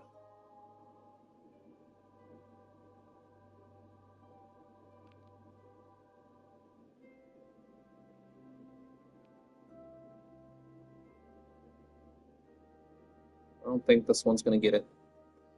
I think, if anything, a pre-built receiving station. I assume so. I don't know. I don't know. Honestly, Luke, I don't know anything about the relay systems.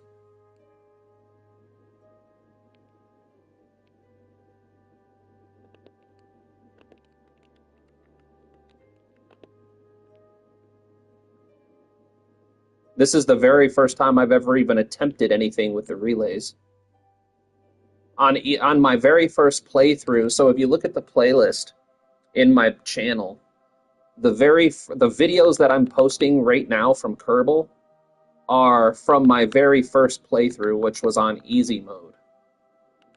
And on easy mode, you don't have signals. Like, it's not even a thing.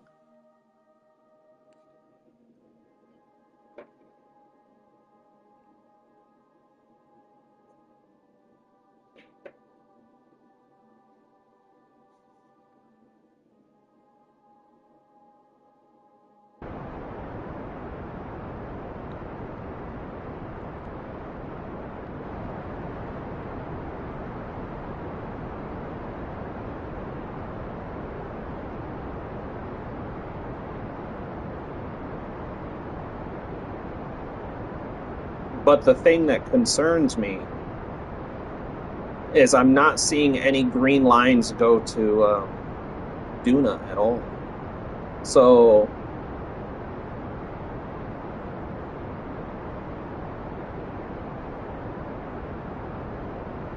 yeah, I don't know.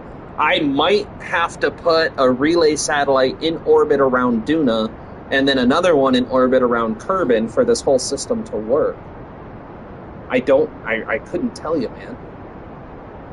But if that's the case, I'll just launch more satellites. As long as I have the money to do it, it'll only benefit us in the long run. Because we do have a lot of stuff on Duna to still get to.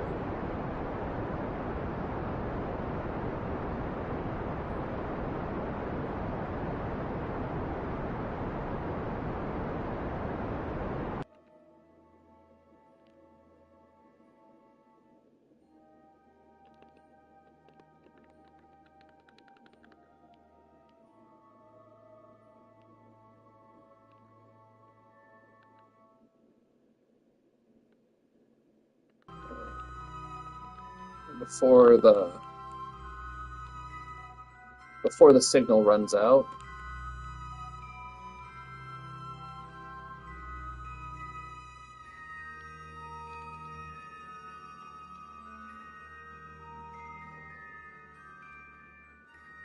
Why not?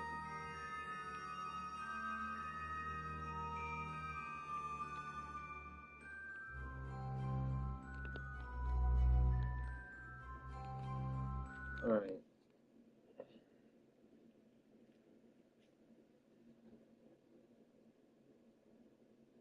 Because it would make a lot of sense. If I need to put a satellite in orbit around Duna to get the signal from the surface of Duna to the satellite, and then from the satellite to the satellite network, and then from the satellite network to Kerbin, it would that would track. I would buy that.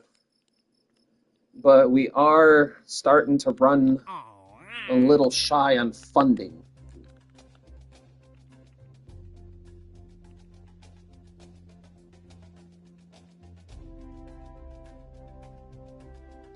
We can get that.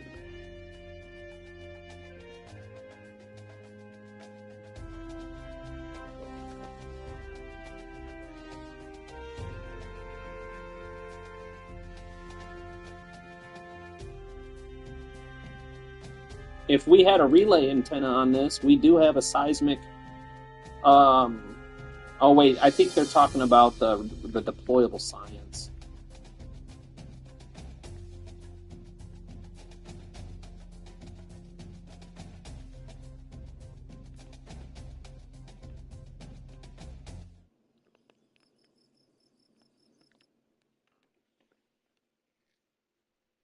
And the other thing is we might have to upgrade the tracking station for all this to work.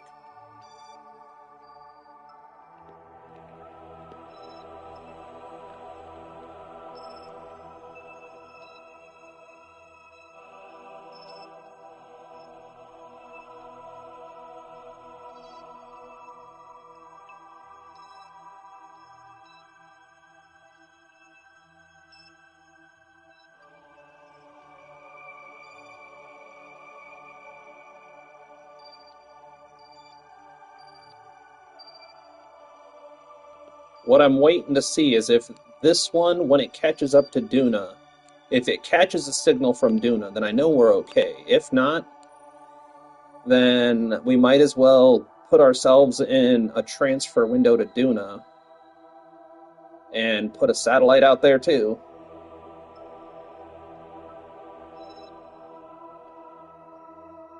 But I'm thinking it should have picked up a signal by now if it was going to.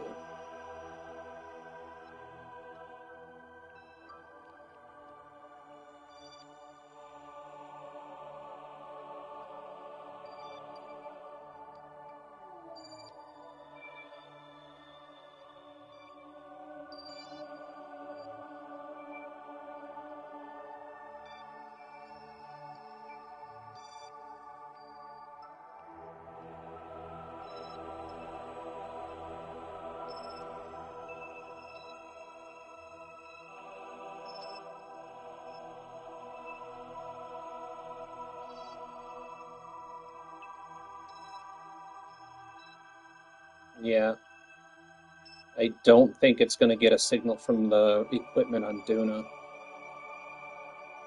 All right, so transfer window to Duna. Roughly 44 degrees. So somewhere in here. Whoops. Come on.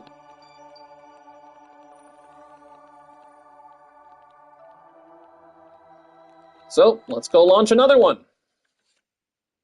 We'll just take off the Sentinel satellite to save a little bit of money.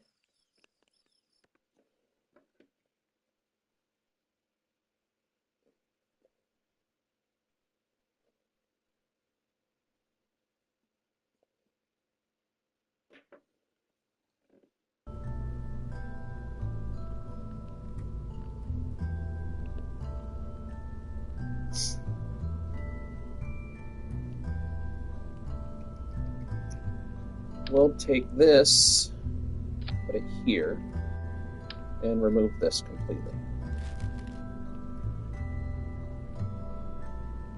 How that did not take any money off. Should have taken $4 million off.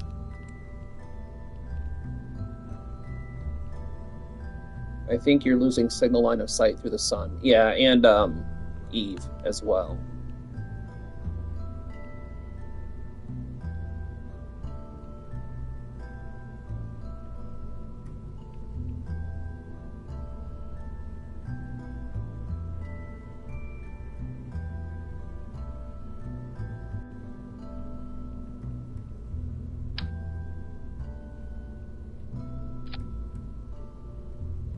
Still 154,000. How is that possible? That's 1.5 million. So 154.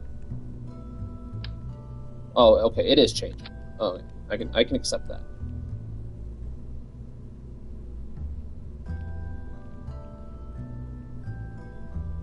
So what did you want to name this? The LTL?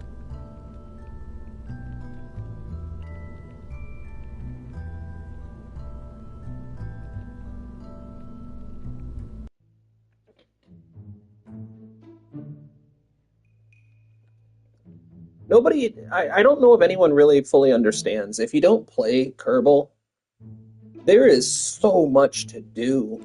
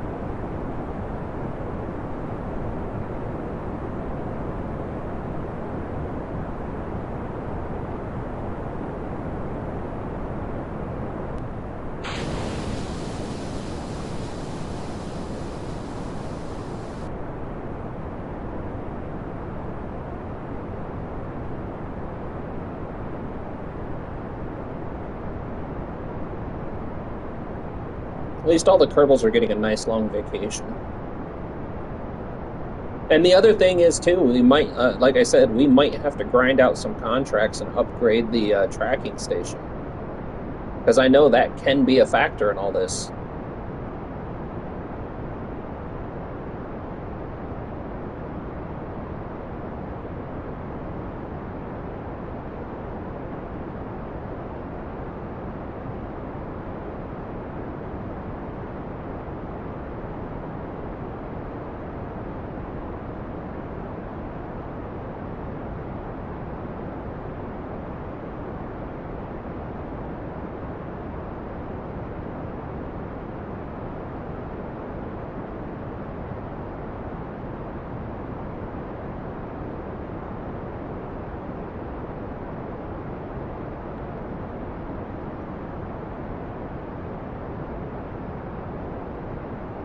Man, that's so jerky.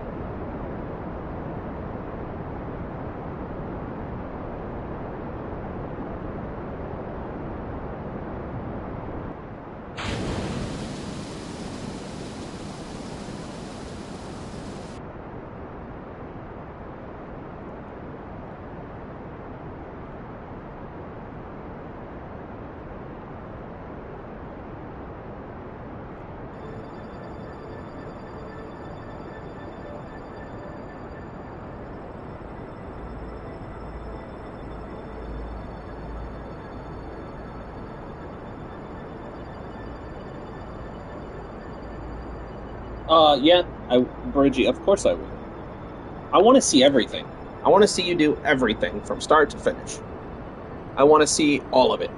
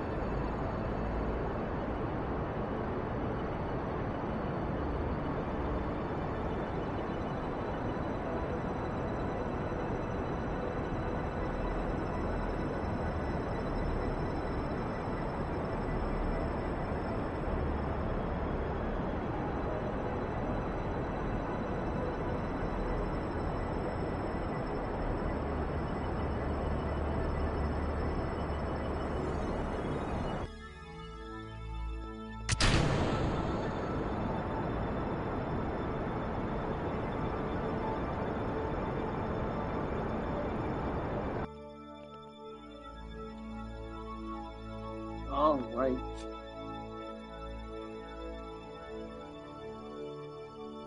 Line that up. Right about here somewhere.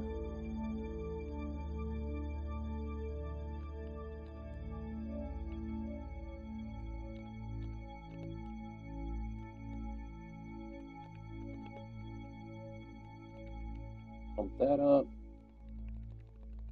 Absolutely, Bridgie boy. I want to see all of it.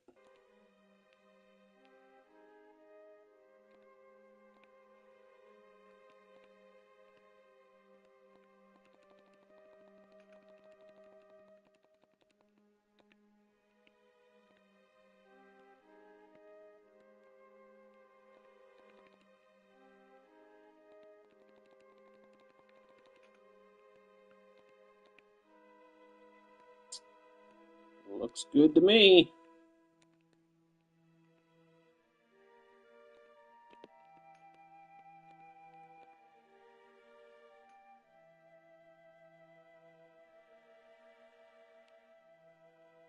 Now the real question is this going to work? Because if we lose signal, we lose the probe. I mean,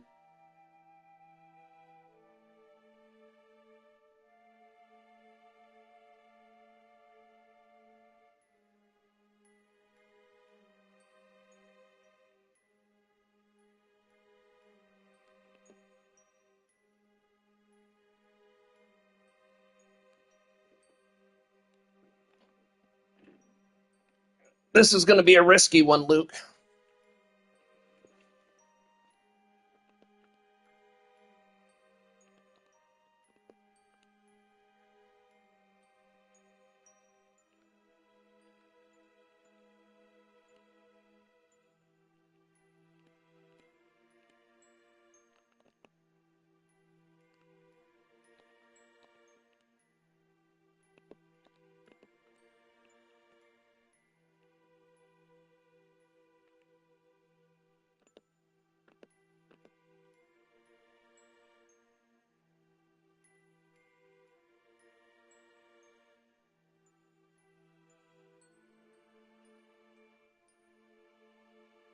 Yeah.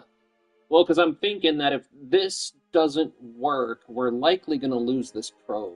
Like, I don't think we'll crash it, but it's going to get blasted off into the wild blue yonder, and we're not going to maintain signal with it.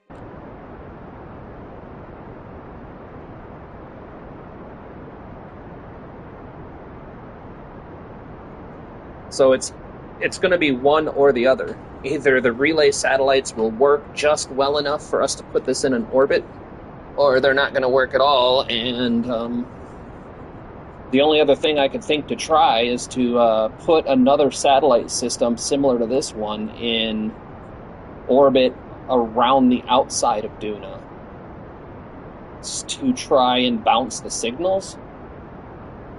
But we also have blind spots too, so I need to launch at least one or two more satellites into this orbit to fill in these blind spots right here. So like one right here and one right here type of thing.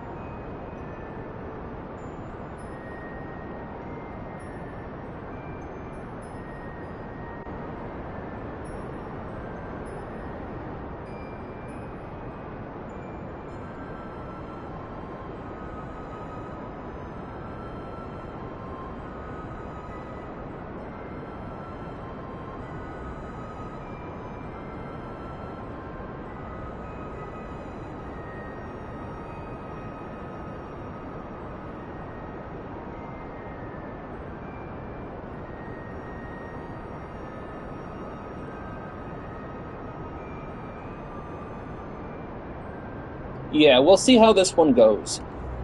Depending on how this goes, if this works out, then I'll put what I'll do is I'll put three satellites. I'll build smaller satellites, more appropriate satellites, and I'll put three satellites in geosynchronous orbit with Kerbin.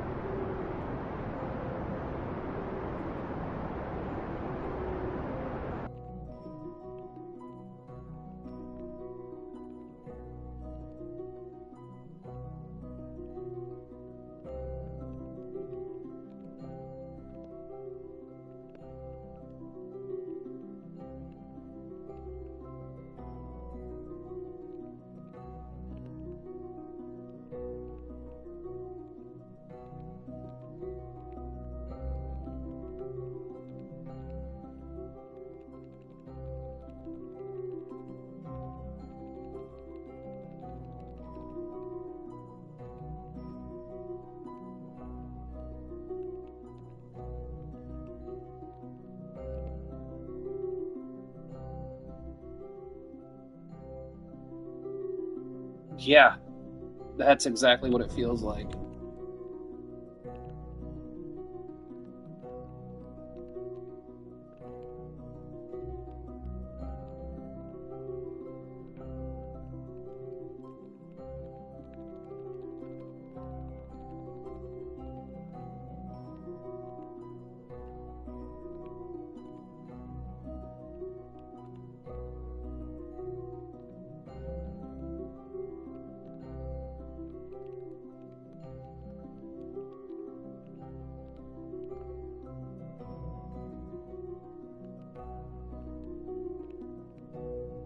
That's exactly what I might cut most of the build process out. No, don't do that, Bridgie.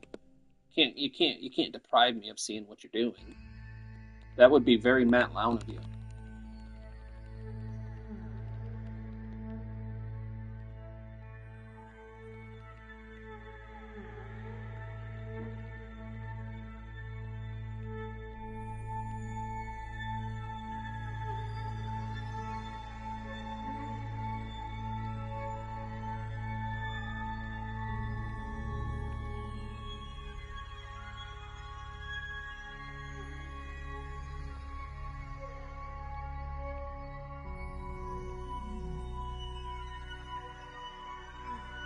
God damn it! I keep pushing down.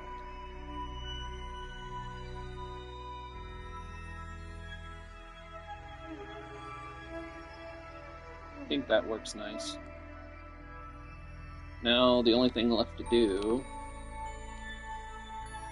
is to see if we keep signal long enough for this maneuver to take place.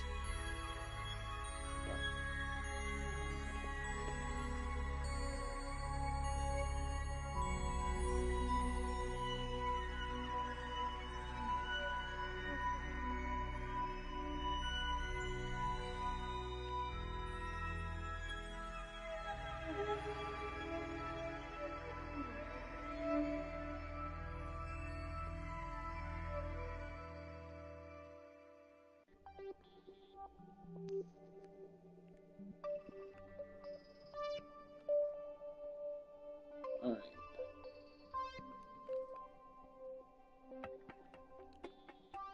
Okay. Come on. Stay where I put you. Thank you.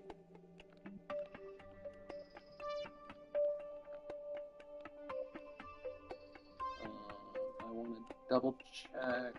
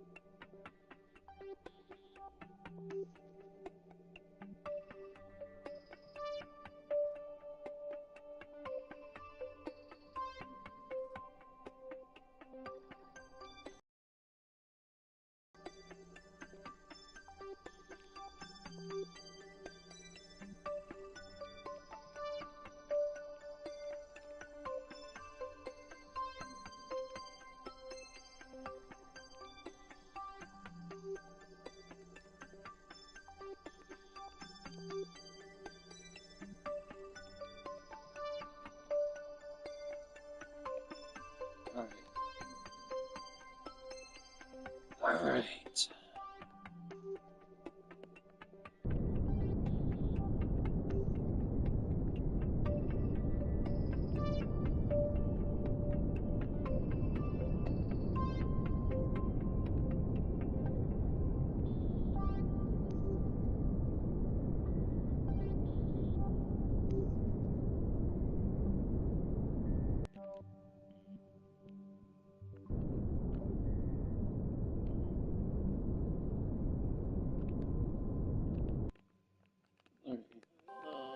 keep this over here further.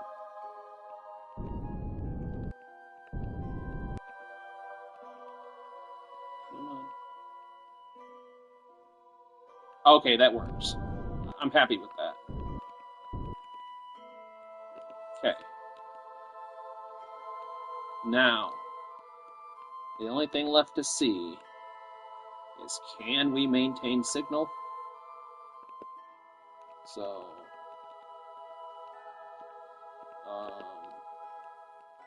point this retrograde.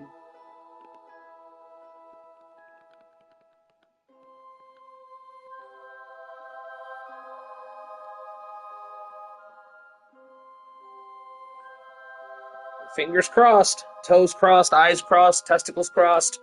If you can cross it for me.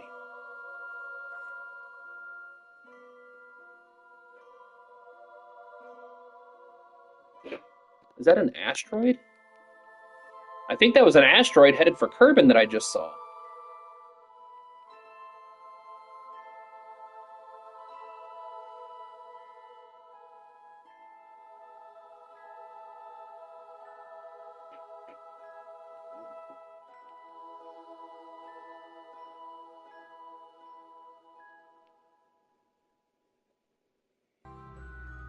We're starting to lose that signal.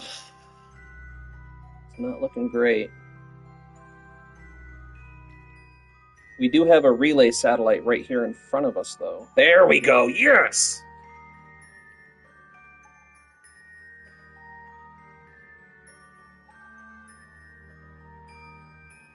Come on, baby. Don't lose that relay.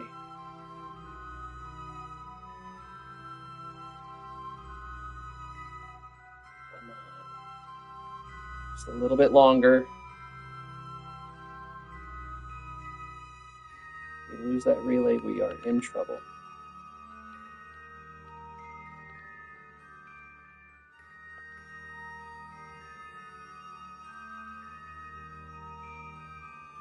Okay. We barely have signal. But it's proof of concept. What we're doing is working.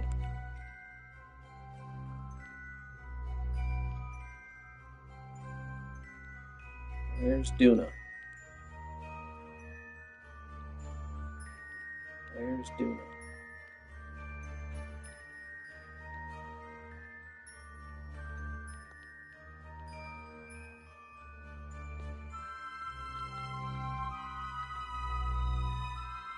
So we have proof of concept at least. So even if this fails, we know we just need to extend the network.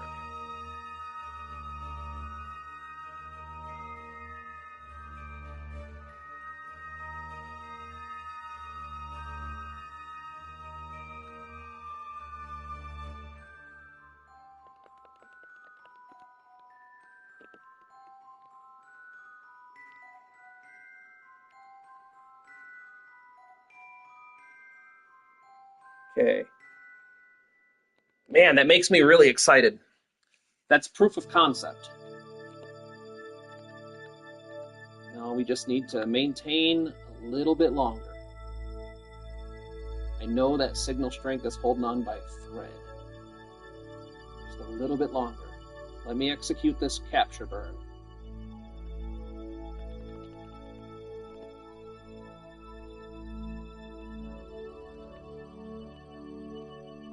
If we can execute this capture burn and at least get any orbit, we'll be in good shape. Just watch that signal, that last little bitty signal bar. It's our last line of hope.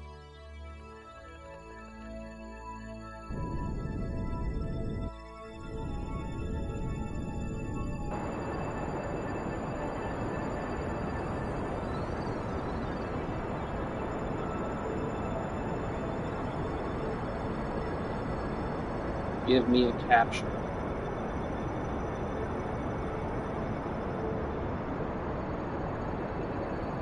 Come on, that needs to move a lot faster. Come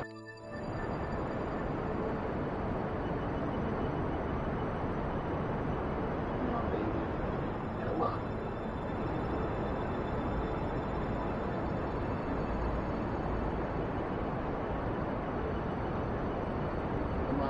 need you to move faster. I really need you to move faster.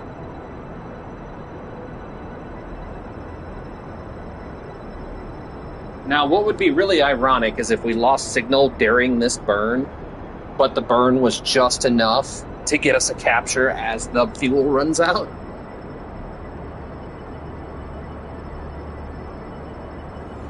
We got that last tiny little bar.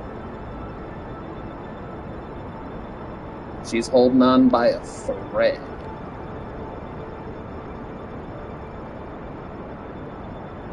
Come on, girl, you can do it.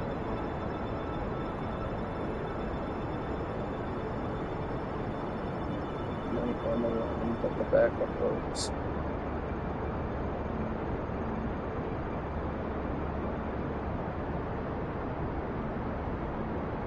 Come on. Close that circle up. If you guys are just dropping in for the very first time, I appreciate you. Give me that thumbs up, and what we're doing right now is we are all staring right here at this line.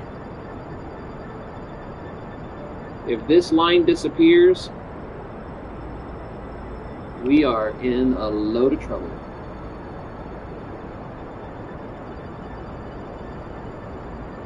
Come on. Oh, that scared me. Oh, that scared me.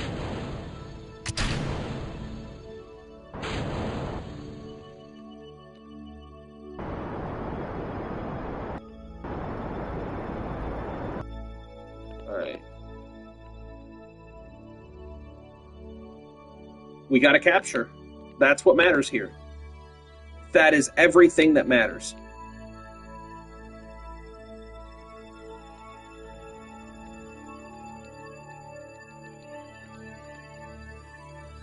Okay. Prograde.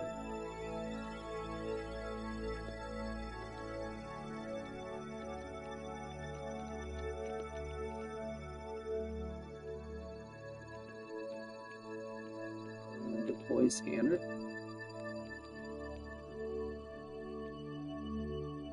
Bridgie, Luke, thank you guys. Oh my god, that had me puckered up.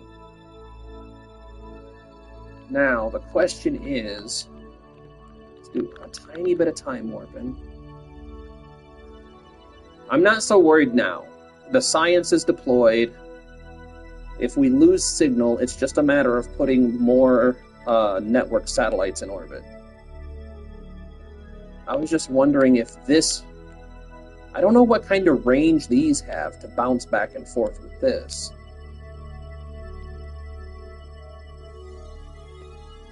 I really don't know.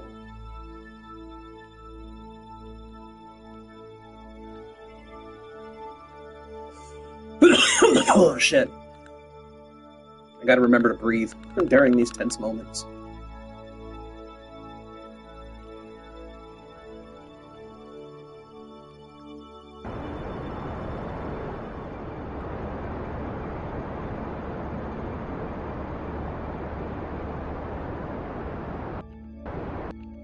There.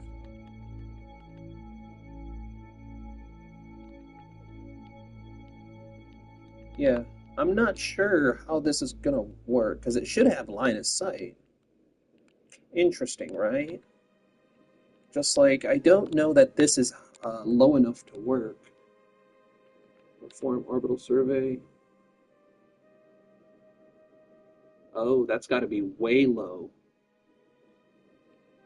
Okay, that's fine. We'll just retract this for now. Save up the energy. And then we will park this like this, so we don't lose out on any of those beautiful solar rays. And then we can do this, maybe? I don't know if it's going to matter. All right, let's get back to the KSC.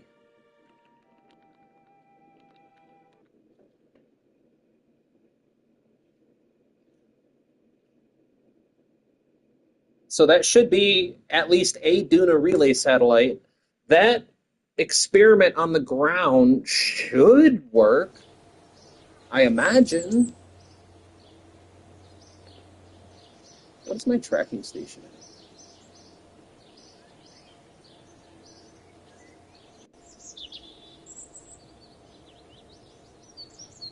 You know what? We're gonna do it.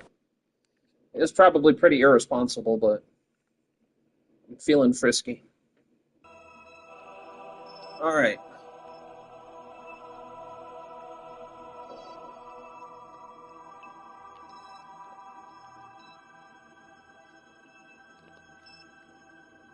I want to see.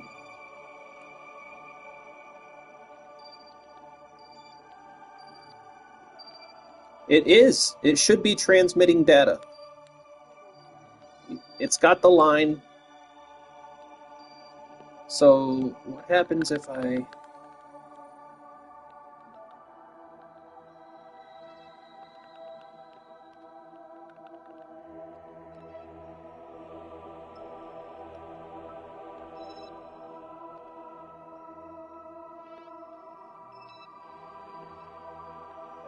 no. Um,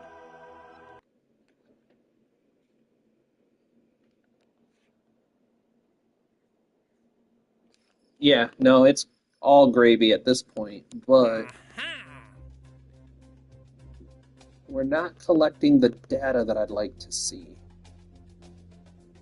We only have 13 years left, and if we fail, we're going to lose $250,000, which we don't even have at the moment.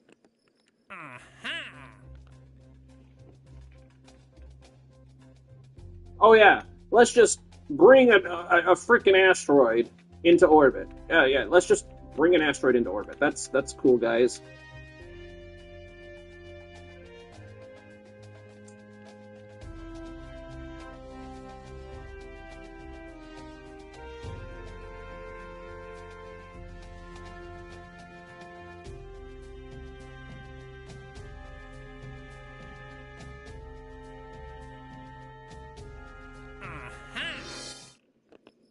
All right, let's see. Let's see what orbit this has to do. What time is it? It's only 2.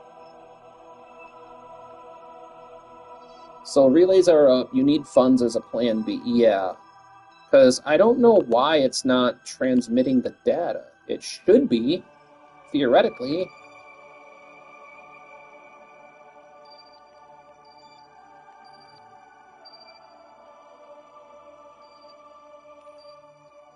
What orbit does it have to be?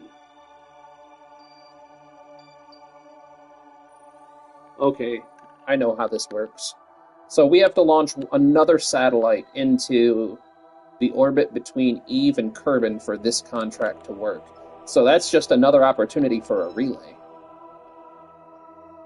All we have to do is put the Sentinel satellite back on the relay, launch it again.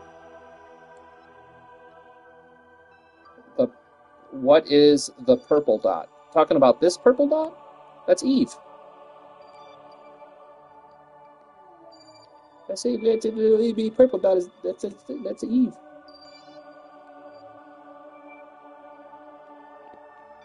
I want to try something real fast.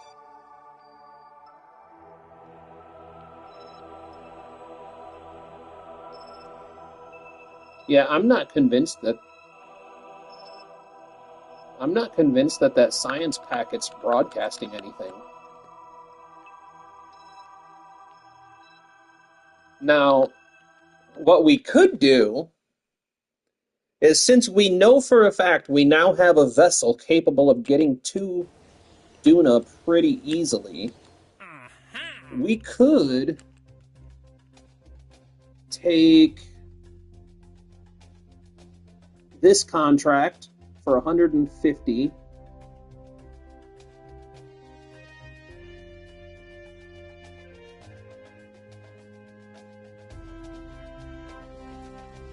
Really?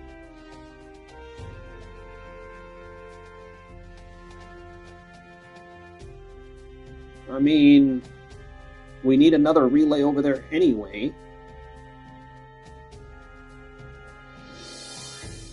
That's 300,000.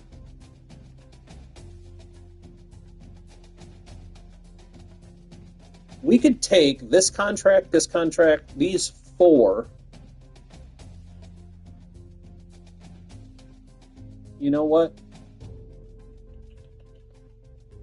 We're going to take that one for sure.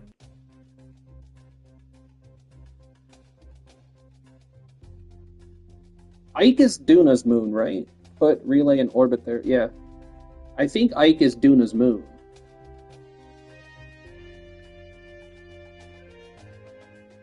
Man, that'd be a lot of money.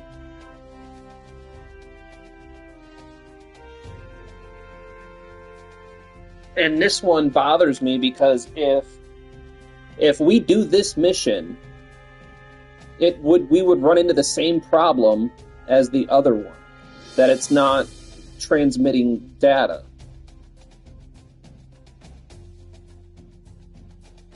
That's the only thing that makes me super nervous about accepting this contract.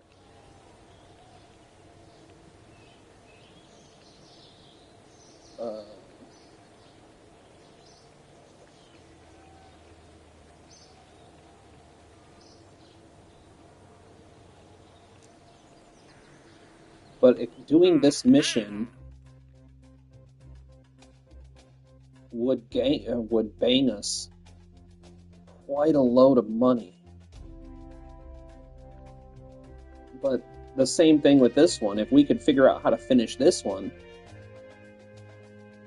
we would bank 300 grand. So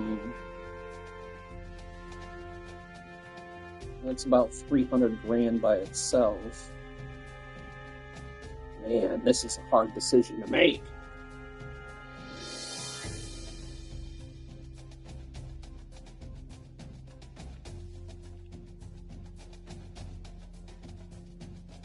I'm going to take that one.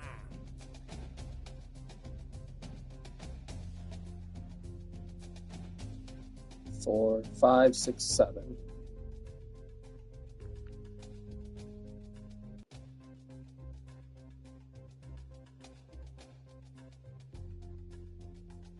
I'll do these two. I'm not going to get this one yet until we can figure out how we're supposed to transmit that data. All right. So we have to put another satellite in orbit around Duna, which is fine. We need to do that anyway. We need to go to Ike. We need to double check, because I think we need to put a new satellite in an orbit between Eve and Kerbin.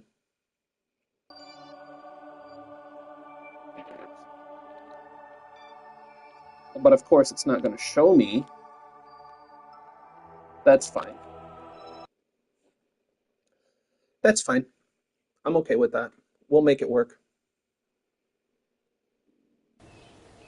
So first things first is we're going to launch a new Sentinel, another LTS.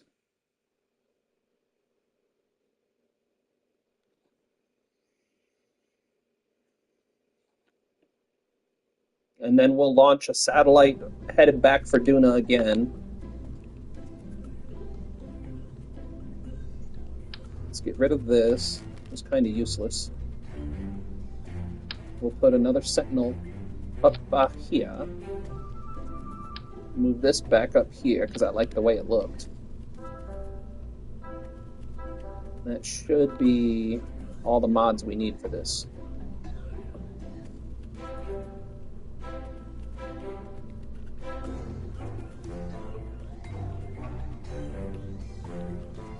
And then we'll just launch this now.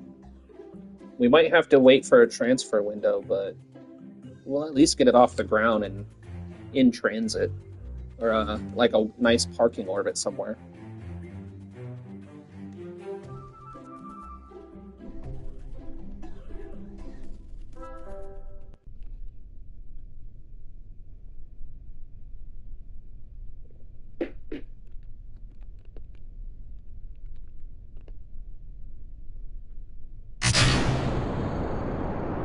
It's almost like we've done this before.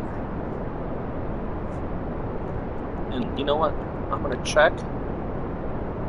No, Tazjack still ain't on.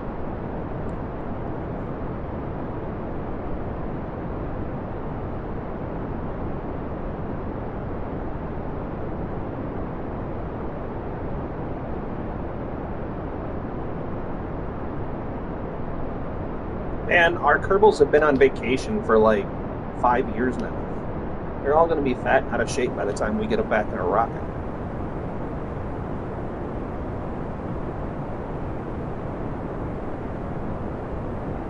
But this is the stuff that I hate streaming because it's just tedious. Launch and relaunch and relaunch and relaunch and relaunch. Because, in all honesty, we need to set up a network around Eve because Bridgie really wants us to put a probe on Eve. We need to put like 3 or 4 more satellites in orbit around Duna to have a complete system there.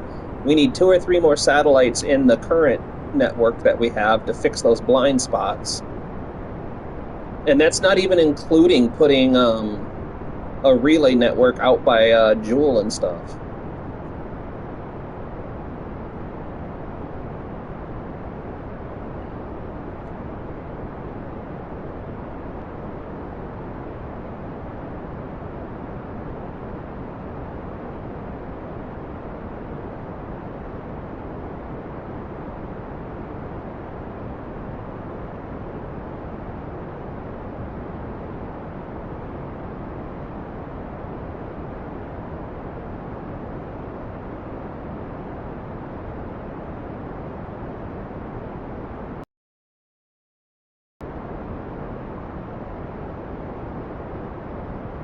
I really can't wait to play this on PC. I think this is going to be so much fun. Why are we so wobbly? Oh my goodness, I just realized how much wobble we have. Something's not strutted.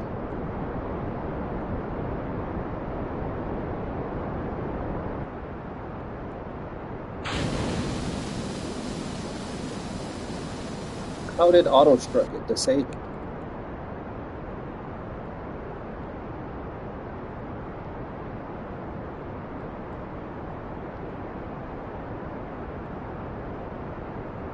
And it's also pretty weird that you can turn auto strut on mid-flight. Let me just jump out and make some changes to the rocket design.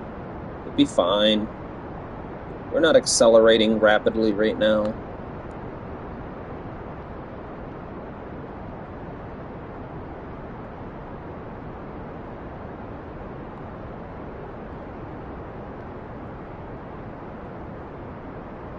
I'm just curious to know why that got destrutted, because we weren't that wobbly any other launch that we've had.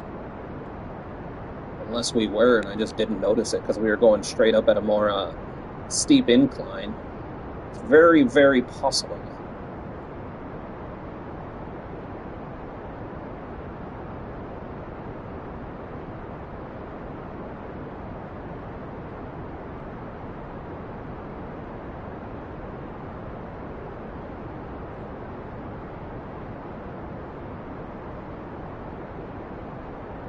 Mm, I really don't think so. I mean, it couldn't hurt. Maybe for the next one we try it and see what it does. See if it helps out at all. But I mean, these rockets are flying pretty smooth. I really don't have any complaints about them, really.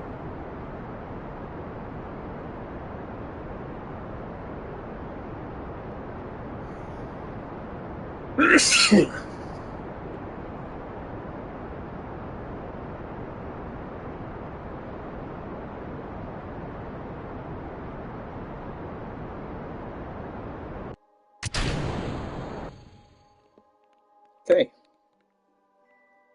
where are we in this transfer window? Nowhere near it. You know what I'm gonna do though? I am going to save us a little bit of time later. They're smooth, but we need efficiency and to evolve the design. Yeah. You're not wrong.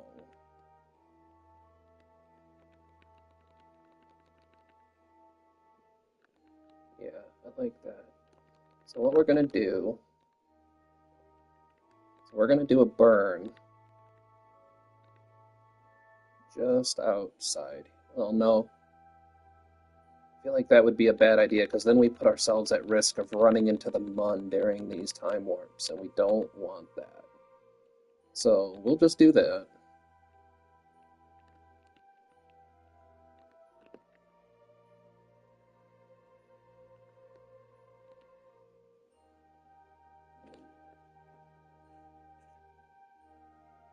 Yeah, because what I think I'll do is once I end the stream, what I'll end up doing is next time I play off stream, I'll just try to grind cash without actually doing anything significant. So that next time we jump on, we'll just have a boatload of cash to play with, and we'll start doing Eve missions. We'll send some probes to Eve. We'll get Eve hooked into the network. What am I doing? I don't need this one to go to Duna. I need this one to go to Eve. So let's get rid of that. I was about to send this one to Duna. This one doesn't go to Duna. This one goes to Eve. So we don't need to wait for a transfer window. The heck? Where's my... There it is.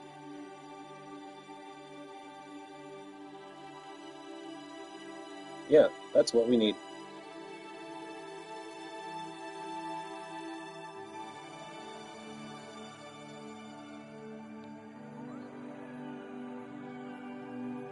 I almost sent this one the completely wrong direction. The other thing we can try, Luke, is we can try adjusting the upper stage, this stage right here, and instead of using chemical rockets, we can throw on a couple of nuclear rockets, nuclear engines. That would give us the ability to drop a bunch of weight by getting rid of the oxidizers. Hey, yeah, go nuke. That's what I was just saying. You read my mind. I don't know how you did it, but you did it.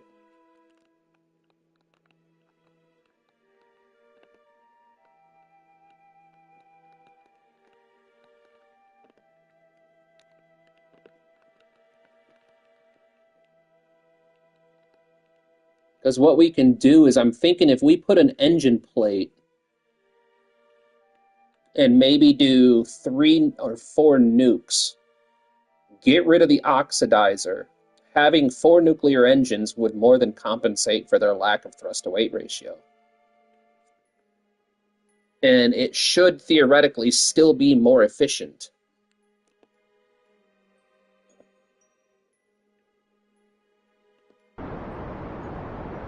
And then the other thing is it's possible we could do the same thing with this stage. Like maybe make this stage a single nuke and this stage a quad nuke. Because this stage is where we need the thrust to weight. We really don't need it in this stage. This is just the adjustment stage. So once it's already out in no man's land in between planetary orbits, that's when this stage comes in handy, and you really don't need a ton of TWR in that stage. And what you need is the high efficiency rating.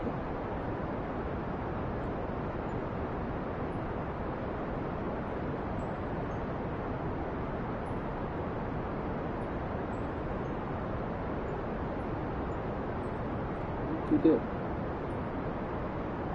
Space program, we have initiated the first flyby of Ike. Huh. That means the satellite over at Duna clipped Ike.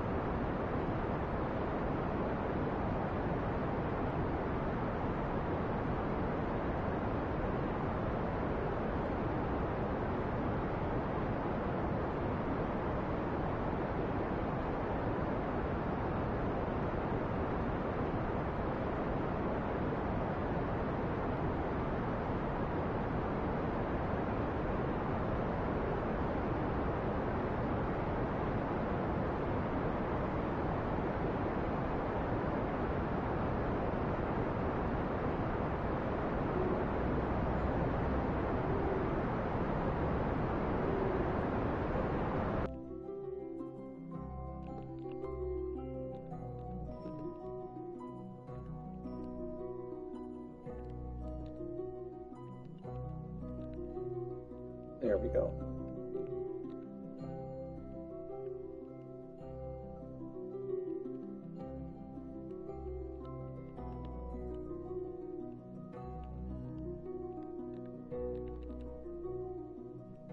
Okay.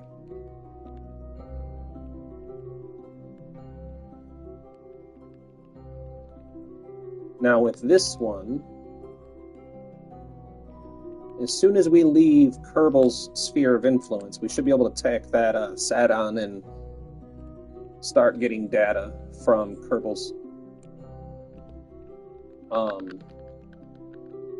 orbital path. Yeah, see, now it gives me the orbit. Cheese and crackers.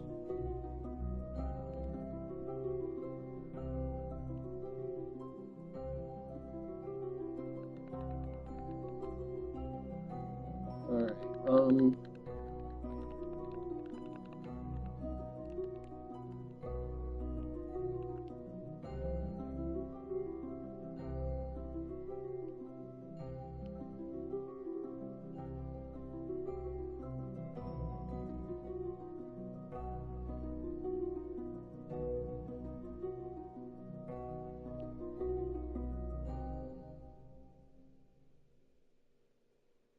Wensleydale? I've never had that. I do love a good cheese, though.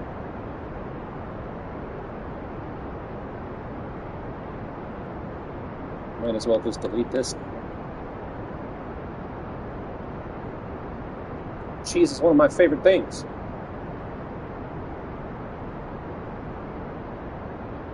Give me a good cheese and some crackers. I'm happy.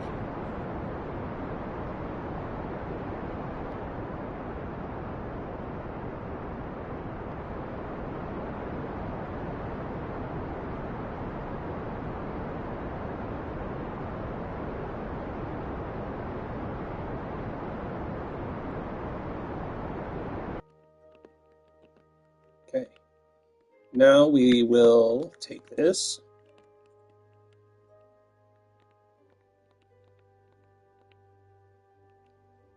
That should do us just fine.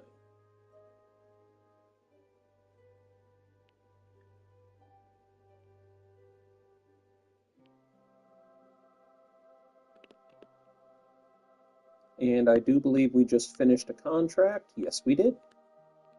See, these Sentinel satellites are easy, easy money. Once you put them into orbit, you can just accept the contracts and boom, 30 grand, boom, 30 grand, boom, 30 grand for the entire life of the satellite. And the satellite doesn't die if you run out of fuel. If you still find a contract that says, oh, map those comets, those satellites will keep mapping those comets. You just can't adjust the orbit once it runs out of fuel.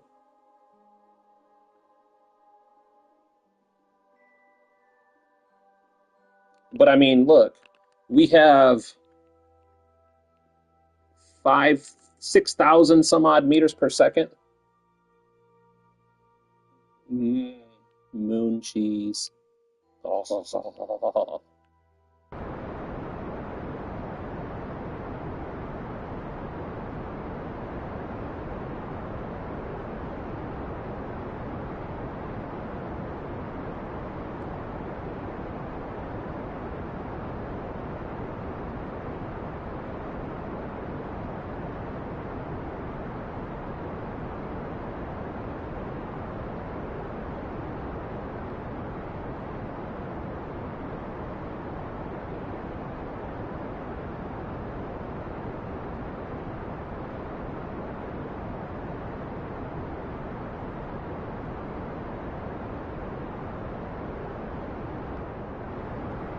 Now we're just waiting for the orbit to match up. Then we can activate the satellite, and boom, another contract. Done. That easy. And then we can take a trip out to Duna.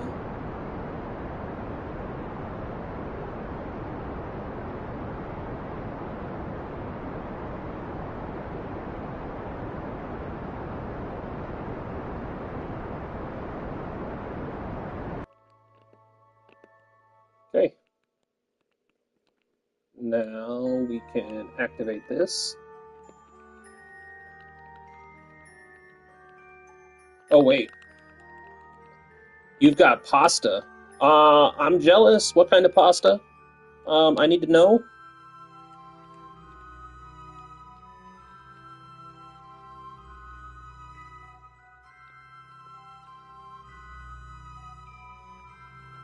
Okay, now.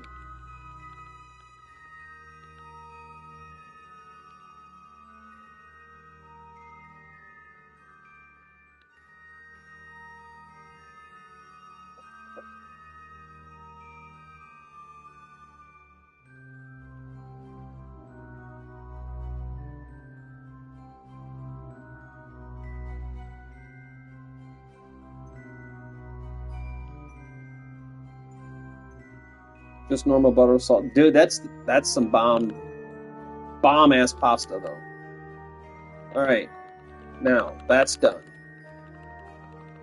Where are we at in our transfer window?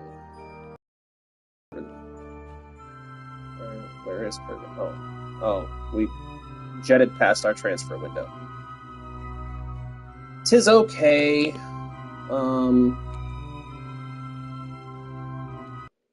What I do want to check though.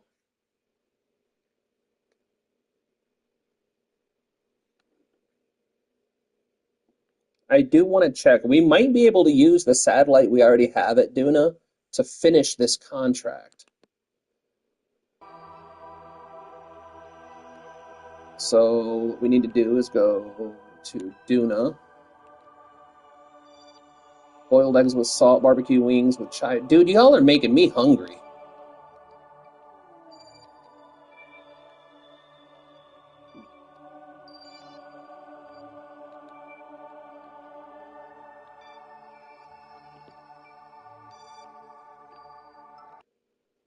Y'all are gonna make me hungry. I have some Italian blood, which probably explains my love for pasta. I don't think I have any Italian in me, and I still love pasta. Although I'm a slut for potatoes. One of the cartoons I really want to make sometime is if have y'all ever seen that scene in Forrest Gump when they're talking about all the different types of shrimp there is? When he's like shrimp salad, fried shrimp, grilled shrimp, shrimp and all that. I want to do an animation of making fun of that, and instead of shrimp, it's going to be potatoes. Potato soup, potato salad, fried potatoes, boiled potatoes, mashed potatoes, baked potatoes, roasted potatoes, potatoes and cheese, steak and potatoes, French fried potatoes.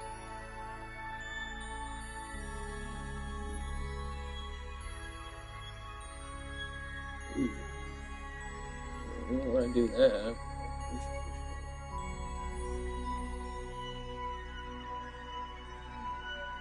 Alright.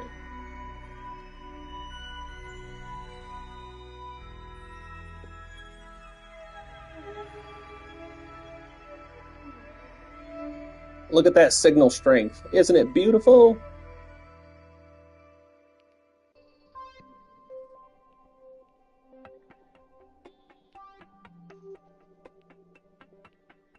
Okay, so let that catch up.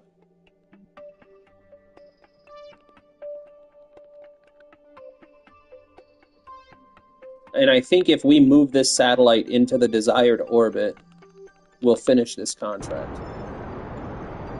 We just gotta hit real close to that orbit. Okay. Which means... I think if we do this number right here...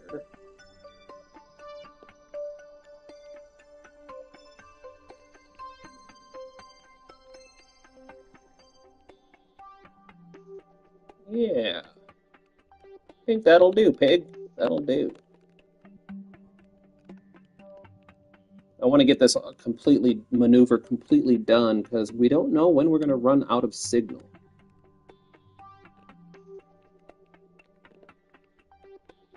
Could happen any day now.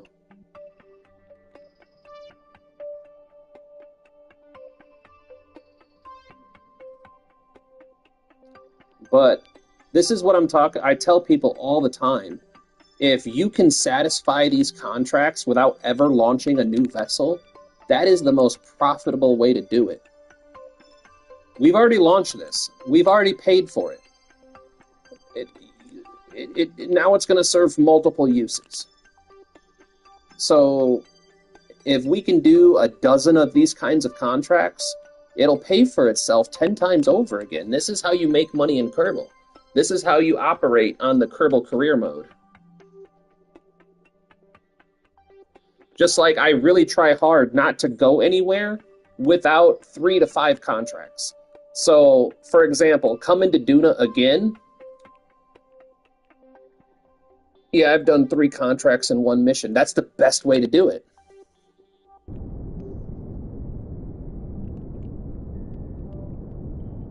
It's literally the best thing you can do.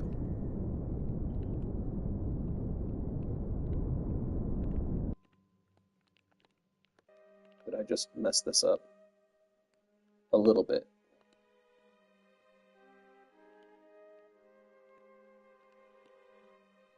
Just a tiny bit. I adjusted the thrust limiter down too far because I was talking. Okay. Come on, give me my... Oh, it's over here. I was looking at the wrong part of the screen. Doop, doop, doop. So now... Oh, wait a minute. That could be a problem.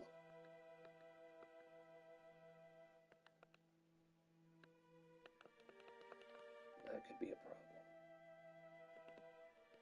All right, I'm going to try something.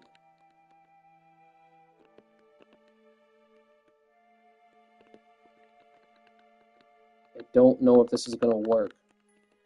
Because I think it has to be orbiting prograde. So... we have plenty of Delta V for this maneuver. It's kind of wasteful, though.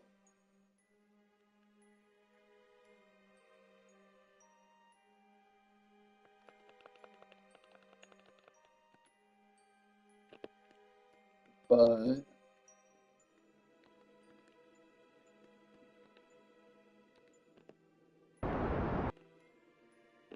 it's prograde. I wanted retrograde. I'm gonna record without volume. All right, Bridgie, just let me know when you post it.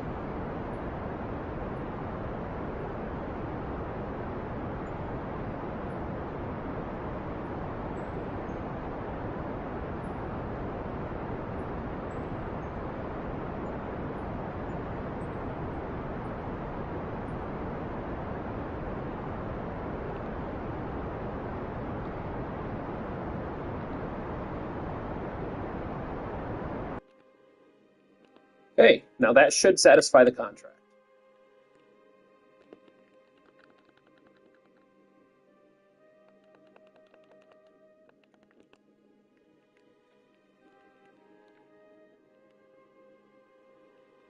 Oh, it has to be new. See, I just blew that. That's okay. Have you ever had a friend that said something so dumb that it made you mad? Sorry, got you mad? No, I don't typically get mad. Like, I'm so used to people saying dumb shit that it's just another day. All right. That's fine. We didn't really burn too much of the DV out of that tank anyway to do that.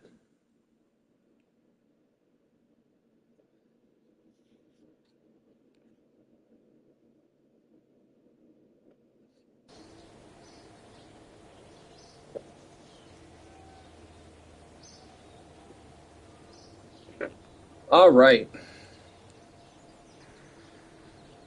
And I said, well, what'd you said? All right, so Sentinel contract, Sentinel contract.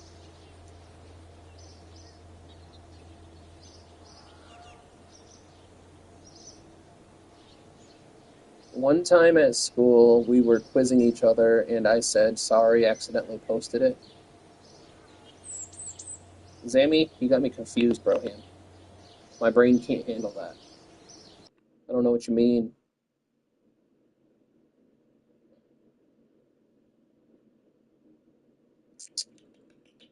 So let's go finish this. What time is it? We've been live for 5 hours. It's 2:30. I think after this mission, I might call it and then call Taz on his phone and bug him because he never got on like he was supposed to.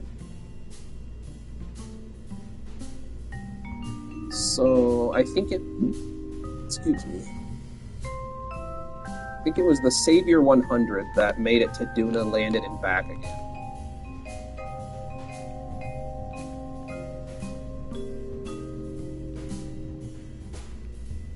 Why is that locked onto grandparent part? That's odd.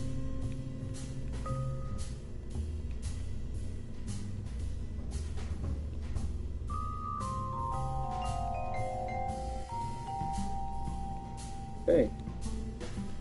Who are we bringing? Jeb, Bill, and Bob, maybe?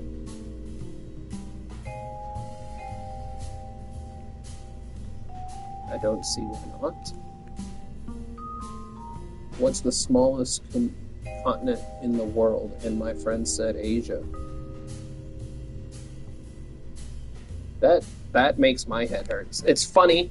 It's funny to me because I see a lot of TikToks of people saying the most off the wall, just pure stupidity. Parachutes and solar panels, we've already got them. Oh wait, this is not what I want. This is what I want. Let's make sure. Yeah, no.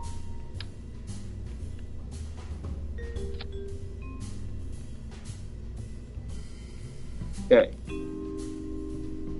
We got parachutes galore. We have our solar panels. We have landing. We have RCS.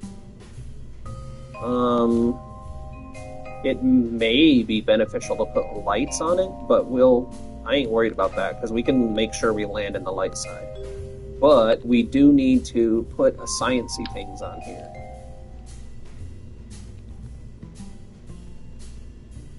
So, science-y things.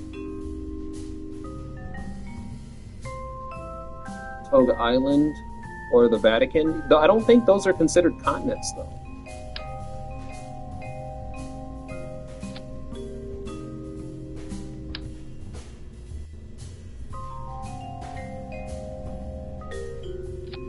I guess my problem is I don't really know the difference between a continent and an island. That's where I'm stuck.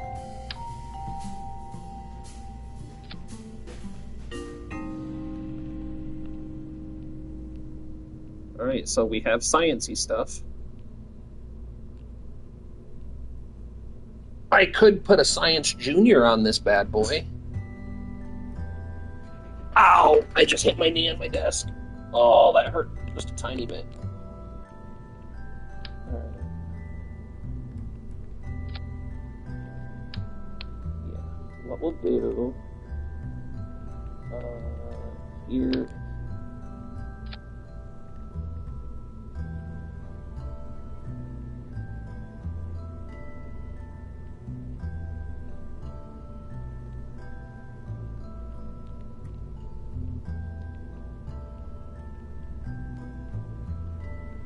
Oh, this is stuck with me.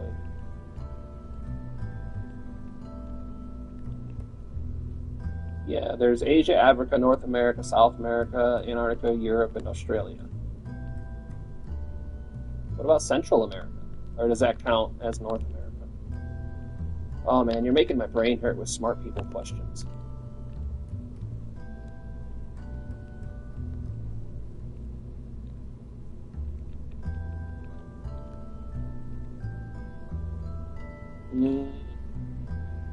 Honestly, I don't know what the smallest continent would be. Out of all of those, I would have to guess Europe. But I'm not confident in that answer. I'm pretty confident.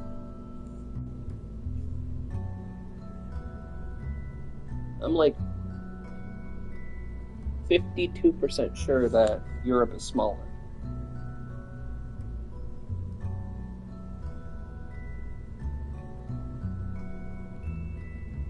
Bra, the North Pole isn't just one big landmass? No, isn't it a bunch of smaller ones?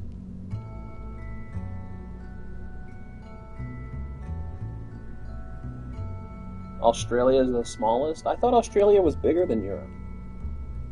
I don't know. My brain's starting to hurt thinking about it. Uh,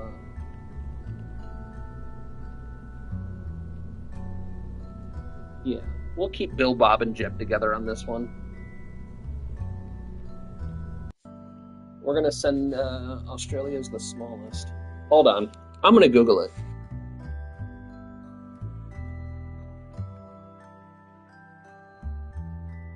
What is the smallest continent by landmass?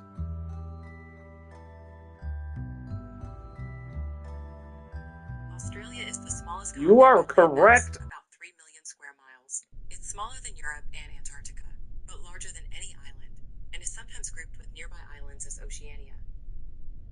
All right. I'm sorry I doubted you, Zan. I would never have known.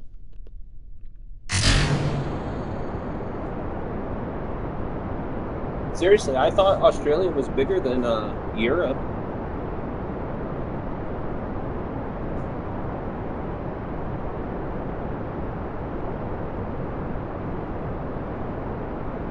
I remember it from a song. I had to teach my kid. I'm trying to teach my kids the Animaniacs song with all of the continents in it because they have tests coming up where they have to try to name as many countries as they can.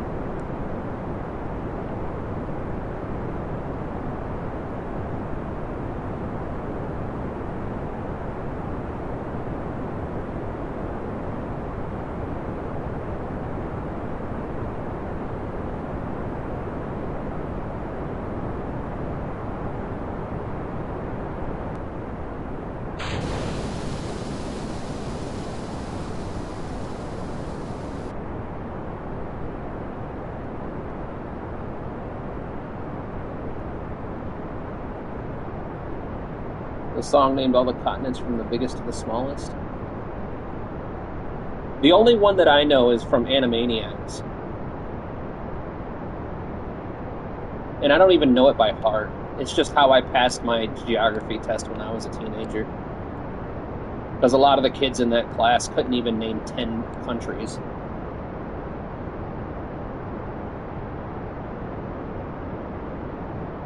Hey, we got, what is that, 8 in the chat? If you guys are dropping in for the very first time, we're playing Kerbal Space Program on the PlayStation 5.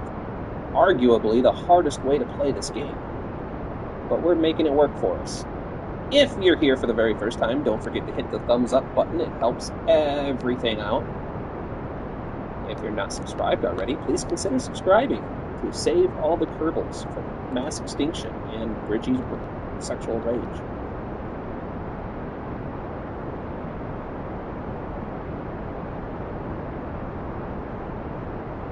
And yes, there is rage.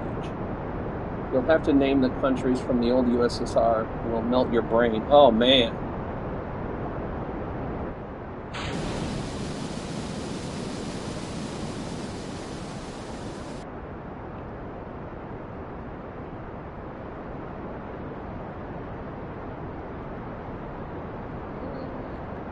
I want to keep an eye on our electric charge. It shouldn't run out because I'm 99% sure these engines have alternators on them.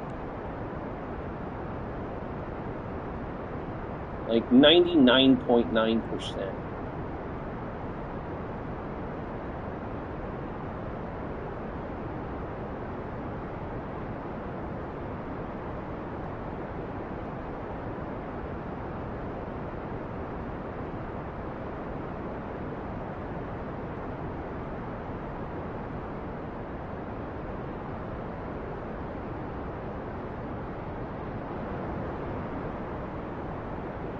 Now, we do have to keep in mind that we need to be as efficient as possible with this build.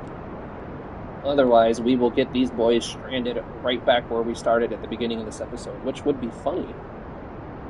Kind of bringing a full circle kind of thing going on.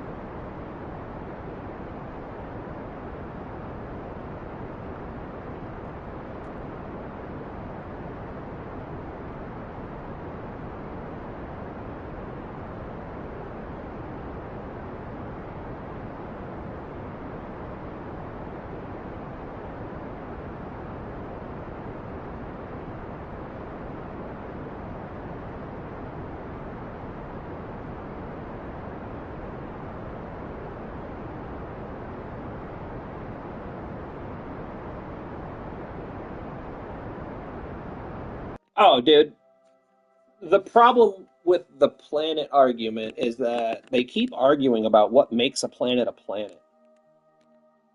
Because we have, like, what is it, thousands of what they call planetesimals, I guess.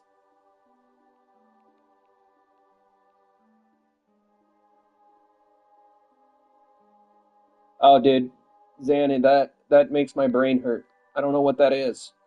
Looks like aliens. I like it though. First things first, we probably ought to deploy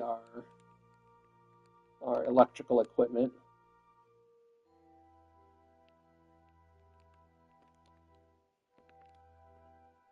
Yeah, exactly. That's what I was talking about. Is like they're constantly trying to argue over what constitutes. I'll put it through Google Translate. It's Russian.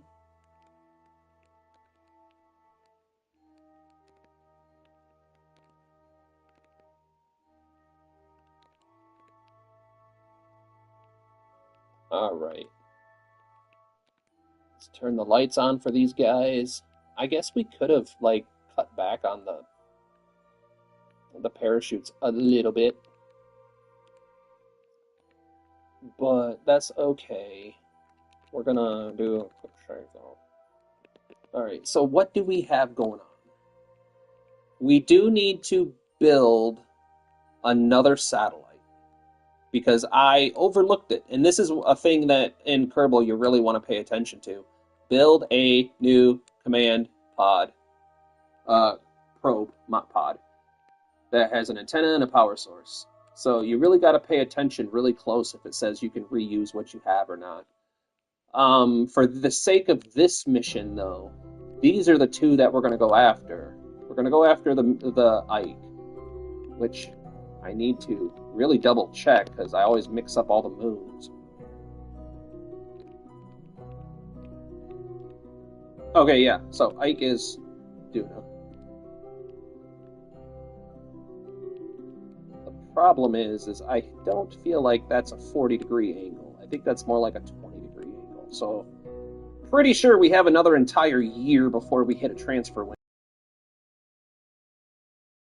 Could build this probe and launch it right quick and send them both on the way at the same time,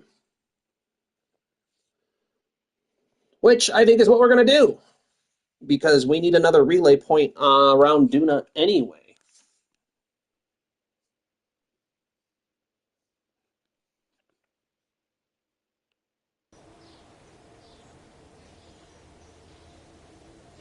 Oh my goodness, work is never done in KSP.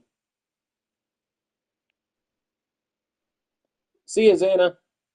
I appreciate you dropping in, buddy. I hope you have a good week if I don't see you again before it's over.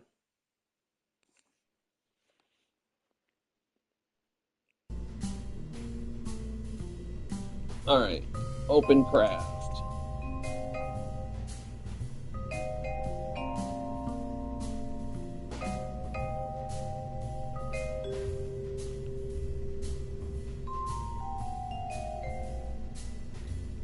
All right, we know this works. There's no reason to change a whole lot here.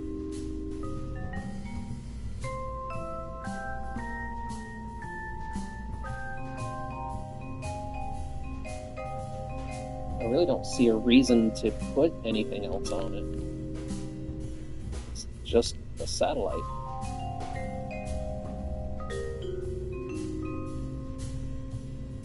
I kind of want to put something on it just to make it look cool, but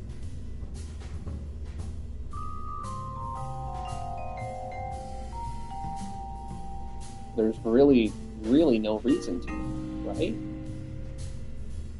I mean, we have everything that's required.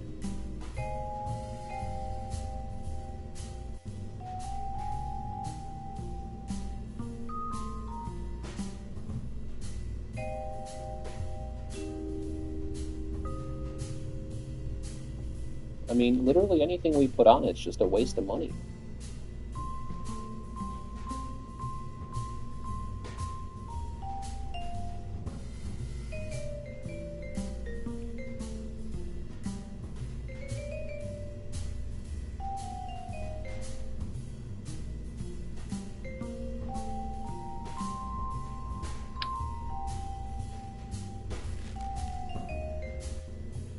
For real. I'm struggling to see the point of putting anything on it. So, we'll just launch it.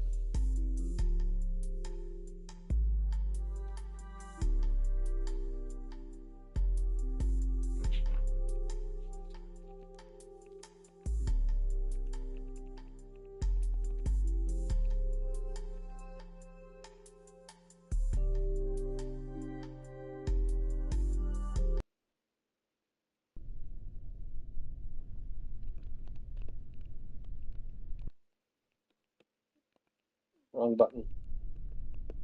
Full throttle, SAS. Let's go.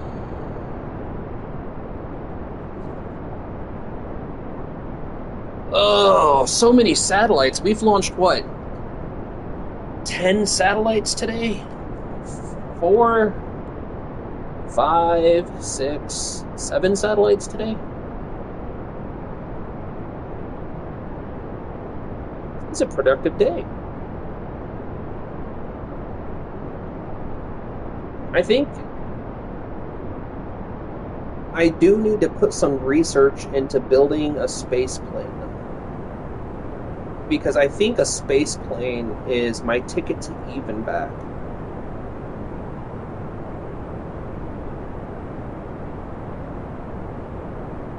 I think that would be the ticket to Eve.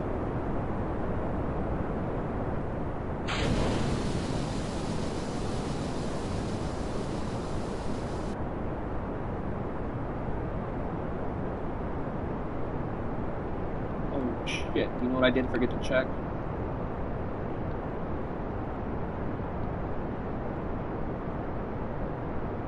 I really don't know how that didn't get auto-shredded.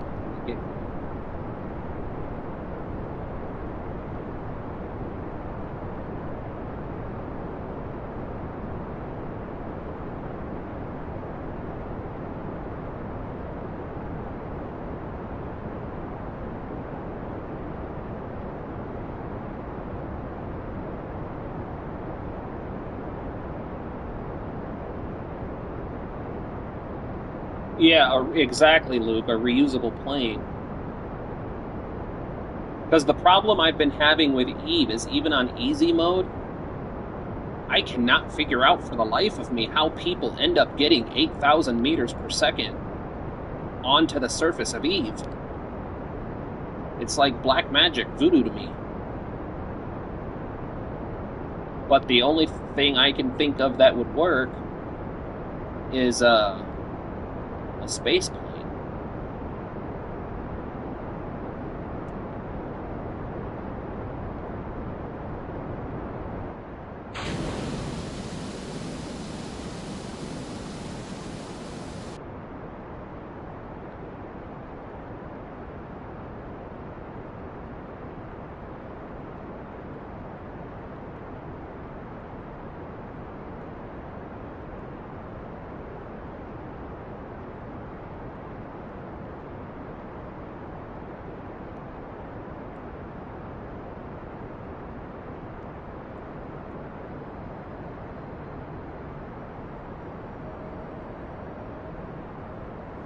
Yeah, that's what I'm thinking.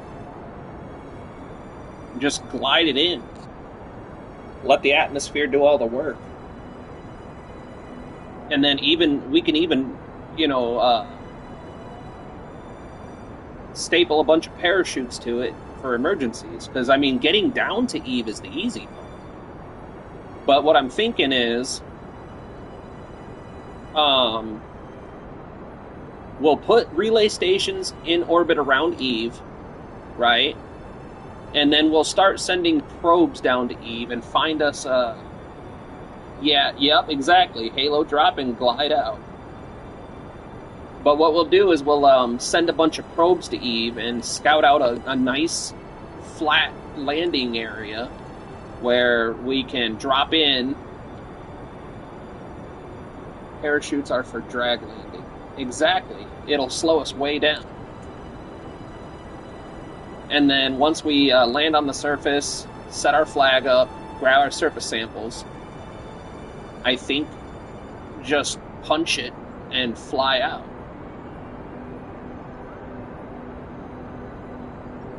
And then what we could even do to maximize our returns is we put a small space station in orbit around Eve, and put some a science lab in it. And then what we can do is, if we don't have the Delta V to get all the way back to Kerbin from Eve, we can just dock the space plane at the space station until we send a refuel. Save those air miles. Yeah, they add up. Actually, what we need to do is expose our solar panels and activate our comms array. Where's my comms array? Oh, there. No.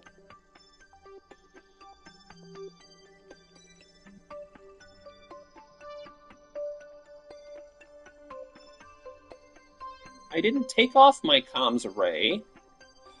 Oh. It was on the Sentinel satellite. I forgot.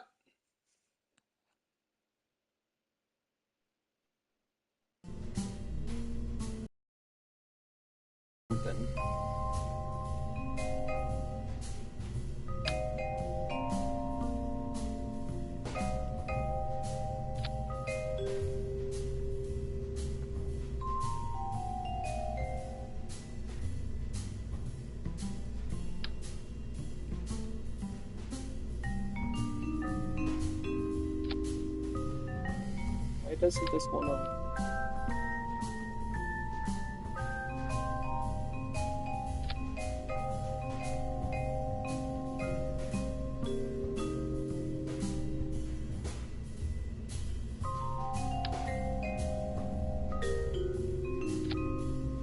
Why is this being so... Alright, you know what? Fine.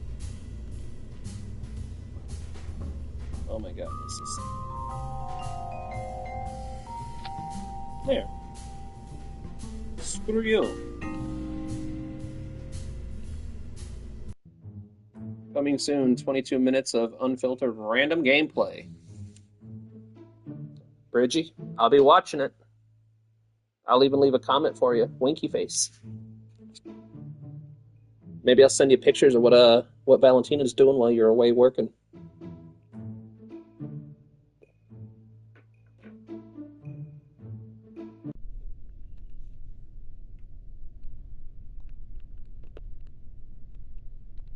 Alright. Try again. I totally forgot that I put that communications antenna on the damn Sentinel portion. And you know what else I forgot again? I really need to do that in the VAB.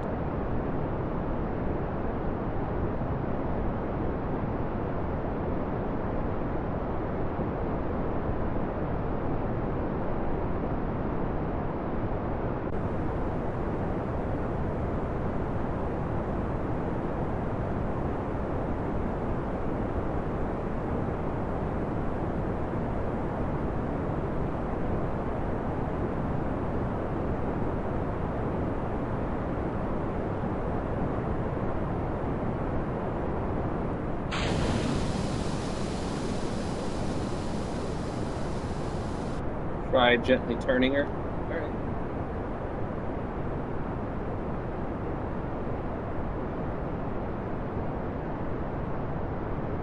Not gentle enough. Not gentle enough.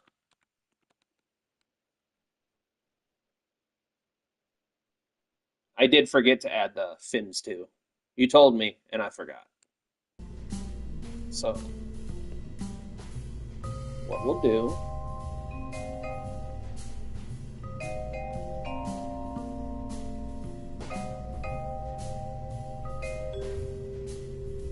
Do, do, do, do, do, do.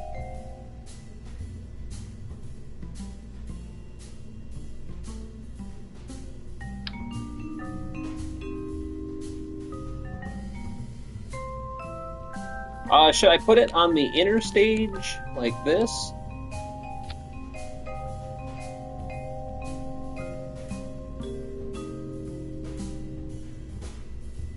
I think that looks nice.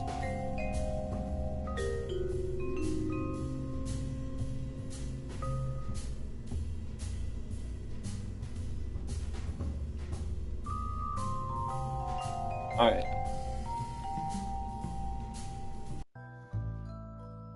Third time's a charm.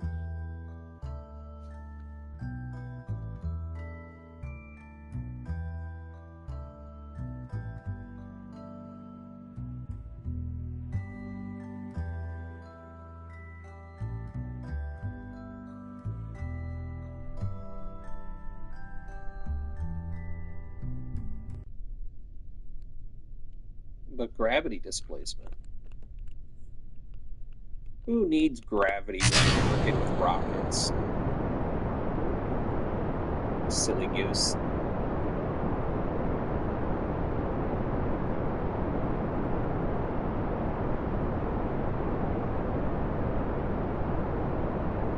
Alright. Once we hit 300 meters per second, I will try a much more gentle gravity turn.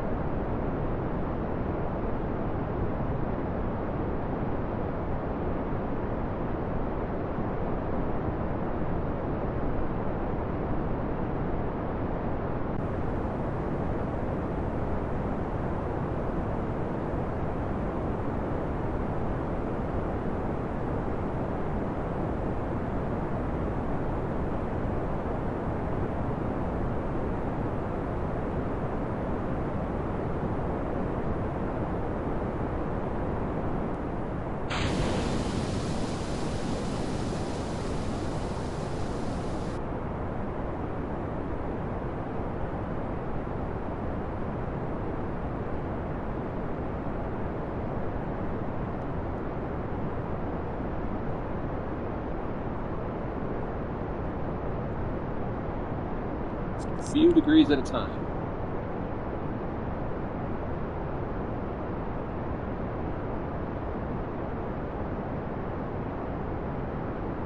Nice and gentle. Like a baby cobra.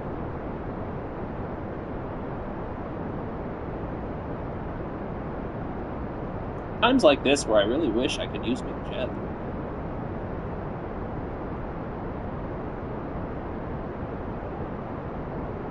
I really don't want to go past 30 degrees for a minute. Not too much farther past 30 degrees anyway.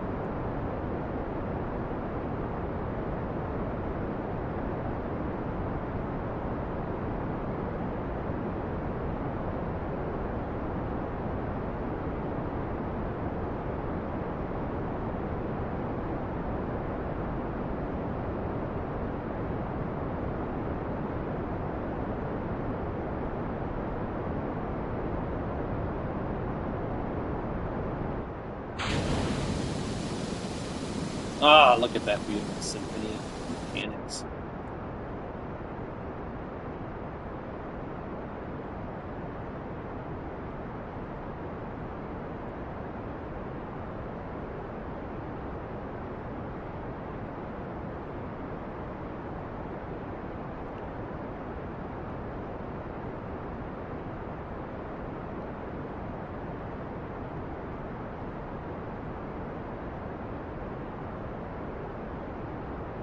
Fabulous.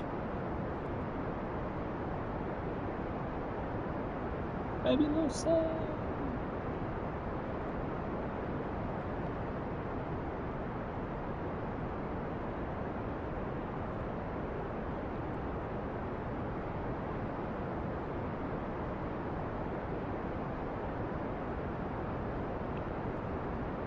Alright, now let's dip 10 degrees below the horizon to pick up velocity. We're going to trade altitude for velocity.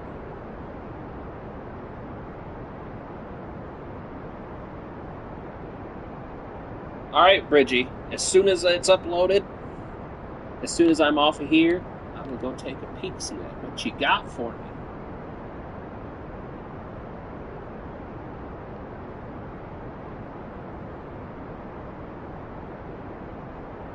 Alright, we're going to go 20 degrees down bubble. Aye, sir, 20 degrees down bubble.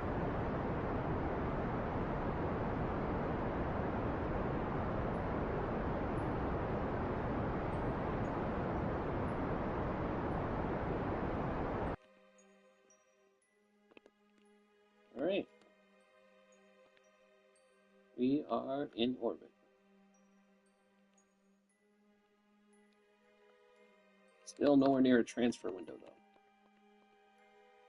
You know, I do want to see something. Just because I am super curious.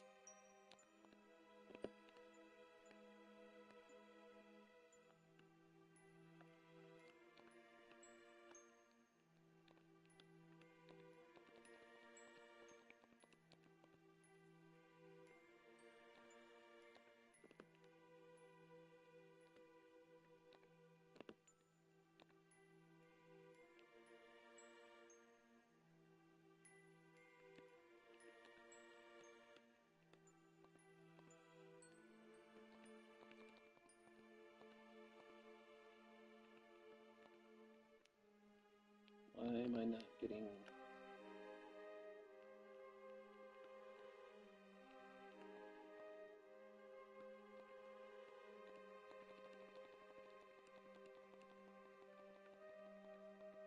There we go. I mean, I can do this transfer window.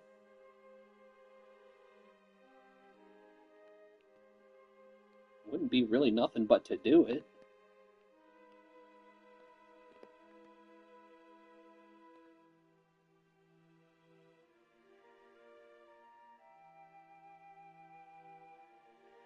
It's not the most efficient transfer window, but it certainly works. This vessel actually doesn't really need the tons of DV.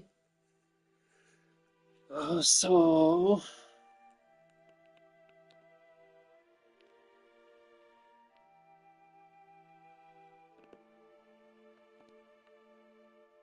Before we go to bed.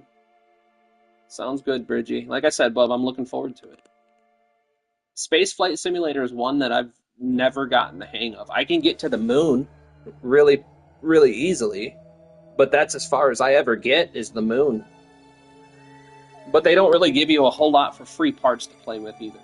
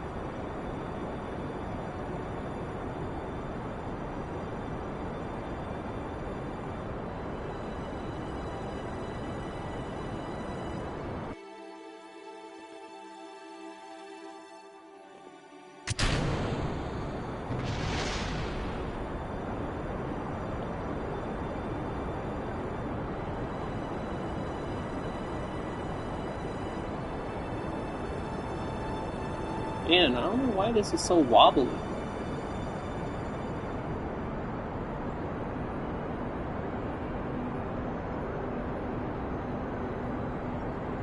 Oh, there it goes. It straightened itself out. I think it was just because the amount of mass that it had.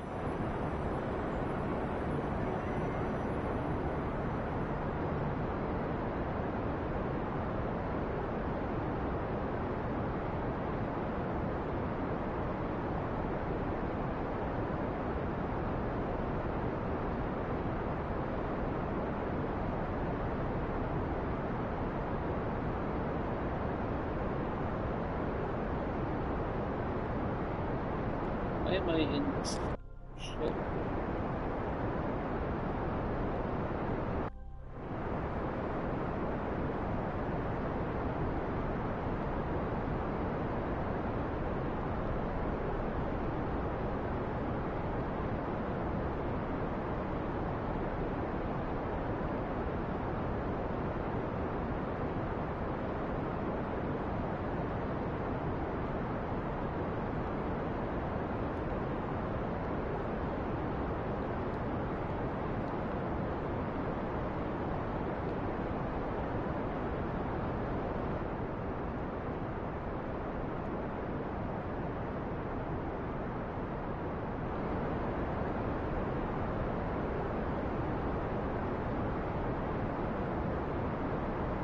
Yeah, I've never made it to Venus. But again, I've only ever played the free version, and you don't get crap for parts to work with.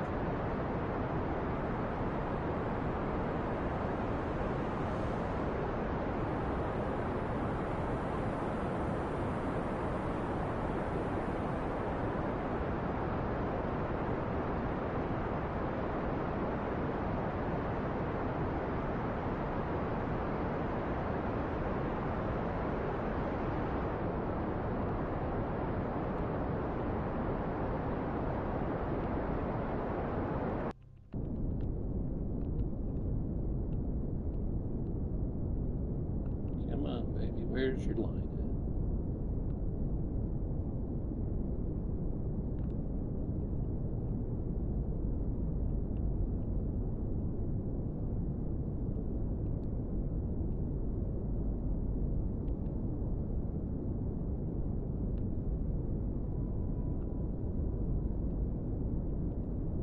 There it is. Got it. Ooh, almost missed it, though.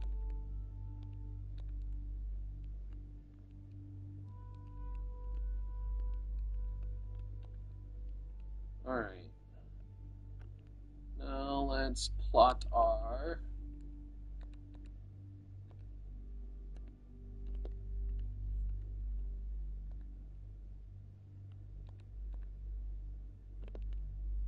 Okay. Actually, we probably want that down. Mid-course corrections can be a mite bit touchy.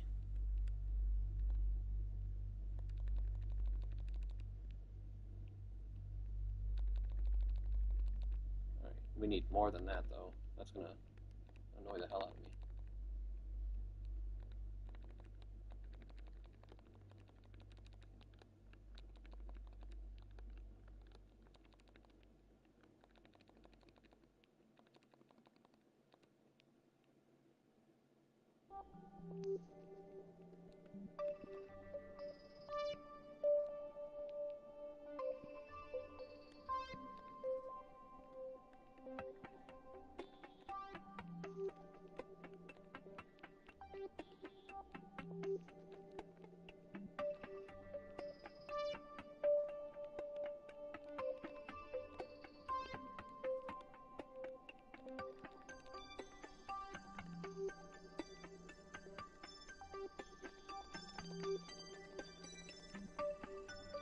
Oops.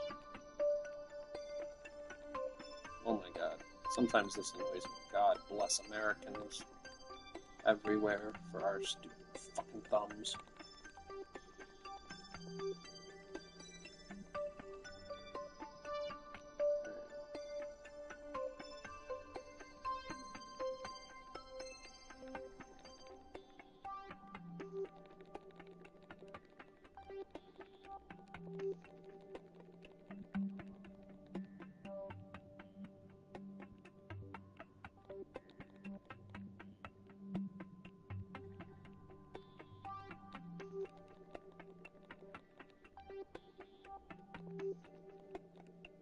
It should do it.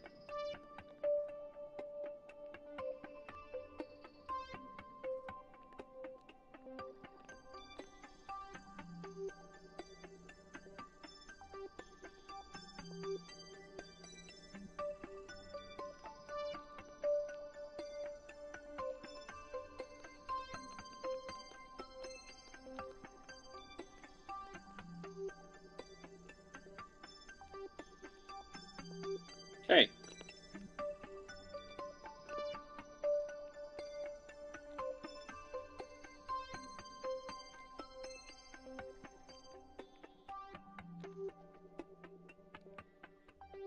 Look at that beautiful piece of mechanical artwork.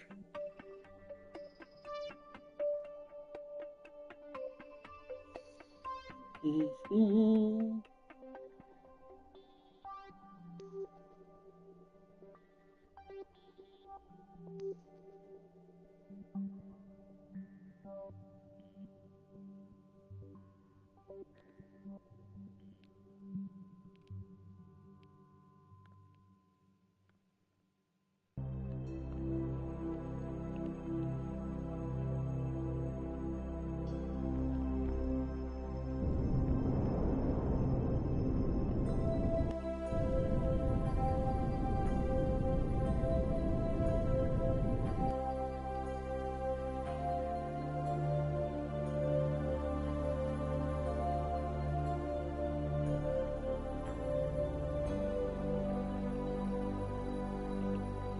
Can do to help the situation.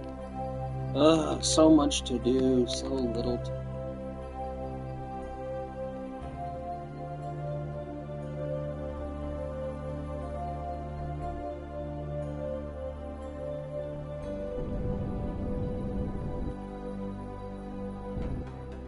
There we go.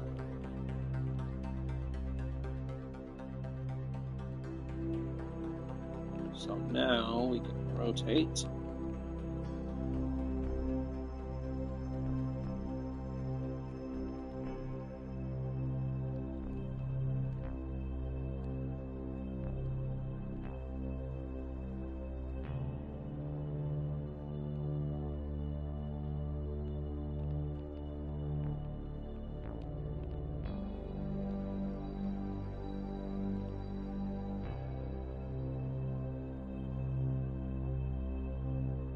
You know, it just occurred to me we left our Kerbals in that can for, what, a year and a half now?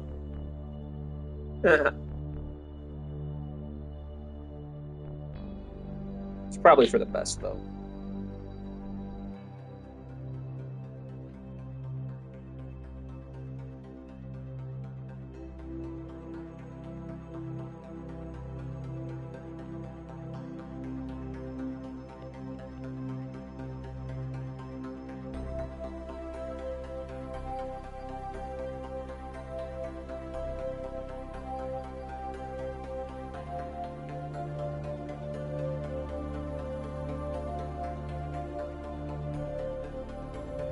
Oh, wait,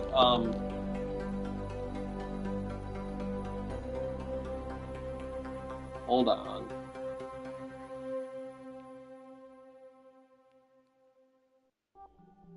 So, let's do this. Because I think we're going to be going the wrong freaking direction again.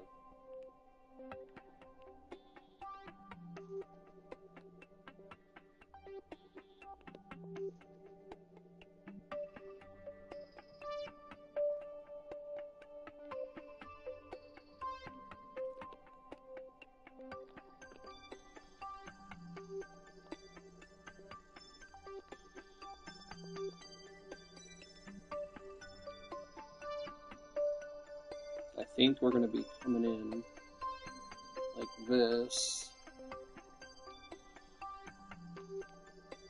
I guess we'll see. If we come in at the wrong one, we just saved it so we have time for a new course to be set.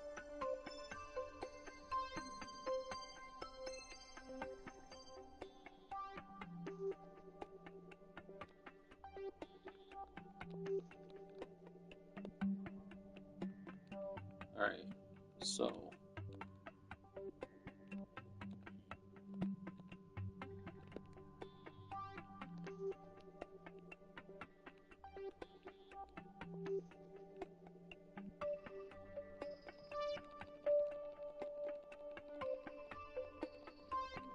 I think what we need to do is this.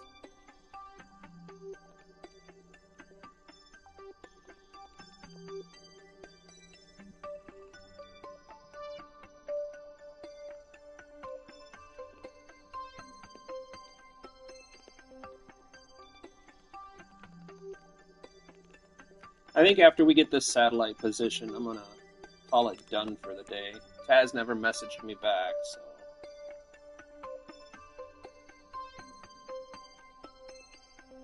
I might give him a call and complain. Speak to his manager.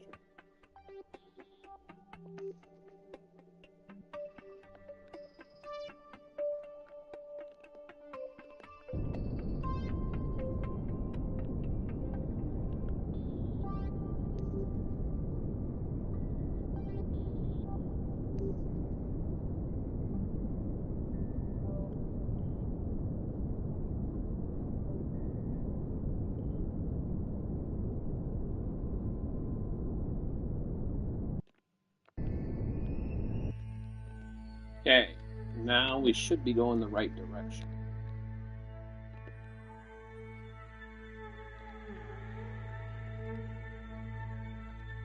Whoops.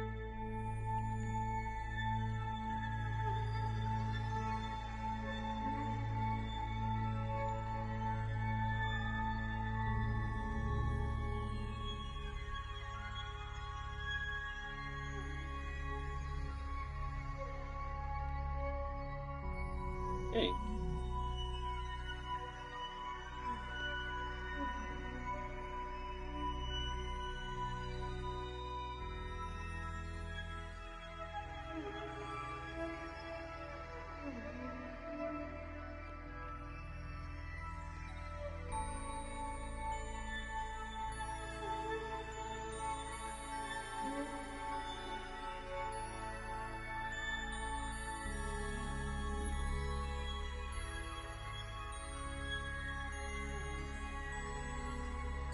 Okay.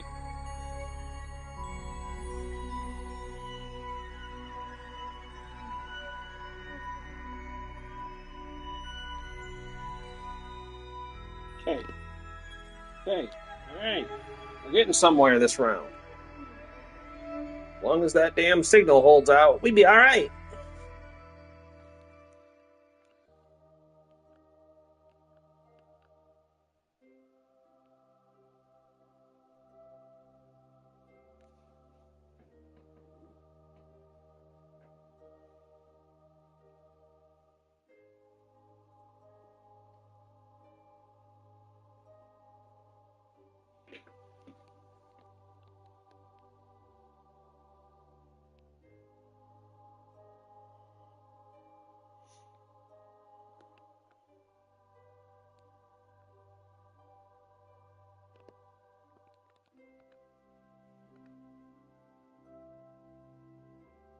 Just about a minute and a half.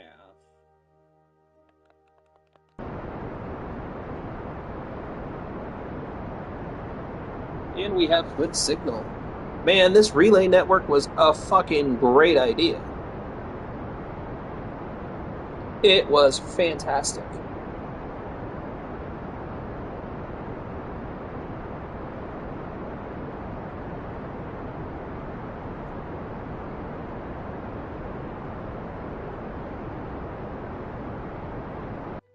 Yes. All thanks to you, Luke.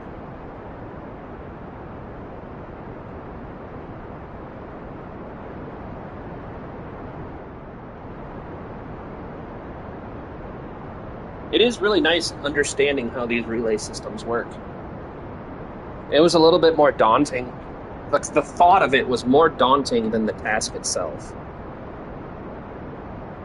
I think what I'll do is if I end up playing any more before the next time I stream this, it'll just be the grindy stuff. I'm not going to do important stuff without you guys. But I'll get through some of the grindy stuff, maybe get some contracts grind out, or get some contract grind out of the way. Maybe fill in the gaps for the relay network that we already have. And I might throw a couple of relay satellites in Eve's orbit so that way next time we do get on and stream, I can just jump right into probing Eve. Giggity.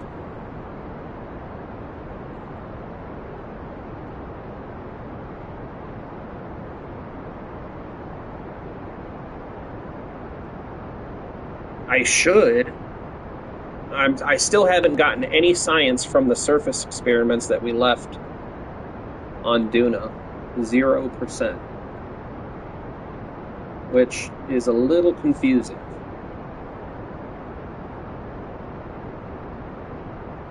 The only thing I can think of is maybe the surface experiments don't have the oomph in the signal strength to make it all the way out here.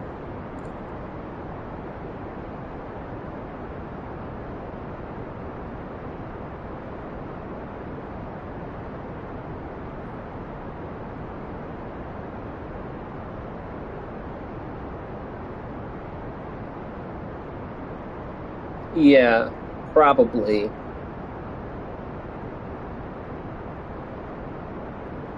Bridgie, EE.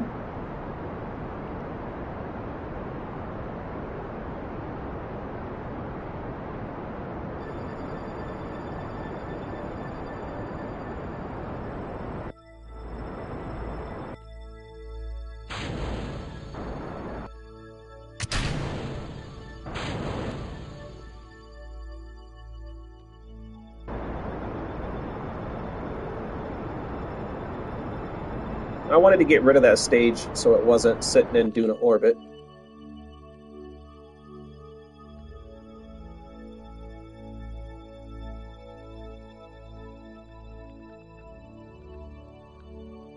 Alright, contract fulfilled.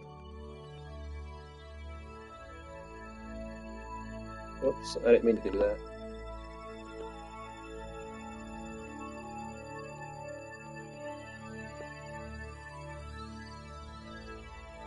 Get rid of that.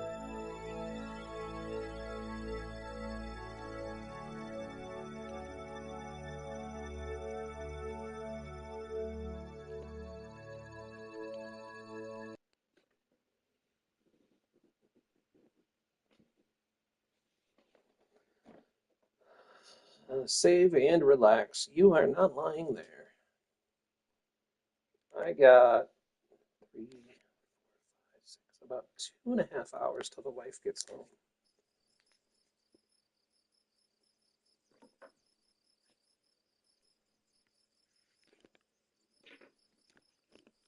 We do have a nice chunk of cash built up.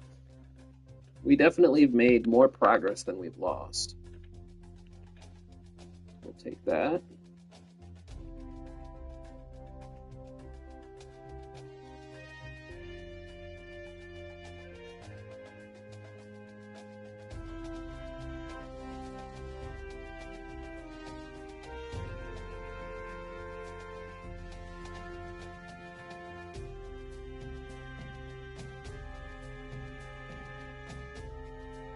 Does it have to be newly launched?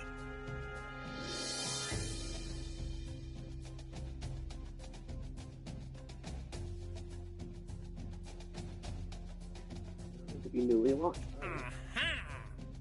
See what I mean? Easy money. Easy money.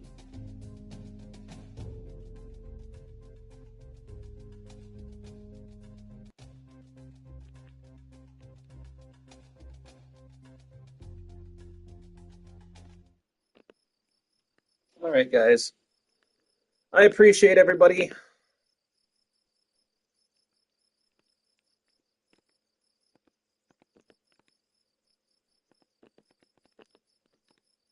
That's fully upgraded. It's fully upgraded.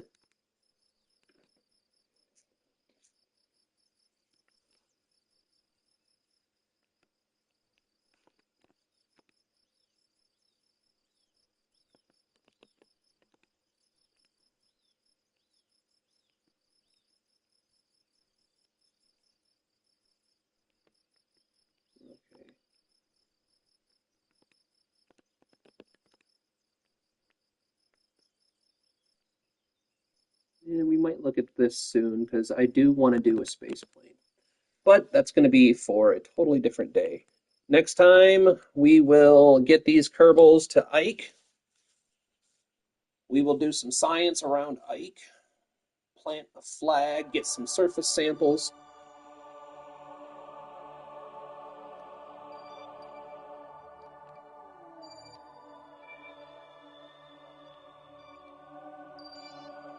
There we go. Is it what I launched was the savior? Yeah, I'm pretty sure. Pretty sure this is the one with the Kerbals in it.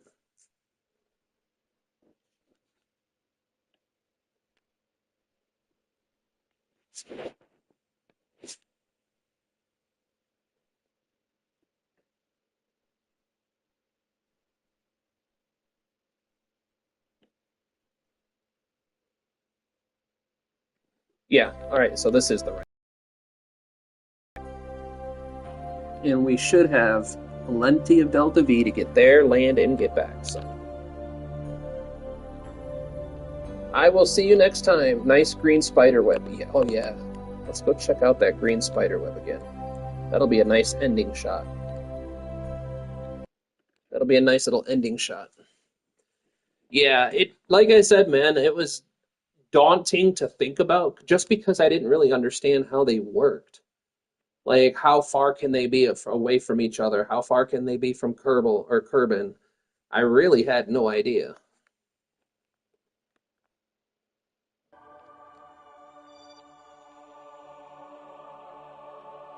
Look at that. It's so beautiful. I think if we fill in the blank spots, we'll have 100% coverage. We just need a satellite over here, maybe one or two here. I might launch even more. Like, I might put 1, 2, 3, 4. All right, 1, 2, 3, 4, 5, 6. 4 to 6 new satellites around everything. And then, after we conquer the inner system, it's going to be time to move out. But we still have more science to get on Duna. We have Eve. We have Moho. And I still haven't had a single successful landing on Moho or Eve. So we still have a lot to do. But I'm thinking the next group of satellites will go through here, and then through out here, and then I might even I might even go as far as to put some out here so we can start. I don't know how that works, but I've never been farther than Jewel before, so we'll see. But that'll be next time. So thanks. Have a great one, Luke. Thank you for all your help, man. Bridgie, look forward to seeing your posts. Everybody who might see this in the future, appreciate ya. Make sure you hit that thumbs up button to help these Kerbals survive my stupidity. Thank you guys for joining me. I hope to see you on the next one. But until then, goodbye.